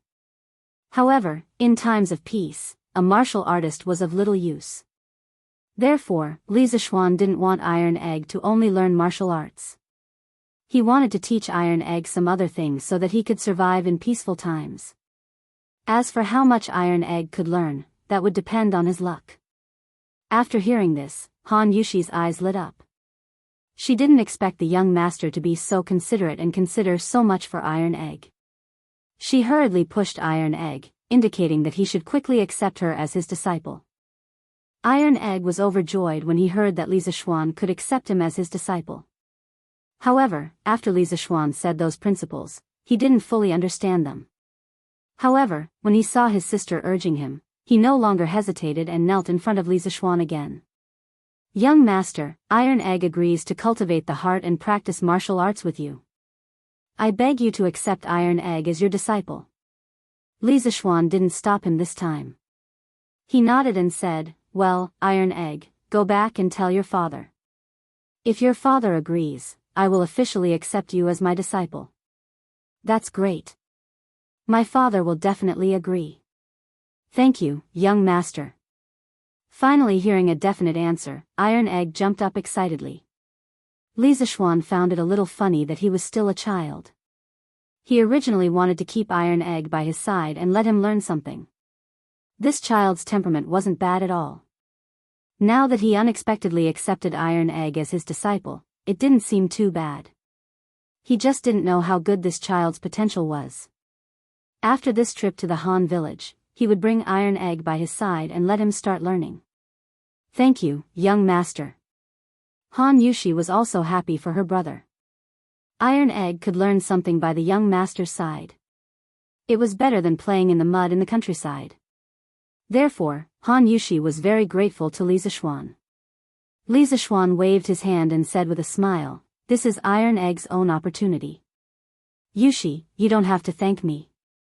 After dinner, seeing that Han Yushi and Iron Egg had returned to Mingyue Xian and Lan had also returned to the backyard, Li Zixuan told his parents about accepting Iron Egg as his disciple. Very good. Iron Egg is a clever and brave child. I quite like him. When Madame Li heard this, she smiled and was the first to express her support. Housekeeper Wang had told her about how Lan was almost bullied in the Han village. Madame Li, who had always been kind, was immediately furious. When she heard that Han Lijing's son, Iron Egg, had risked his life to protect Lan, Madame Li was very surprised that this child was so brave at such a young age. When she heard that her son wanted to accept him as his disciple, she naturally agreed. Moreover, Madame Li had her own little plan. If her son accepted Iron Egg as his disciple, then his relationship with Han Yushi would naturally become closer. She might even be able to hold a grandson soon. Old Man Li frowned. He felt that his son couldn't even control himself, so how could he teach a disciple? He was simply leading the child astray. However, since his wife had already agreed, he couldn't say otherwise. He could only say, Xian, since you've become Iron Egg's master now, then you have to act like a master in the future. Don't lead the child astray, understand? Li Zishuan could only agree gloomily. That's right, father. How's the nibbling chicken from the Drunken Immortal restaurant selling recently? Are there any other restaurants that imitate the nibbling chicken? Old Man Li frowned and felt a little surprised. He asked, Xian, how did you know that there are restaurants that imitate the nibbling chicken? It seemed that he had guessed correctly. As expected, he still couldn't underestimate the wisdom of the ancients. Li Zishuan sighed and said, I guessed, but I didn't expect it to be so. Father, then are the sales of our nibbling chicken not as good as before? Li Jingma nodded and said, a few days ago, the Yunxi restaurant in the East City also released their nibbling chicken. Although the taste is a little different from our Drunken Immortal restaurants, their price is cheaper. One serving is only 700 copper coins. Recently, the sales of our nibbling chicken have dropped by about 30%, and it's still continuing to drop. Then father, tell shopkeeper Lu to give some discounts to the Drunken Immortal restaurant's nibbling chicken. For example, every month, they'll sell it at half price or something. In any case, our cost is low and the taste is good. We're not afraid of a price war with them. Old Man Li thought about it and nodded in agreement. That's also a good idea. But Xian, why do you care so much about the sales of the nibbling chicken? Even if the Drunken Immortal restaurant doesn't have the nibbling chicken, their business has always been very good. Although the nibbling chicken was very profitable, Li Jingma's family business was big, so he didn't care too much about it. Li Zishuan said matter-of-factly, Father, people fight for their dignity, and Buddha fights for an incense stick. This nibbling chicken was invented by us. Why should we let these imitators earn more than us? Father, first tell shopkeeper Lu to lower the price for a while. After I go to the Han village and settle the matter of raising chickens, I'll make something good for the Drunken Immortal restaurant. When the time comes, I'll see how the Yunxi restaurant will compete with us. Li Zishuan obviously couldn't bear to let a knockoff's nibbling chicken surpass his, the authentic one. His father didn't care about this bit of money, but he did. Hearing that his son was going to make something new, Li Jingma was curious and asked, Xian, what are you going to make? Father will naturally find out in the future. That's right, father, how's the preparation of the 300,000 strings of string of money? Old Man Li glared at him and said, naturally, there's no problem. The funds will all be in place by tomorrow. When the time comes, I'll send the money to the family's storehouse. I'll give you the key. Hee, then thank you, father. Your son will go to the Han village tomorrow and explain the matter of raising chickens to the villagers. Then we'll start buying the chicken seedlings. This autumn harvest, father, you must remember to send people to buy grain. Yes, father knows. You just have to take care of your own matters. You're not young anymore. It's time for you to learn how to do some things. This matter can be considered a test for you. Li Zishuan nodded and said solemnly, your son understands the importance of this matter. I won't mess it up. Chapter 60. The next day, after breakfast. When Li Zishuan saw that Tai Dan was walking more naturally and easily than yesterday, he knew that Tai Dan's injuries were more or less healed. He called San Bao over and asked him to hire a carriage to head to the Han family manor. But in his heart, he thought, after Yan Xiaoning finished making the roller bearings, I have to make a luxurious carriage for my family first. Otherwise, I have to hire a carriage every time I go out. How troublesome it is. As a rich second generation, it was not too much to ask for a luxurious carriage, right? After letting Iron Egg and Han Yushi get on the carriage, Li Zishuan was embarrassed to go in the same carriage as Han Yushi. He could only ride the big white horse at home and follow the carriage to the Han village. Father, Iron Egg and I are back. As soon as they arrived at the door of the small courtyard of the Han family, Han Yushi jumped off the carriage, supported Iron Egg, and shouted into the courtyard. After being away from home for so many days, she was also a little homesick. Then she heard footsteps in the courtyard. Before the person arrived, the sound came first. "Yushi, Iron Egg, you're back." Han Lijing walked out and saw that his son and daughter were back. There was a flash of surprise in his eyes. A few days ago, Li Zixuan asked someone to send a letter to him, saying that Iron Egg was injured in Chang'an City and was recuperating in the Li family. He had been very worried these days. Although he usually ordered his son around and didn't care about him at all, when he heard that his son was injured, Han Lijing couldn't help but worry. He had been feeling uneasy for the past few days. Now that he finally saw that his son was fine, he felt relieved. At this moment, Han Lijing caught a glimpse of Li Zixuan standing to the side. He was shocked and interrupted his thoughts of talking to his son and daughter. He hurriedly went forward and said, "Young master, you're here too." Li Zixuan said apologetically, "Uncle Han, this time Iron Egg and Yushi came to the city. It's my fault that I did not take good care of them and let Iron Egg get injured. I'm really sorry, Uncle Han." Han Lijing quickly waved his hand. Although he didn't study much, he could still distinguish right from wrong. It was too far-fetched to blame Li Zixuan for this matter. "Young master, please don't say that. You can't blame young master for this matter. Young master, thank you for taking care of Iron Egg after he was injured. Let's not just stand outside. Let's go in and talk. Uncle Han, other than sending Iron Egg Yushi home, I also have something to discuss with Uncle Han." They sat down in the room and chatted for a while before Li Zixuan cut to the chase. "Young master, if there is anything you need, please tell me." Han Lijing sat up straight and earnestly said, "I don't dare to instruct you, but I have something to discuss with Uncle Han. Previously, when I was at my house, I found that Yushi's winemaking skills were very good, so I wanted her to help me make a new wine. The monthly salary is 10 strings of coins. I don't know if Uncle Han is willing." Han Lijing's eyes widened. 10 strings of coins. It was more than what he worked hard to earn in a year. He quickly shook his head and said, "Young master, you can't do that. It's our family's honor that Yushi can help you. Previously, young master has brought so many benefits to our family. You can't ask for such a high salary from young master."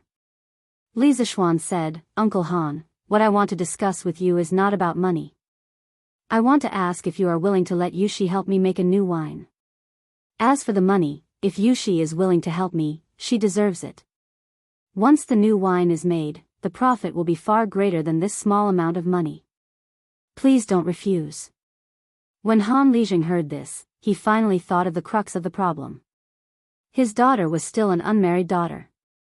Although the villagers would not be as particular as those wealthy families, if his daughter were to appear in public to help the young master make a wine, it would inevitably cause gossip.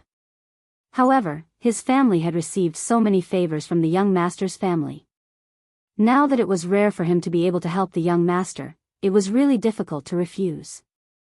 Han Lijing was also in a dilemma for a moment, so he might as well give the choice to his daughter. "Yushi, are you willing to help the young master make a wine? I respect your decision." Han Lijing's tone was somewhat solemn. When Han Yushi heard that she could help the young master, she was only excited and did not think so much. Now that she saw her father's solemn expression, she realized that things were not as simple as she thought. She was a girl. If she agreed to help the young master, she would definitely not be able to avoid getting along with him day and night. It would easily cause gossip. However, it was rare for her to have the opportunity to help the young master. She really did not want to refuse. Moreover, she did not hate working with the young master. She even had some faint expectations in her heart. Han Yushi gritted her teeth and said, "Father, I want to help the young master make a wine."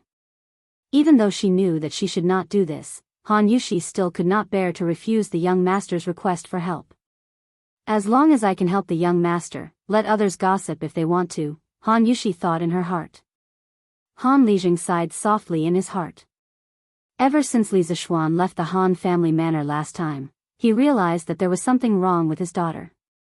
However, as a father, it was really difficult for him to speak about a girl's private matters. If only the child's mother was still alive.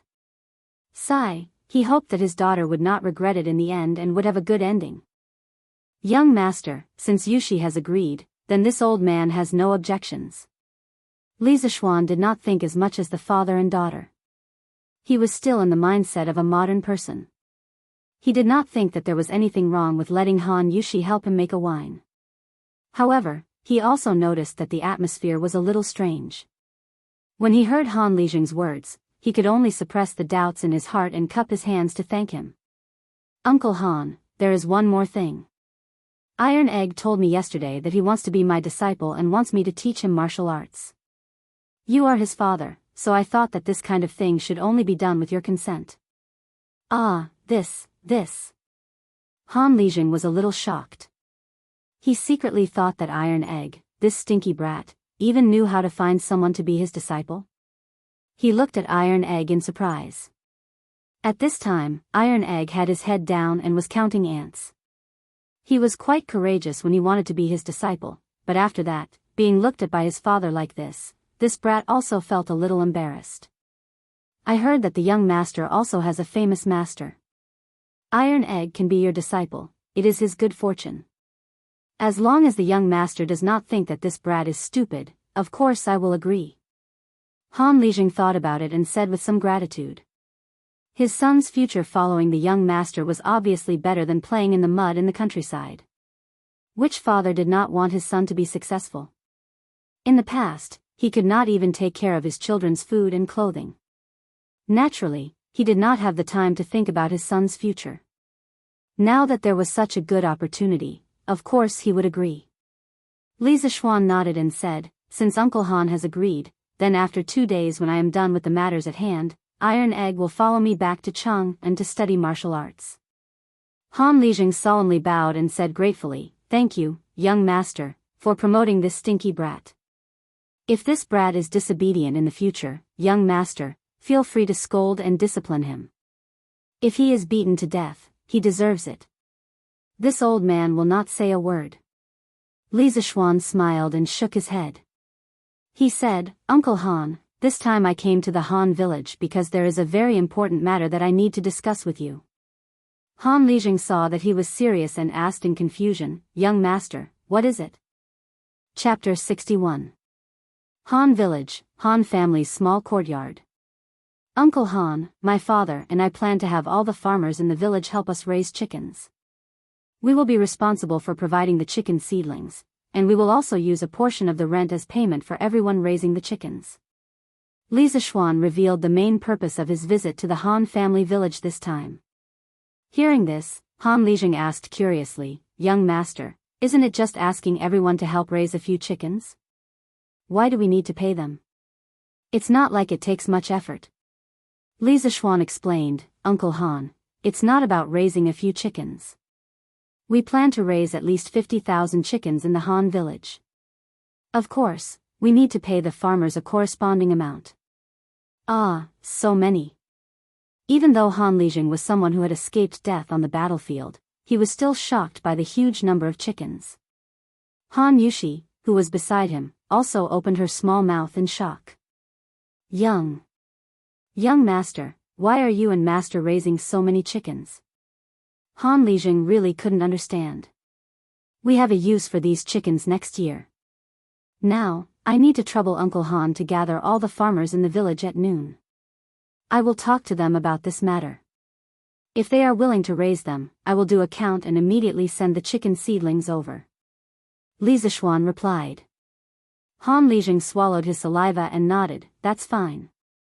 Young master, please sit here for a moment. I will inform the farmers to gather at the threshing field at the village entrance. Li Zixuan cupped his hands and thanked him, then I will have to trouble Uncle Han.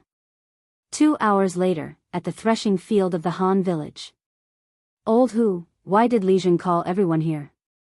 Old Hu stared and said, how would I know? But I heard that young master came to the village today. Hey, could it be that young master is here to give us business again? Last time, the people in our village picked fruits and earned quite a bit of money, right?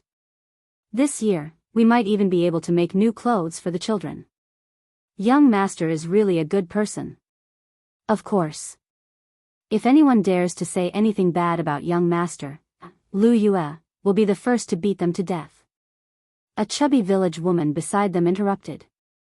Old Hu, I'm afraid you won't beat them to death. You will crush them to death, right? Haha. Another burst of laughter came from the side. Stop quarreling, stop quarreling. Young master is here. When Li Zishuan arrived at the threshing field, he saw that there were already 200 to 300 villagers gathered here. At this time, Han Lijing came up to him and said, Young master, all the villagers have gathered here. Including the women, there are a total of 348 people, and 208 households. Young master, you can go up and talk to them now. Li Zishuan nodded. Thank you, Uncle Han. Then he walked to the front of the crowd. Looking at these simple and adorable villagers, he thought about the locusts that were coming next year. If he did not do anything, most of these people would probably starve to death. At this moment, he felt a sense of urgency. As soon as he stood in front of the crowd, the noisy crowd immediately quieted down and waited for Li Zishuan to speak. Uncles and aunties, I've come to the Han family manor today mainly to discuss a business deal with all of you. If you're willing, we can cooperate. If you're not, I won't force you either. There's no need to worry. Li Zishuan loudly stated the purpose of his visit. His internal energy was strong, and everyone in the field could hear his voice clearly. Young master, if you have anything to say, just tell us. No matter what business it is, as long as I, Old Hu, can do it, I'll be the first to support it. Yes, young master. If we can help, we'll definitely help. Young master, just tell us what it is. Yes, we'll definitely help. Li Zishuan gestured with his hand, and the crowd immediately quieted down. Then I'll say it. Just do what you can. This business deal is very simple. I want all of you to help my family raise chickens. My family will provide the chickens for free, and according to the number of chickens raised by each household, a portion of the rent will be reduced every year. For example, if a household raises 100 chickens, then this household's rent will be reduced by 10% this year. If they raise 200 chickens, then the rent will be reduced by 20%, and so on. Does everyone understand? As soon as Li Zishuan finished speaking, the crowd below burst into an uproar. There's actually such a good deal? Raise 100 chickens, and the rent will be reduced by 10%. Yes, aren't these conditions too generous? Why does young master want to raise so many chickens? Is what young master said true? Did I hear wrongly? Li Zishuan waited for them to talk privately for a while before asking them to quiet down. What's everyone's decision? If you're not willing to cooperate, you can leave now and do your own things. I won't hold any grudges. No one was willing to leave.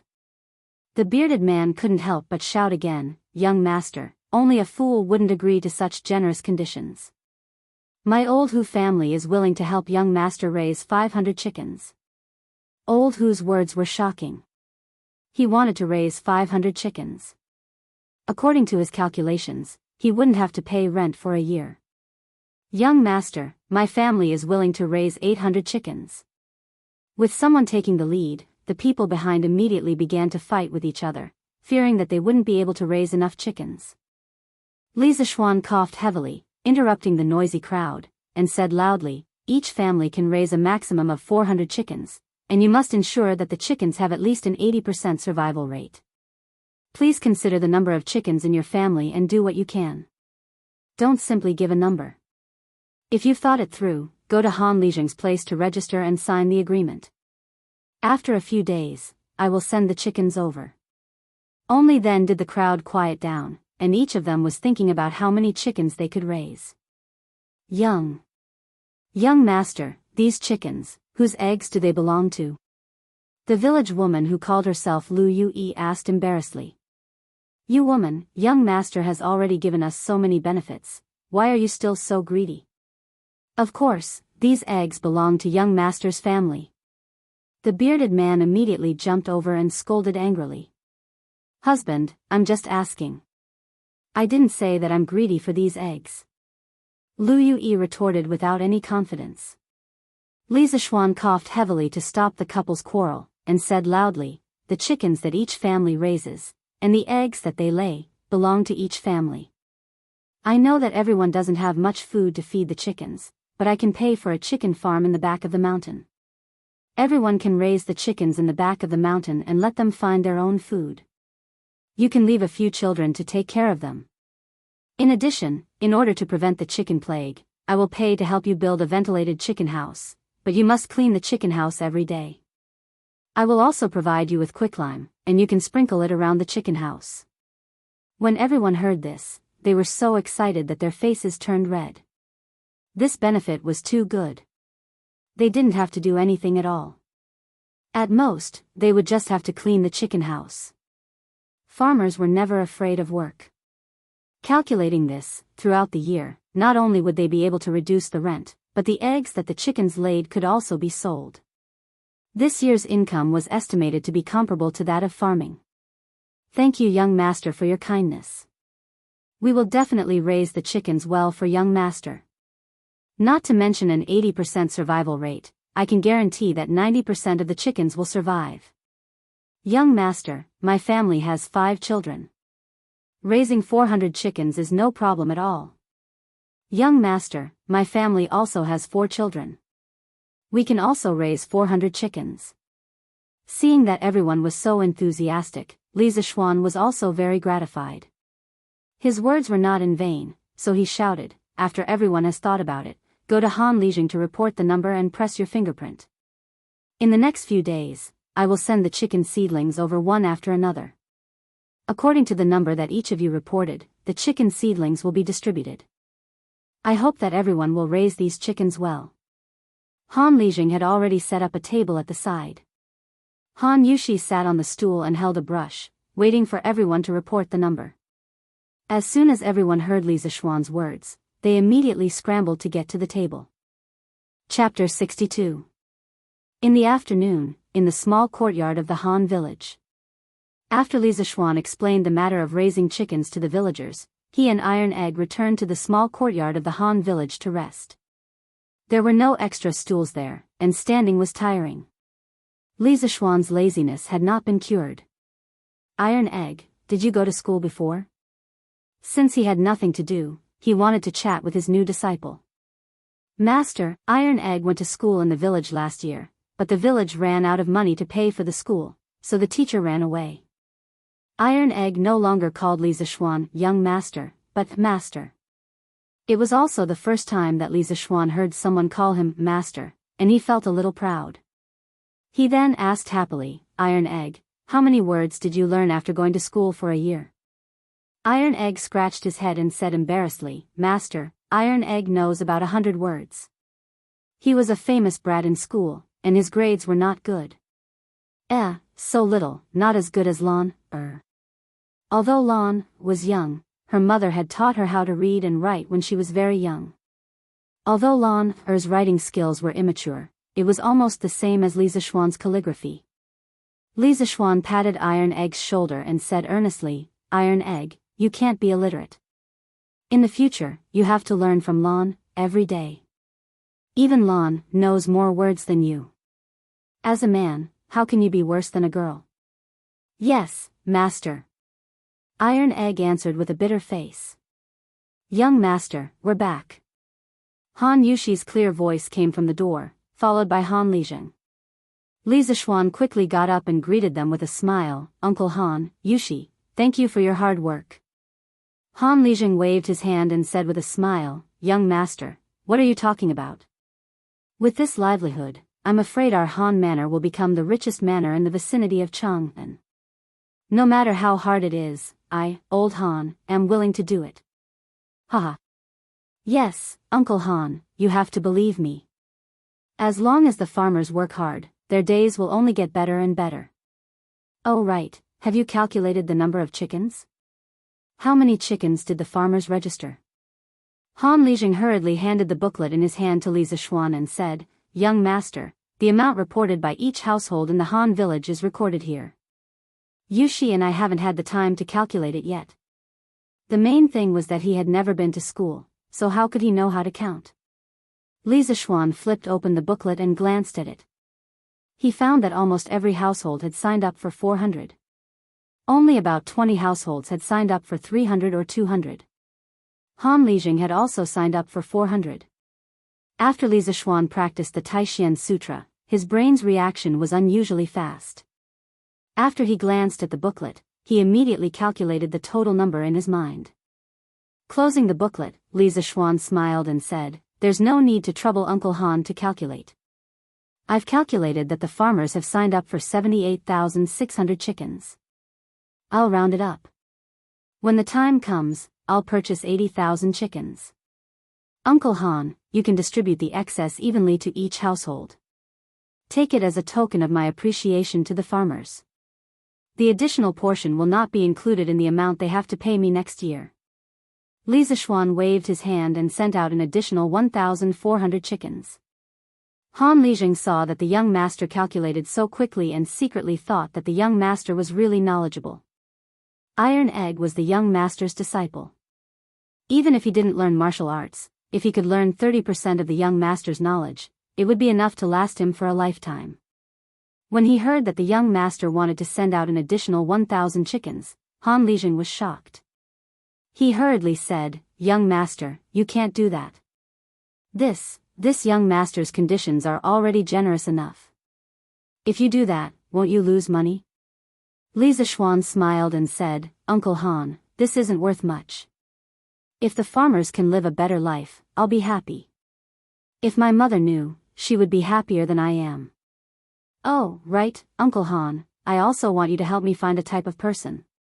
"Young master, what kind of person are you looking for?" Han Lijing asked curiously. "That's right. Uncle Han, do you know a type of person who can make a flock of chickens very obedient? For example, if you tell the flock to head east, the flock will head east. Is there such a person?"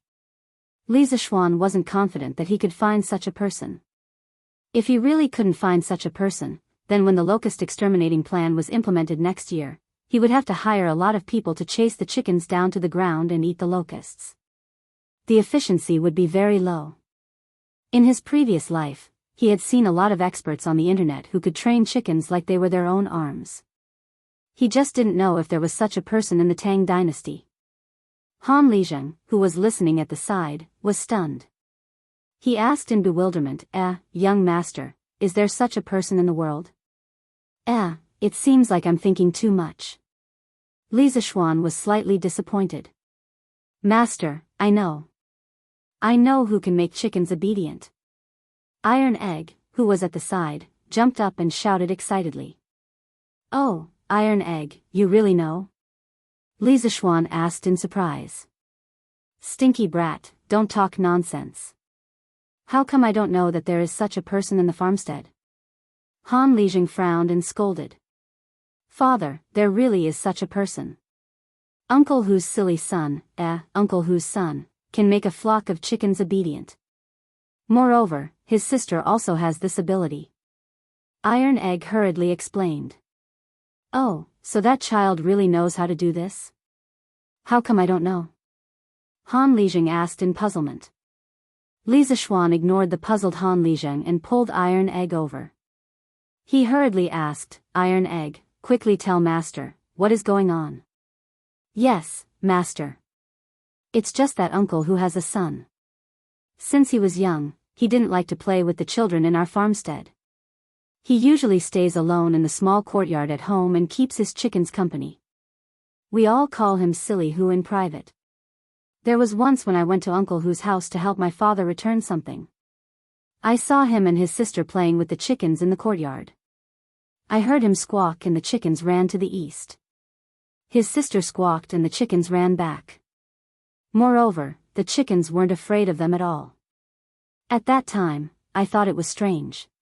But after hearing what Master said, I feel that the two of them are quite suitable for Master's conditions." "Oh, there is such a thing. That's great. Iron Egg, what are the names of these two children?" I have to meet them. Li Zishuan originally didn't have much hope. He didn't expect that there would be a glimmer of hope at the end of the tunnel.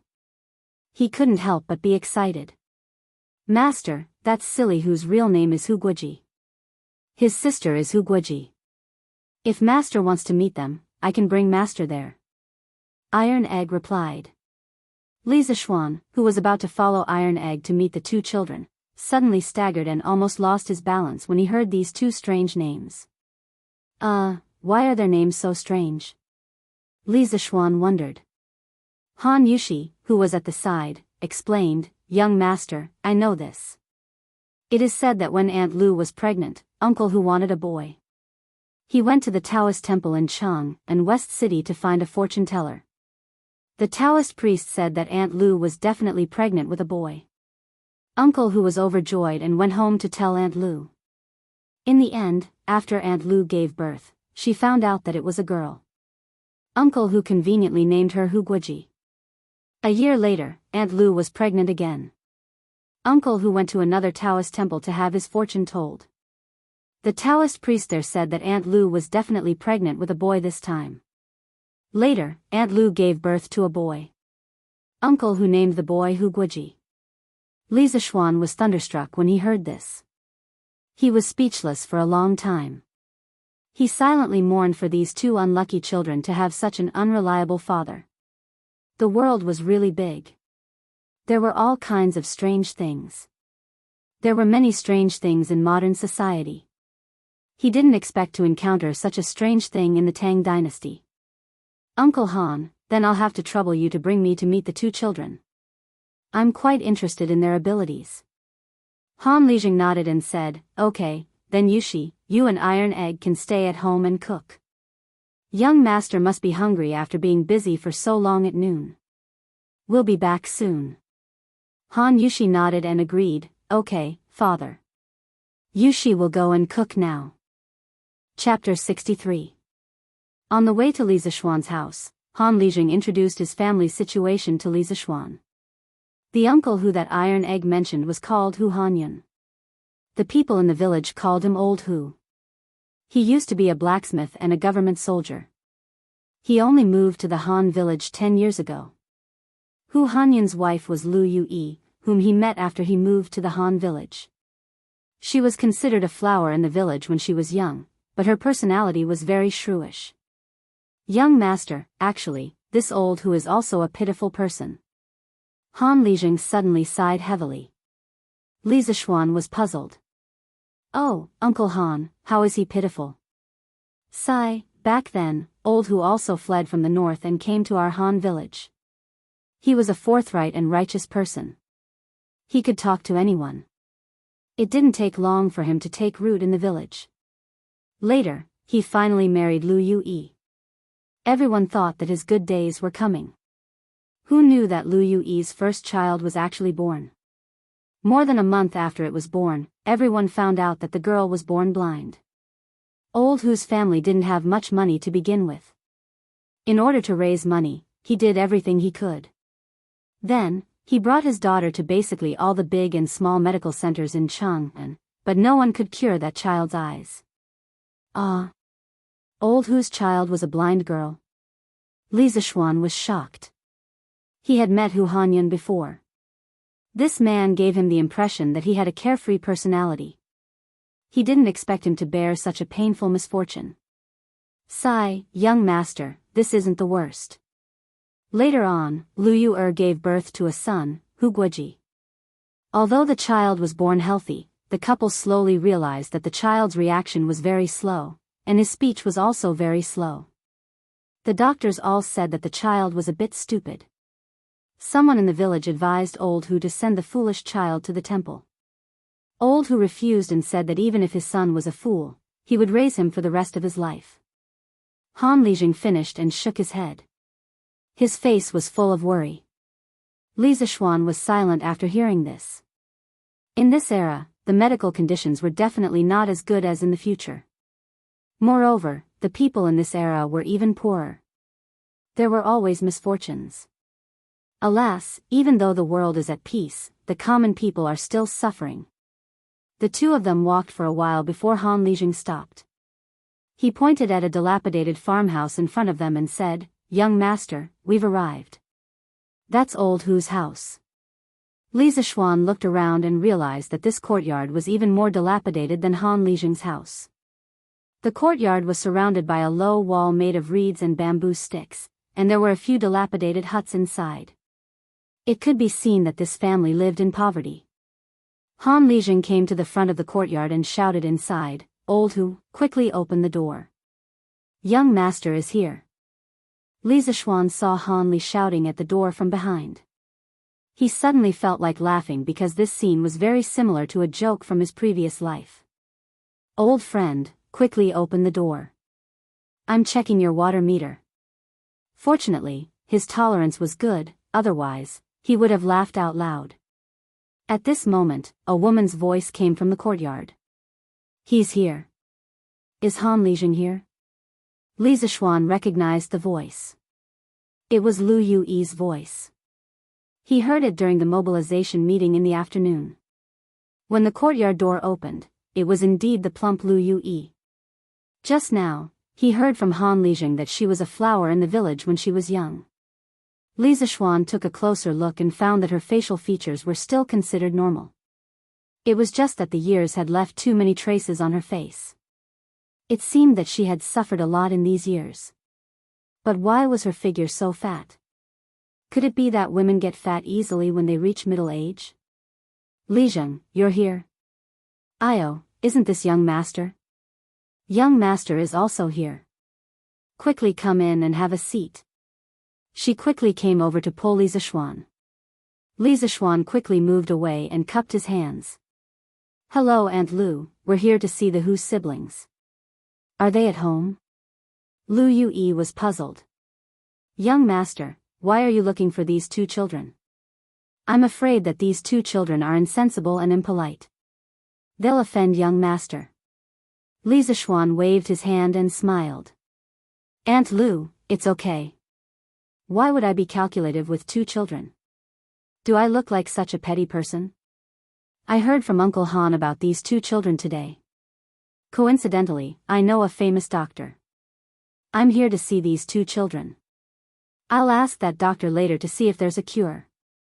Lu Yui heard this and a huge surprise rushed to her head. Her breathing quickened and her eyes widened as she stared at Li Zishuan. She said in disbelief, Young master, you're saying that our family can still be saved?" "Aunt Lu, I didn't say that it can definitely be saved. As for the specific situation, I'll have to see them to know." Okay. I'll bring young master to see them now." "Young master, quickly follow me." Lu Yui couldn't wait to bring Li Zishuan in. Cough, Yui, why isn't old Hu at home? Han Lijing asked at this time. Lu Yui then remembered that Han Lijing was next to her.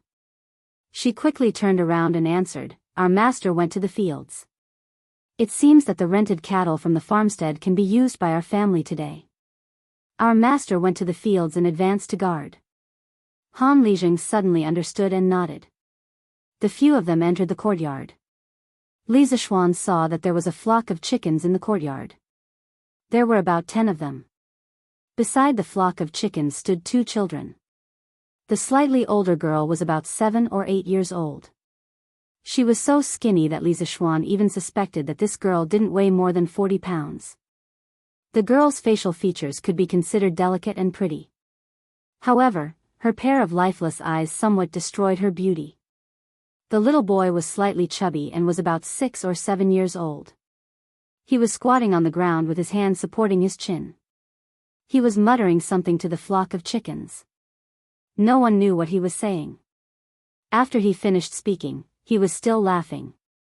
Lu Yui saw that her son was making a fool of himself in front of the young master.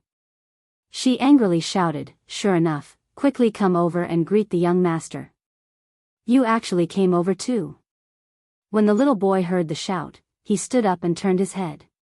He smiled at Lu Yui and said, "Mother." After he finished speaking, he didn't immediately run over.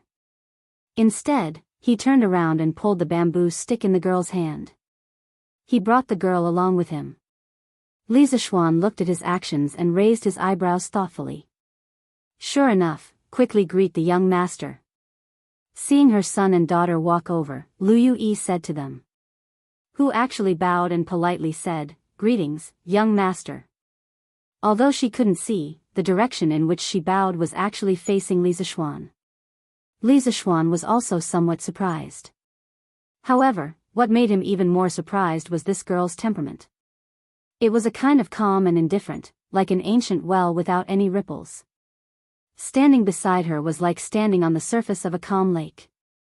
This girl, at such a young age, her temperament was probably even more indifferent than those monks. At this time, Hu Sure chuckled and scratched the back of his head. He laughed foolishly and said, Ha, sure, greets, young master. This child's pronunciation was really very slow. Moreover, it seemed that this child was really struggling to speak. Also, when Hu Sure said this sentence, coupled with his name, Li Zishuan felt that it was a little strange no matter how he heard it. Chapter 64. Looking at the two children in front of him, Li Zishuan felt a little uncomfortable.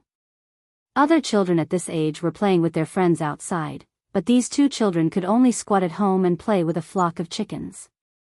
How sad. Aunt Lu, you go do your things first. I want to talk to these two children alone for a while. Then young master, if you need anything, call me. Lu Yue responded and brought Han Lijing to sit in the front hall. Is your name Guiji? Li Zishuan bent down and tried to smile kindly. Perhaps because he felt Li Zishuan's goodwill, Hu Zishuan said with a silly smile, Young master, you already know my name. Why are you still asking for me? It seemed that this child wasn't stupid. Previously, when Li Zishuan saw that he didn't forget to pull his sister along when he came over, Li Zishuan felt that this child wasn't as stupid as Han Lijing and the others said. Now that he saw Hu Guiyuan, although he spoke slowly, his thoughts were very clear and organized. Li Zishuan was even more certain of his judgment. Sure enough, I heard that you can make chickens very obedient. Can you show it to your brother? Yes. Hearing Li Zishuan mention chickens, Hu Guiji suddenly became excited and quickly pulled his sister to the flock of chickens in the east corner of the yard. Li Zishuan crossed his arms with great interest as he stood to the side, watching the two siblings play out what kind of tricks they would play. He saw Hu Guiji raise two chubby little hands and let out a burst of hurried, goo goo goo, sounds. The flock of chickens seemed to have heard the order and excitedly surrounded him, goo goo goo, sounds around him. Sister, it's your turn. Hu Guiji shouted at Hu Guiji. She took out a willow leaf from her waist, put it to her mouth, and blew an incomplete tune. The flock of chickens that were surrounding her turned around and ran to her side. Li Zishuan was dumbfounded as he watched from the side. In his previous life, his family had also raised chickens, but when his mother usually called the chickens to feed them, those chickens would only run over and watch nearby. They would only dare to come over to eat when his mother was far away. It wasn't like this. When the chickens heard the voices of the two siblings, they were not afraid of them at all. They surrounded them as if they had taken drugs. It was really amazing. What Li Zishuan didn't expect was that there would be something even more extreme. Sure enough, Hu seemed to be a little high at this time. He ran to his sister's side and stood in front of the flock of chickens. Then, he turned his head to Li Zishuan and smiled proudly, saying, Hey, young master, look, quickly. Hu Guiji raised his hands, half squatted, and jumped up and down. His mouth made a very rhythmic G sound. The flock of chickens in front of him, at this moment, seemed to have heard his call and lined up neatly in front of him. What was even more amazing was that the flock of chickens actually followed Hu Guiji's rhythm and began to jump. They also tilted their necks and turned their heads neatly. Perhaps Hu felt that it was boring for his brother to play alone, so he put the willow leaf next to his mouth and played a happy and melodious tune with Hu Guiji's rhythm. In the small courtyard, a young girl was standing under the sun and playing a tune. A young boy was happily walking while making strange sounds. The flock of chickens on the ground twisted their bodies to the rhythm. This scene was so beautiful that it almost blinded Li Zishuan's titanium alloy eyes. At this moment, Li Zishuan's heart gave birth to a strange feeling. The scene in front of him was as if a young girl was playing music, and then a young boy was below the stage, leading a flock of chickens to do a square dance. TSK, Li Zishuan expressed that this was really something that he had seen long ago. Hey, young master. Guoji. How is your acting? The two children played for a while, and Guoji felt tired first, so he stopped and ran to Li Zishuan's side, somewhat proudly asking for praise. Usually, only his sister was willing to play with him. When other children saw him and his sister playing with a flock of chickens, they all treated them as fools and distanced themselves from them. This time, it was rare to have such an amiable young master who specially wanted to see him and the flock of chickens perform. Guoji was very happy and had long regarded Li Zishuan as his best friend. Li Zishuan could see that Guoji urgently needed to be acknowledged and praised by others. He also understood that this child's heart was lonely and lacked recognition. Li Zishuan smiled, rubbed Guoji's head, and said, "Sure enough, your performance was very good. You really are the smartest child I've ever seen." Guoji, who was on the side, heard this and breathed a sigh of relief. She was afraid that this young master would say something to hurt her brother like other people and make him sad. Her brother's heart had been hurt enough. At this time, when she heard Li Zishuan praise her brother, Guoji felt a trace of gratitude towards Li Zishuan from the bottom of her heart. When Guoji heard Li Zishuan's words, he jumped 3 feet high and excitedly rushed to the front hall. As he ran, he cheered, "Mother, young master, just said. I'm not a fool. He said. I'm the smartest child in the village." At this moment, he was so excited that he spoke faster than before. This was the first praise he received from an outsider since he came to this world. Finally, there was someone who didn't treat him as a fool. Of course, Guoji's heart was excited. Although he was young, he had been treated as a fool by the children in the village since he was young. His self-esteem had been trampled over and over again, so of course, he was more mature than his peers. He was so eager to be recognized, and today, there was finally someone who recognized him. Guoji felt that he had never been as happy as today. In his heart, he thought, this young master who came from nowhere is really a good person. At this time, Guoji used the bamboo stick to explore the road and came to Li Zishuan's side. She smiled and said, "Thank you, young master, for saying so. I haven't seen my brother so happy in a long time." Although her heart was as calm as still water, it was only for outsiders. For this brother of hers, she naturally cared and loved him very much. Li Zishuan habitually shook his head. Suddenly, he realized that this girl seemed to be unable to see, so he quickly said awkwardly, "What I said just now was actually the truth. I didn't deliberately say that to make you happy." Guoji said in disbelief, "Really?" "Of course it's true. In the eyes of others, your ability to make chickens obedient may be worthless, but in my eyes, your ability is priceless," Li Zishuan said with certainty. "Well, although I can't see young master's expression, I can feel young master's sincerity. Young master is speaking the truth. Thank you, young master." Guoji's face finally broke into a smile and said happily. Chapter 65. Actually, how did you and your brother manage to make the chickens listen to you? Li Zishuan saw that this little girl was not as distant to him as before, so he wanted to chat with her. Actually replied softly, "Young master, isn't this normal? You actually believe that anyone who spends all their time with these chickens will eventually have the ability that my brother and I have. Moreover, my brother and I treat these chickens as our good friends, so naturally, they will listen to us." Li Zishuan was silent. This sentence sounded simple, but it contained endless loneliness and sorrow that ordinary people could not imagine.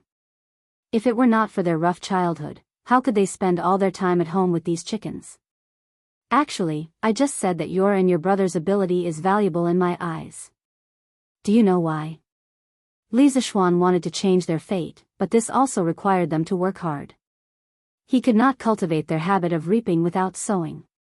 Hu actually shook her head and said, although I can feel that young master is telling the truth, I can't think of what my brother and I can do for young master with this ability. Actually, you should have heard from your mother that I want to raise a large number of chickens in the Han family manor, right? Hu actually nodded. Li Zishuan continued, I need you and your brother to teach your ability to a group of people. Next year, I need you to lead these people to help me control the flock of chickens in the manor. When I tell you to drive the flock of chickens, you just have to do it. Hu actually was puzzled and asked, young master, what do you need these chickens to do? Li Zishuan smiled and said, you will naturally know next year. I can't tell you now. I really hope that you can help me. This is not a deal. If you are willing, you can treat me as a friend. As your friend, I will also find a way to find a famous doctor to treat your illness. Hu actually was surprised when she heard this, but then she shook her head and said, young master, as long as you can find someone to treat my eyes, I am extremely grateful. When I was young, my father spent a lot of money to treat my eyes. I don't want to trouble others anymore. Moreover, I am already used to the darkness. As for the matter that young master mentioned, he was actually very willing to help. This girl was so young, but she was so sensible. Li Zishuan was still lamenting how unfortunate old Hu was, but now it seemed that he was lucky to have such a sensible daughter. Li Zishuan smiled and said, since we are friends, we don't need to care about these things. I will keep your eye disease in mind. If it can be cured, I will definitely find a way to cure it for you. In fact, there is more than darkness in this world. When you can see it one day, you will be fascinated by this colorful world.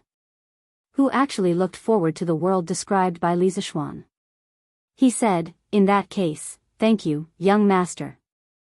Aunt Lu, I've seen these two children. I'll talk to the famous doctor later and see if he can treat them. I also want these two children to help me. I hope Aunt Lu can agree. Li Zishuan entered the house and said to Lu Yue. Lu Yue smiled happily and said, young master, you have helped our family so much. We don't know how to thank you. Young master, if you need anything, please tell us. Li Zishuan told Lu Yue the plan that he had just told Hu actually. Han Lizheng and Lu Yue were both shocked. They really didn't know why Li Zishuan did this. Lu Yue couldn't help but ask, young master, what is the use of letting people learn this? Li Zishuan smiled and said, it is very useful. Aunt Lu, you will know next year. Aunt Lu, let these two children help me teach people. I can spend 20 strings of coins to hire them. The tens of thousands of chickens that our Han family village will raise in the future will be called the Sky Chicken Brigade.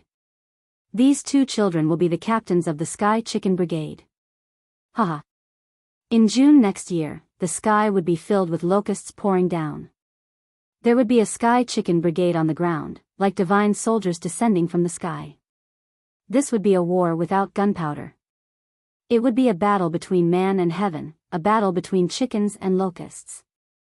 Lu Yue didn't care about the Sky Chicken Brigade. She just heard that the young master was going to give her 20 strings of coins. This was 20 strings of coins. Lu Yue had never seen so much money.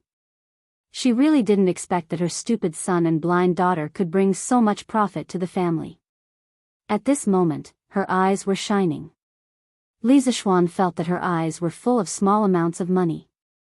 He couldn't help but find it funny. Of course, Lu Yue wouldn't refuse Li Zishuan like old Hu. She and old Hu had been married for so many years and had become more realistic. She hurriedly agreed. Young master, don't worry. I will urge Wang Jinghe to teach this ability to others. Li Zishuan nodded and smiled. Thank you for your cooperation, Aunt Lu. I will ask someone to send the money over another day. He then turned to Han Lizheng and said, Uncle Han, let's go to the field to find Uncle Hu. We have to tell him about this. On the way to the field, Han Lizheng couldn't help but ask, young master, what do you want Wang Jinghe and Wang Jinghe to teach people to train chickens for? Li Zishuan smiled. Uncle Han, it's not convenient for me to talk about this now, but please keep this in mind. When you go back later, inform the people in the village. In the Han family village, whether it's adults or children, the first 100 people who learn the ability of Hu Zhenghe and Wang Zhenghe to train chickens will receive a reward of 500 coins. Uncle Han, you will work hard and be in charge of the assessment. Help me record these people's names in the book and then hand it to me. Han Lijing was dumbfounded. He really wanted to say, young master, is it really good to spend money like this? In his eyes, Li Zishuan's actions were really nonsense. On the ridge of the field outside the village, the two of them found old Hu. Seeing him sitting on the ground, bored to death as if he was waiting for something, the two of them walked over. Old Hu, young master, and I are here to see you. Han Lijing called out. Io, Lijing, young master, why are you here? Old Hu stood up in surprise. Uncle Hu, I came to talk to you about Wang Zhenghe and Wang Zhenghe. Li Zishuan replied. Young master, what's there to talk about those two children? Old Hu stared at him in confusion. Li Zishuan told Old Hu about his thoughts just now. Old Hu immediately widened his eyes and said in disbelief, Young master, don't make fun of me, Old Hu. You only want my two children to teach people how to train chickens, and young master will find a famous doctor to treat the two children? Li Zishuan nodded and smiled, Uncle Hu, what I said is true. Why would I make fun of you? Hearing the affirmative answer, Old Hu suddenly became so emotional that his eyes turned red. His lips trembled, Young master, as long as you can get people to treat my two children, my life will be yours from now on. Even if young master wants me to die, I am willing. Li Zishuan also admired this honest and affectionate man in front of him. In his previous life, he had seen many parents who abandoned their children after giving birth to deformed or disabled children. This Old Hu did not care about any difficulties and did not abandon his children. This was a man worthy of respect and also a father worthy of respect. Li Zishuan hurriedly said, Uncle Hu, what are you talking about? Why would I want your life? As expected, as long as you can help me teach a group of people, that would be the best reward for me. Chapter 66. Outside the Han village, in the fields. Old Hu kept thanking the young master, but he was not good with words. In the end, he only said the same few sentences. Li Zishuan felt very awkward listening to him. Seeing this, Han Lijing interrupted him and said, Old Hu, you've been waiting here for so long. You still haven't seen the cattle? Old Hu heard this and shook his head dejectedly. He pointed at a middle-aged man who was plowing not far away and said, Lijing, look, old Wang's family hasn't used up all the cattle. There's not much rain this year, so the fields are hard to plow. I'm so worried. Uncle Han, can't we borrow more cattle from the county? Li Zishuan heard Old Hu's complaints and was a little confused, so he asked. Han Lijing shook his head and said, Young master, you don't know, but we have a lot of people in the village. The county has already given us more cattle than the other villages. At this time, it's spring plowing season everywhere. The county definitely doesn't have any extra cattle to give us. Old Hu sighed heavily and said, Lijing, with the current speed of plowing, I'm afraid that many of the villagers will miss the spring plowing season. What should we do? Li Zishuan was shocked when he heard this. In his previous life, he was also a child from the countryside. He knew how serious the consequences of missing the spring plowing season were.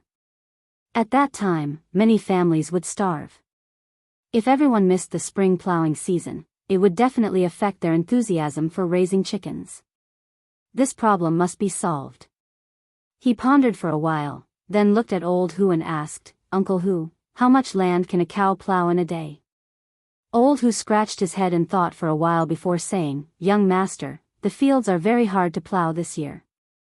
A cow can at most plow 4 mu of land a day. If we plow more, we're afraid that the cows will be tired out. If this was in the previous years, they could plow 6 to 7 mu of land a day. It's all because there's not enough rain this year. For mu of land a day, this speed was too slow. Li Zishuan frowned and looked at Han Lijing and asked, Uncle Han, how many cattle do we have in the village? Young master, this year, the farmstead has rented 20 cows, which is already much more than the other farmsteads. Li Zishuan silently calculated in his heart. At this rate, wouldn't it take more than a month to finish plowing? That wouldn't do. It was not that he had not thought of spending money to buy cattle from other places, but in this era, cattle had always been scarce. If he bought cattle from other places, what would happen to the people there?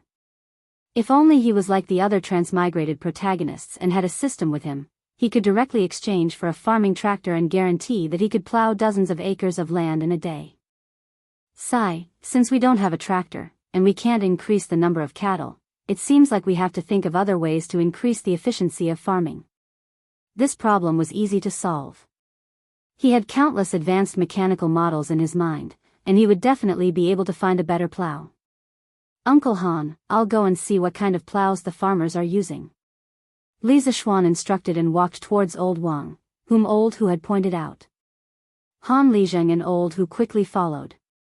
Li Zishuan came to the embankment beside Old Wang, and his eyes began to focus on the plow that Old Wang was using. Old Wang was concentrating on plowing and did not notice that someone was looking at him. In his previous life, Li Zishuan was very short-sighted. In this life, he did not know if it was because of his divine ability, but his eyesight was very good, and he could clearly see the structure of the plow from afar. He discovered that the structure of the plow was very strange. The shaft of the plow was actually straight, and it was actually about 9 feet long. With such a long shaft, it would probably be very difficult to turn around. Li Zishuan quickly constructed a three-dimensional structure of the plow in his mind, and based on his knowledge of engineering mechanics, he analyzed the various parts of the plow. He discovered that the plow required a large amount of pulling force to plow the land, and its structure was clearly unreasonable. Li Zishuan furrowed his brows. He was thinking about which better plow should be used to replace the current one. Various plows from different eras flashed through his mind, and suddenly, he stopped at a plow that was not very different from the current one. I'll choose you. This should be called a curved plow, and it should not have appeared yet. The structure of this curved shaft plow should have been modified from the structure of the plow in front of us. Even though the modification is not very big, every modification is very crucial. Compared to the plow that Lao Wang is using, this curved shaft plow obviously saves more effort. It is very easy to see this by drawing an analysis of the force exerted. At this time, Li Zishuan not only had a three-dimensional model of the curved plow in his mind, but he also had a force analysis diagram. It was obvious that the curved plow was more labor-saving, and it was not just a little. The most important thing was that the plow was not difficult to manufacture, and it was easy to mass-produce. When he returned, he could immediately find a craftsman to start manufacturing. This way, he could ensure that the Han family village would not miss out on the spring plowing. In fact, the Tang dynasty was currently using the long straight plow that was passed down from the Han dynasty. The curved plow that Li Zishuan imagined in his mind only appeared in the Jiangdong region in the later part of the Tang dynasty, and thus it was also called the Jiangdong plow. Compared to the long straight plow, the curved plow was more flexible and labor-saving. In the case where the soil was moist, even a strong young man would be able to pull it. Uncle Han, you guys plow like this for now. I will think of a way for you guys in the next 2 days. I will definitely not let the villagers miss out on the spring plowing. Li Zishuan had a solution in his mind, so he turned around and said to Han Lizheng. When Han Lizheng and Old Hu heard this, they were pleasantly surprised. The land was the life of the villagers. If they missed out on the spring plowing, the harvest would be greatly reduced, and it would not be rare for people to starve to death. They did not expect that the young master would actually help them think of a way. This was really too surprising. Thank you, young master. All of the villagers in the Han family village will remember young master's kindness for the rest of their lives. But what method does young master plan to use? Are you going to Cheng and to buy more cattle? Han Lizheng solemnly bowed to express his thanks, but he was also very curious about what method Li Zishuan would use to help them. If he were to buy cattle for their village, then the price he would have to pay would be too expensive. Li Zishuan shook his head and said with a smile, "Of course I'm not going to buy cattle. If I were to buy cattle, what would the villagers in other places use? Uncle Han, in 2 days, I will bring you a more labor-saving plow. At that time, your plowing speed will at least increase by 2 times. When Han Lijing and Old Hu heard this, they were both shocked. Did such a plow exist in this world? Old Hu's eyes widened exaggeratedly, and he cried out in disbelief, young master, are you speaking the truth? How could there be such a godly plow in this world? Li Zishuan nodded with certainty and said, Uncle Hu, don't worry. Seeing is believing. In 2 days, you will naturally know. Chapter 67. When Li Zishuan returned home, the sky was almost dark. He also brought Iron Egg over. Since he had accepted this disciple, Li Zishuan also planned to teach him well. He would let Iron Egg stay in the west courtyard first. Since the west courtyard was so big, he could just pick a wing room for him. As for Han Yushi, of course, she didn't come with him. Li Zishuan planned to let her help with the wine mixing after he was done with his work. At that time, the first batch of fruit wine from the Han village would be delivered. Recently, he really didn't have time to care about this. There were too many things to do. During dinner, Li Zishuan's parents expressed their goodwill to Iron Egg, a new member of the family. Iron Egg, who was always dignified and strong, was a little embarrassed. During dinner, he was teased by Lan. Lan was also very happy about Iron Egg's arrival. Now, she finally had a playmate of the same age. Although her brother was usually very good to her, he always treated her like a child. Lan always felt a little indignant. Now that Iron Egg was here, she was no longer the youngest. Of course, this was only what she thought. In reality, Iron Egg was a few months older than her. After dinner, Li Zishuan reported the number of chickens raised by the Han village to Old Man Li in the study. Old Man Li was shocked. 80,000? So many?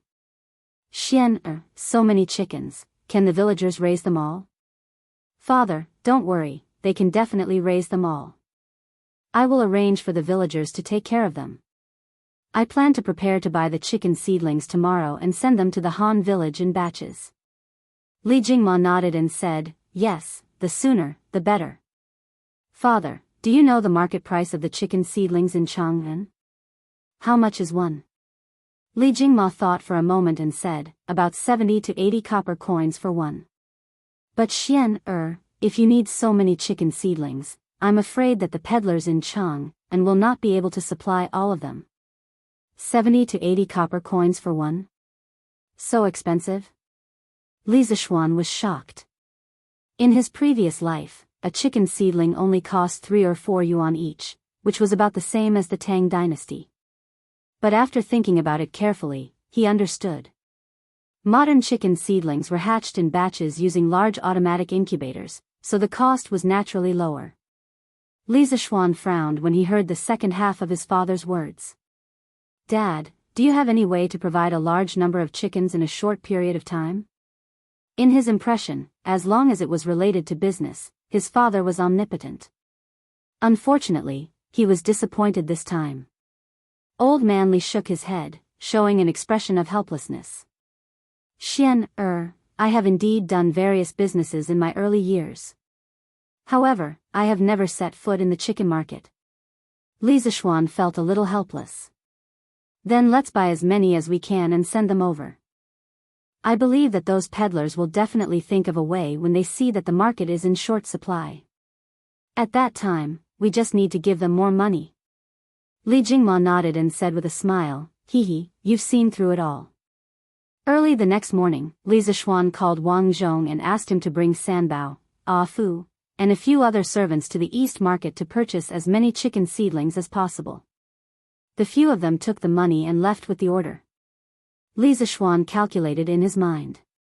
If he calculated according to the price of 80 yuan per chicken, 80,000 chicken seedlings would cost about 6,400 strings of coins. Of course, with Li Zishuan's large purchases, there would be many other peddlers who would raise the price.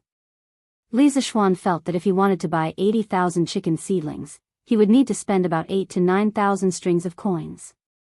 This was really expensive. Early in the morning, Iron Egg was also picked up by Lisa Schwan to learn how to read from Lan. This made Lan very happy. She never thought that she would become a teacher one day. Looking at the little girl, with her hands behind her back, pretending to be mature and steady, teaching Iron Egg, Lisa Schwan couldn't help but want to laugh. In fact, Lisa Schwan's guess was not wrong at all. After Wang Zhong and the others came to the East Market, they were like bandits. When they met peddlers who sold chicken seedlings, they directly bought all of their stock. Merchants had the most sensitive noses. Some of the peddlers soon heard the news from Wang Zhong and the others.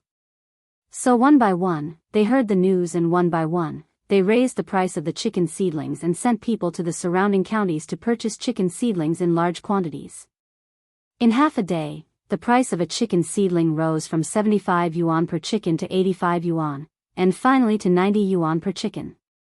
In a short time, chicken seedlings were expensive in Chang'an. However, Wang Zhong and the others still didn't care about the price. They bought all the chicken seedlings in the West Market and told the peddlers that they still needed a lot of chicken seedlings and asked them to hurry up and stock up.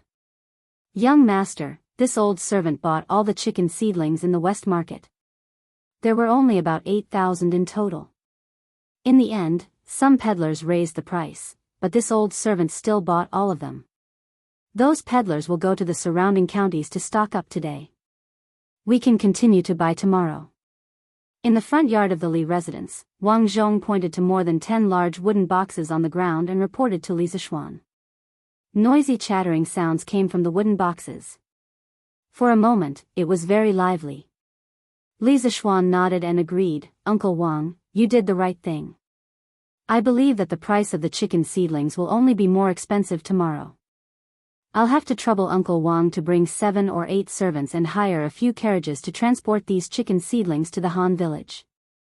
Give them to Han Lijeng and let him distribute them according to the order that everyone signed up. Also, let Han Lijeng immediately gather people in the village. The wage is 30 yuan per person per day. Let them surround the back of the mountain and build a chicken farm. You can continue to purchase the chicken seedlings tomorrow." Wang Zhong nodded and immediately went to gather people. Lisa Schwan returned to the west courtyard and went to his study. He spread out a piece of rice paper and closed his eyes. He drew the structure of the curved shaft plow and labeled the dimensions. Lisa Schwan also learned about the measurement units of the Tang dynasty. The labeled dimensions were naturally converted. He also noted the things that needed to be taken note of during the processing. After he finished drawing, Lisa Schwan rolled up the drawing and prepared to go to Yan Shaoning's house to find him. Of course, the sooner the better. The villagers of the Han village were still waiting for his curved shaft plow to plow the land. Under the lead of a servant, Lisa Schwan arrived at the Yan residence. After the gatekeeper announced his arrival, Yan Shaoning came out to greet him with a big smile. "Huh, Xiao Xian, how come you have time to visit me today?" Lisa Schwan smiled and said, "Brother Shaoning is the technical director of our Strange Interest Pavilion and one of the 4 major shareholders. Of course I have to come and greet you." Haha. Yan Shaoning's forehead was full of black lines. He hated the title of technical director, but Lisa Schwan wouldn't agree to change it no matter what. Now that he heard these words, he felt a little disgusted. Yan Shaoning coughed twice and said, "Xiao Xian, come with me to the front hall." "Why are you standing at the door?" Lisa Schwan nodded and followed Yan Shaoning into the residence. Chapter 68. In the front hall of the Yan mansion. After the two sat down, Lisa Schwan asked, "Brother Shaoning, how many scooters have you made?" He didn't come here just to deliver the blueprint. He was also very concerned about the opening of the Strange Interest Pavilion. Yan Shaoning smiled proudly and said, "Hee, Xiao Xian, you don't trust me? The first batch of 300 scooters was completed yesterday. We're just waiting for the opening of the Strange Interest Pavilion." With his father's current status, it was easy for him to get someone to make some scooters. Lisa Schwan's heart also relaxed. This Yan Shaoning was really direct and efficient, unlike some pedantic scholars who did things indecisively. As an engineering student, he didn't embarrass his fellow engineering students. "Brother Shaoning, I'm relieved. Otherwise, how can the Strange Interest Pavilion open without products? By the way, Brother Xiaoning, have you found the craftsman for the Strange Interest Pavilion? He had asked Yan Xiaoning to help him find a group of skilled and honest craftsmen. The Strange Interest Pavilion must have its own workshop in the future. This would be more conducive to keeping secrets and monopolizing the technology. Yan Xiaoning was even more proud when he heard Li Zishuan ask about the craftsman. He smiled and said, "Hee, I wanted to give you a surprise, but since you asked, I'll tell you. After my father found out that I'm working with you on the Strange Interest Pavilion, he gave me one of our previous workshops. In the future, this workshop will be a part of the Strange Interest Pavilion. The craftsmen in the workshop used to work in the general's office. Their skills are excellent." Li Zishuan was really surprised when he heard Yan Xiaoning's words.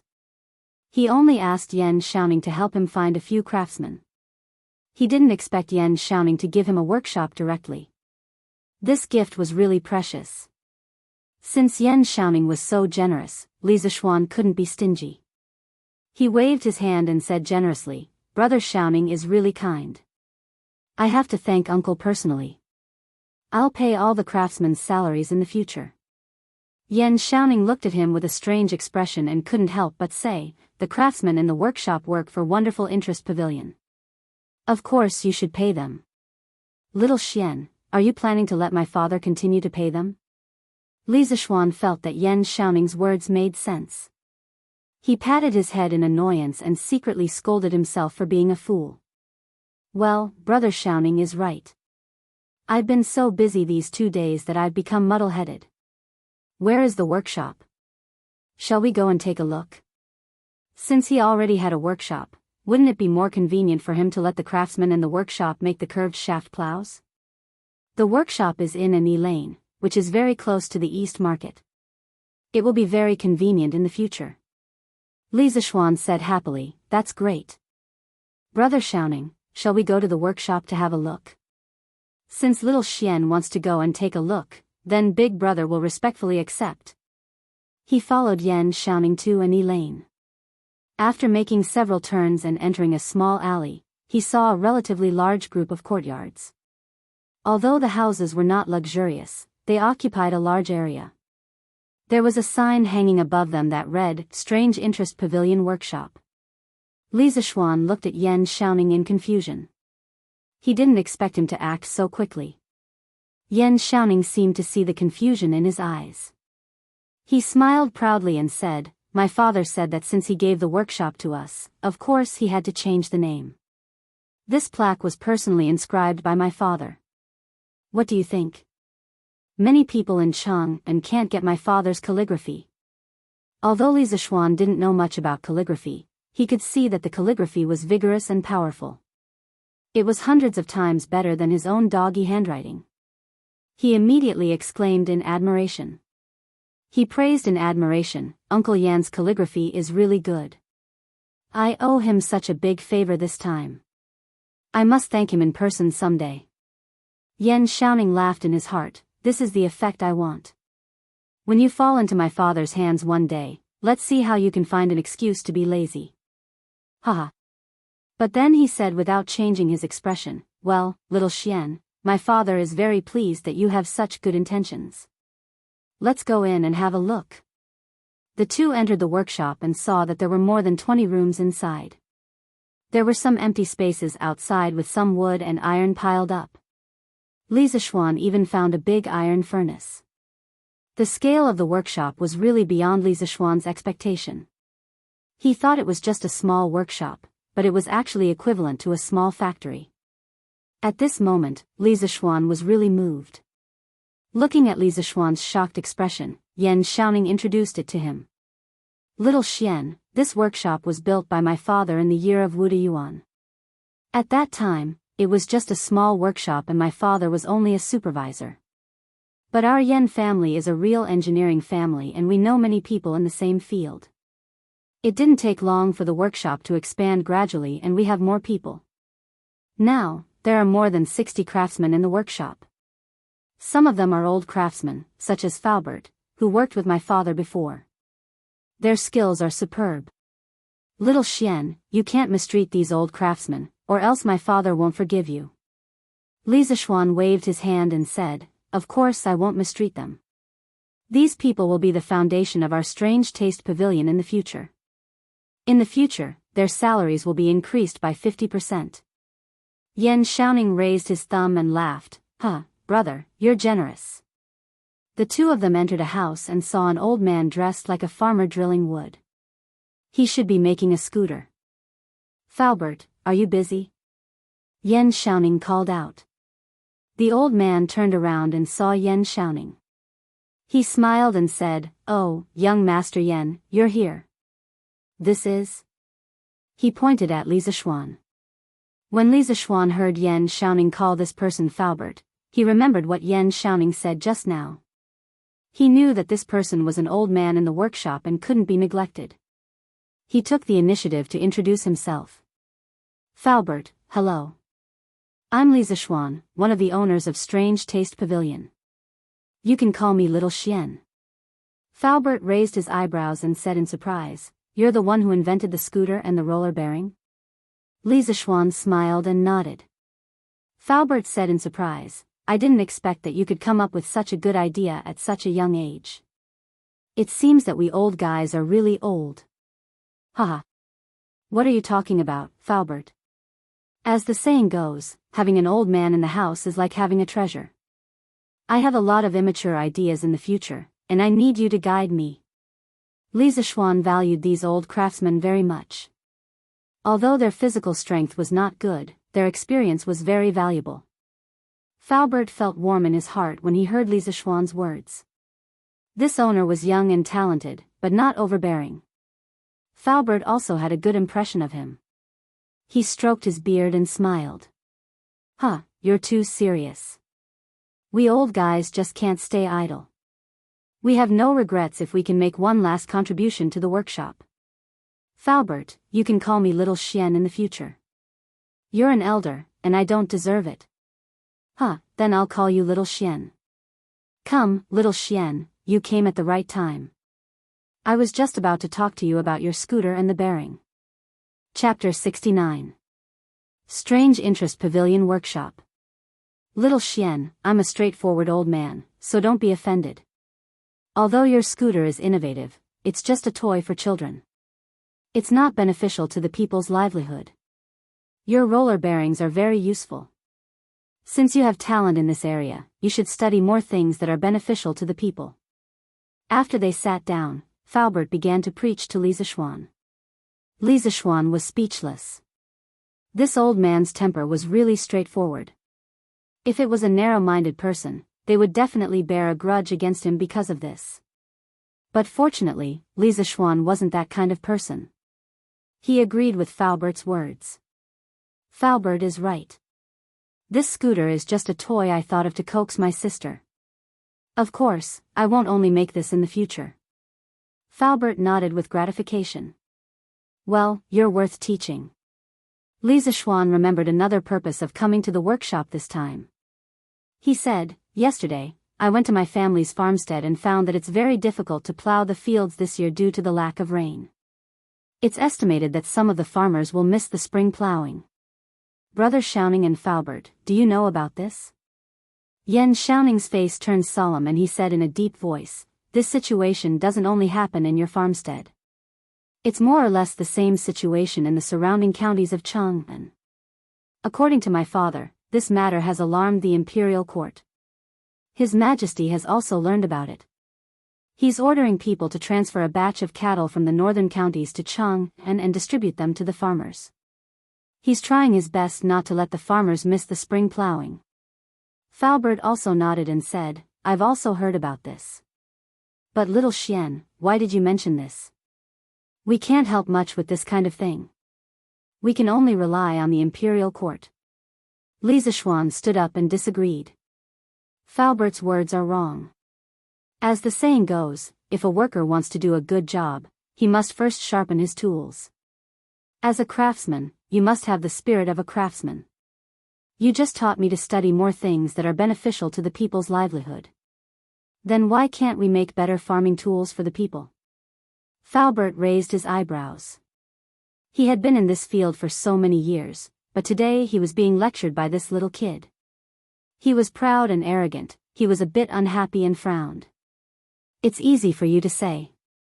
The straight plow used by the Tang dynasty originated from the Han dynasty. After several improvements, it's already the most advanced farming tool.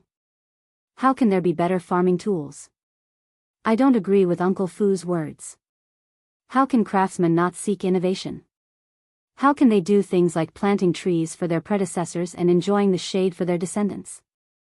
If they don't try, how can they know that they can't make better farming tools? Falbert was not convinced. So, you can make better farming tools? Li Zishuan could also see that this old man was stubborn. It wasn't that he had a bad heart, but he didn't allow others to question him in the field he was best at. Li Zishuan had seen a lot of people like this in his previous life. Generally, all the big shots in various fields had this kind of bad habit. Li Zishuan didn't talk nonsense.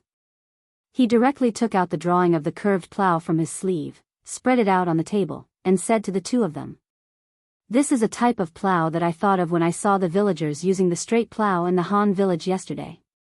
It's a more labor-saving plow. Today, I'm looking for a workshop to make a batch as soon as possible. Brother Shouning, Falbert, come and take a look." Yen Shouning and Falbert couldn't wait to take a look at the drawing. It was the first time that Falbert saw this kind of drawing technique. He couldn't help but frown. He wanted to ask Li Zishuan, but he was a little embarrassed to do so. He had just quarreled with Li Zishuan, so he couldn't bring himself to ask. Yen Shouning, on the other hand, was very familiar with this kind of drawing technique. He read the contents of the drawing carefully, then closed his eyes and concentrated. He imagined the structure of the plow in his mind. After a few breaths, he opened his eyes. "Little Xian, this plow of yours should be an evolution of the straight plow, right? I saw that you made some changes to the length and shape of the plow shaft. You even installed a wheel on the shaft. I've never seen this kind of structure before. I can't tell which one is more labor-saving between your plow and the straight plow we use."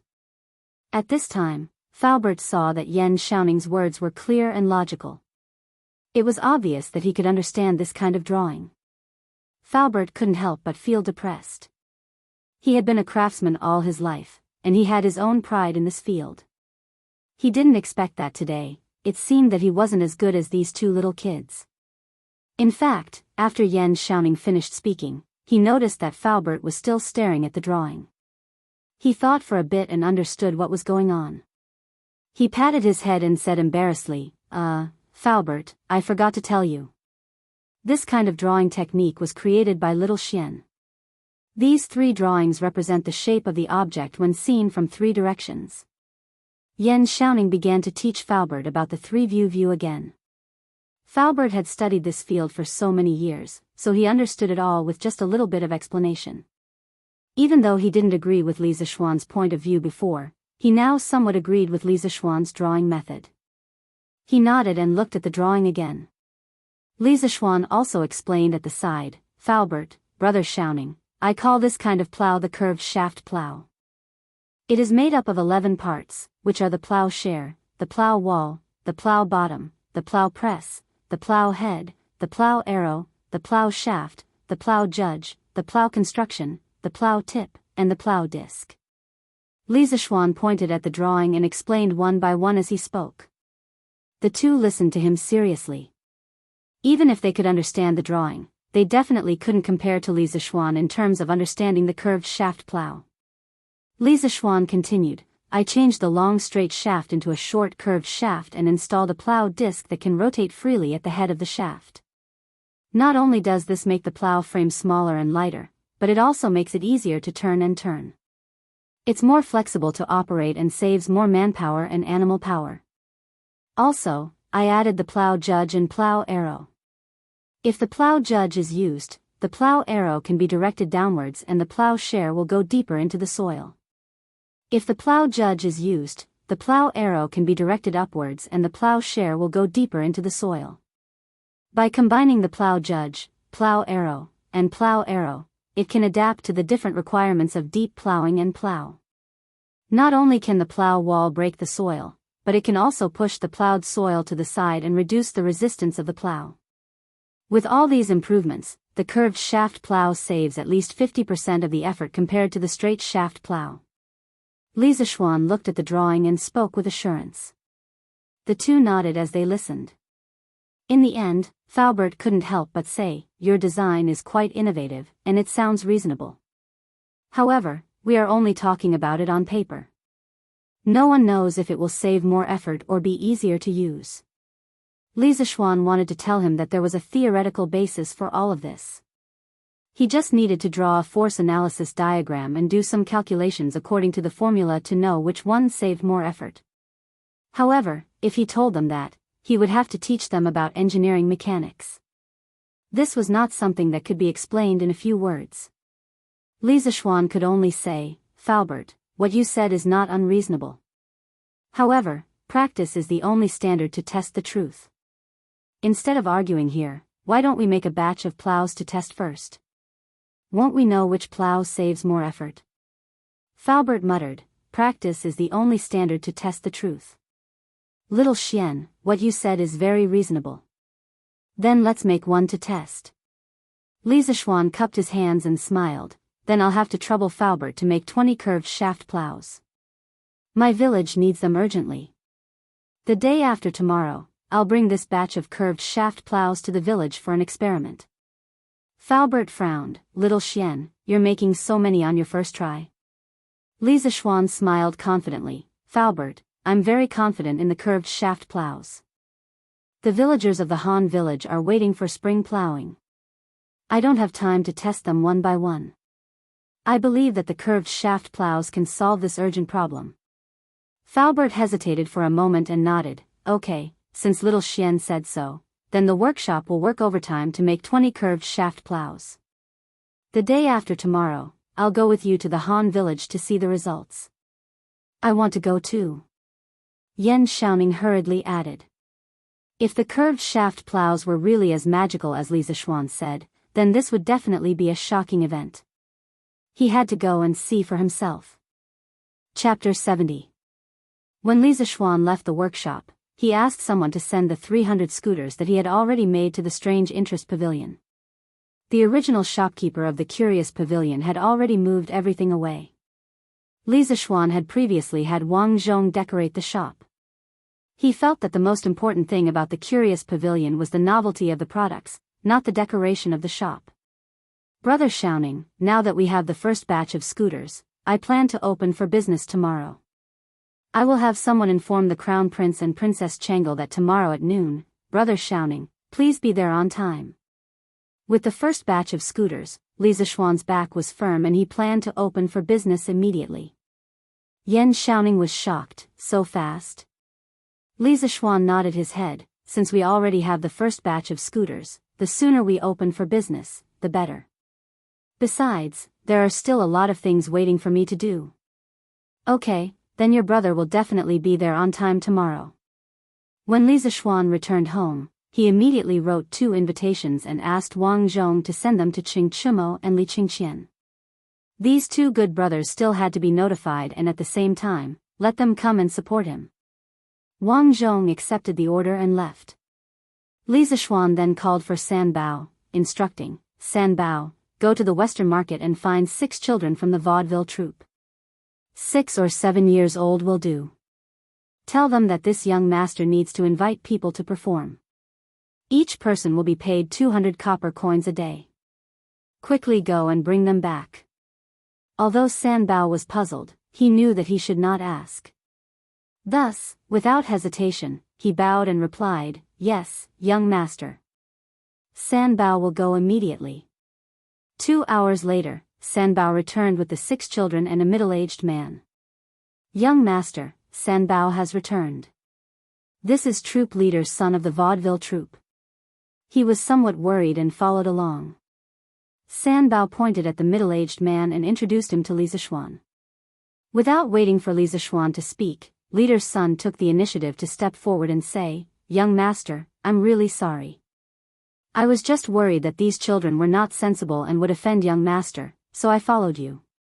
Young master, Please don't misunderstand. Li Zixuan knew in his heart that leader's son was probably afraid that something would happen to these children, such as encountering human traffickers or something. That was why he followed them. However, this also showed that this person had a good heart and was not the kind of person who only had money in his eyes.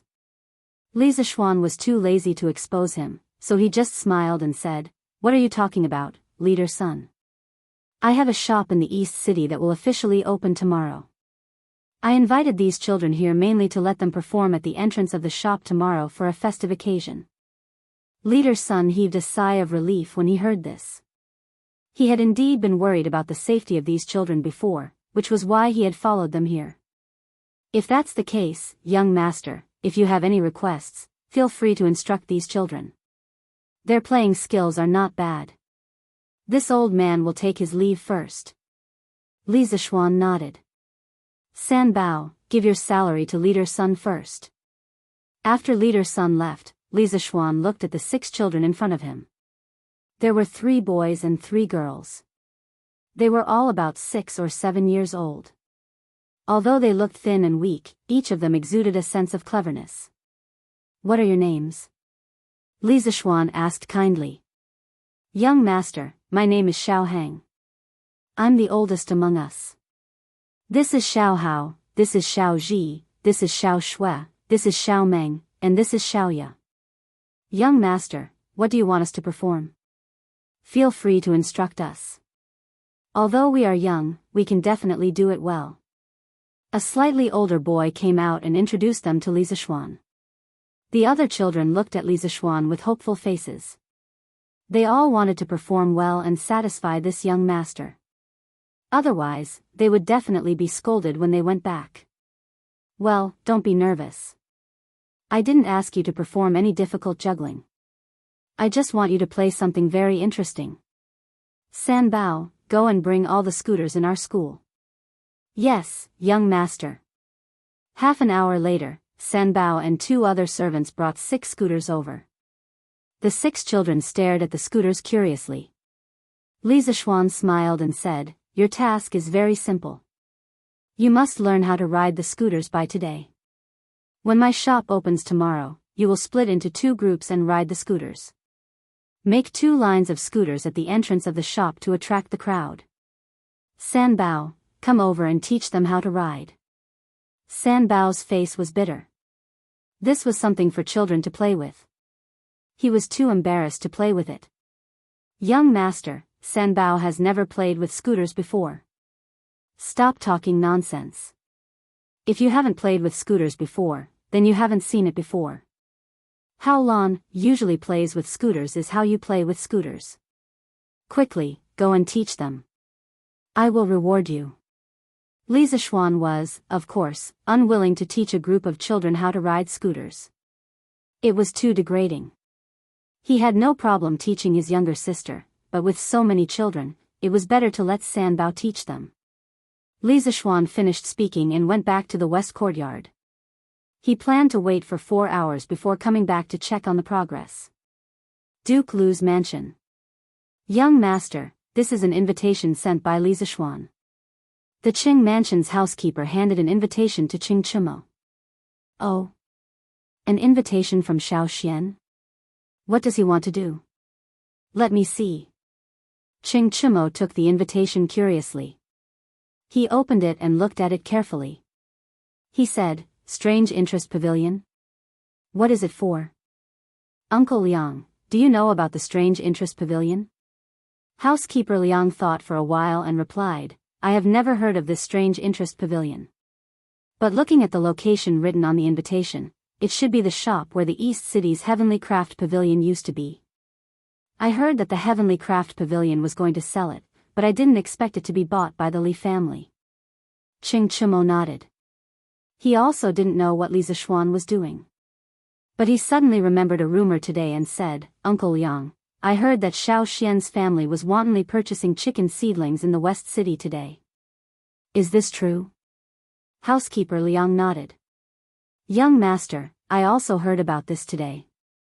It is said that they bought at least 7,000 chicken seedlings today. They bought almost all the chicken seedlings in the East City today."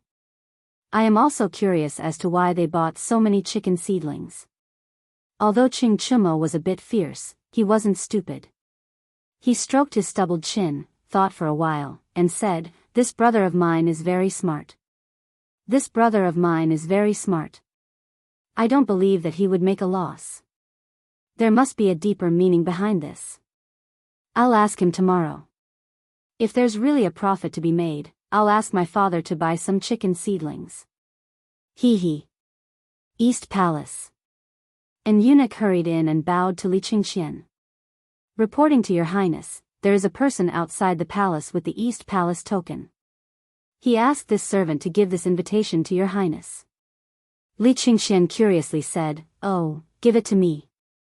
When he saw the contents of the invitation, Li Qingxian's eyes lit up.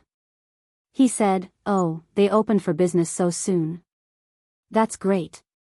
Come, set up the Changle Palace." Chapter 71.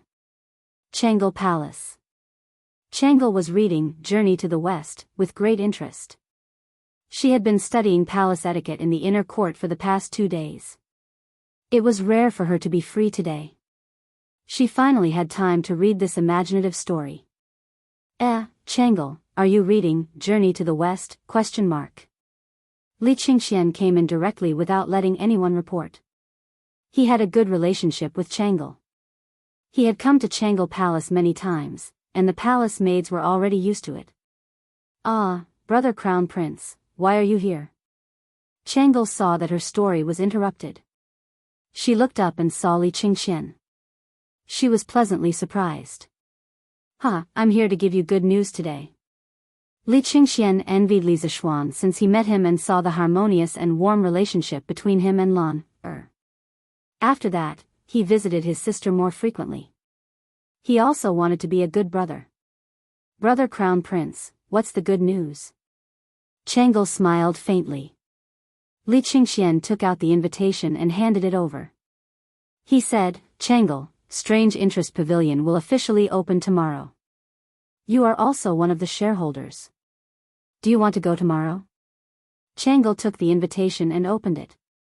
She was pleasantly surprised. "Of course I want to go. Let's go and ask for leave from mother. I will go out with brother Crown Prince tomorrow." She put down the invitation and was about to pull Li Qingxian to the inner court to find Zhang Sun. Li Qingxian shook his head helplessly and followed his sister. Li Tai remembered that he hadn't returned the Journey to the West that he borrowed from Changle. He thought about going to Changle Palace to return it. As an elder brother, it was already not proper for him to borrow the book secretly. If he borrowed it and didn't return it, it would be even more inexcusable. To show his sincerity, Little Fatty specially brought the hardcover version of Journey to the West that he personally copied and came to Changle Palace. Of course, he was prepared to be scolded by Changle. After all, he was in the wrong. "This servant greets your highness, Duke of Wei." When Li Er saw the visitor, she immediately went forward and bowed. However, the way she looked at Li Tai was a little strange. Last time, Li Tai stole books and caused her to almost be punished. Of course, she didn't dare to blame Li Tai. She was just a little vigilant and thought to herself, could it be that Wei Wang is here to steal again? Li Tai pretended not to see her strange eyes.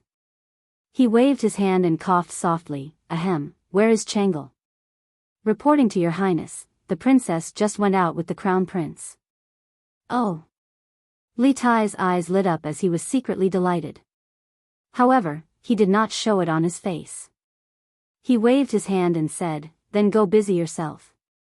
This king is just taking a stroll." After saying that, he walked straight into the palace. Li Er wanted to follow and take a look so that she wouldn't lose something again. However, Li Tai specifically forbade her from following. If she followed, she would definitely provoke Li Tai.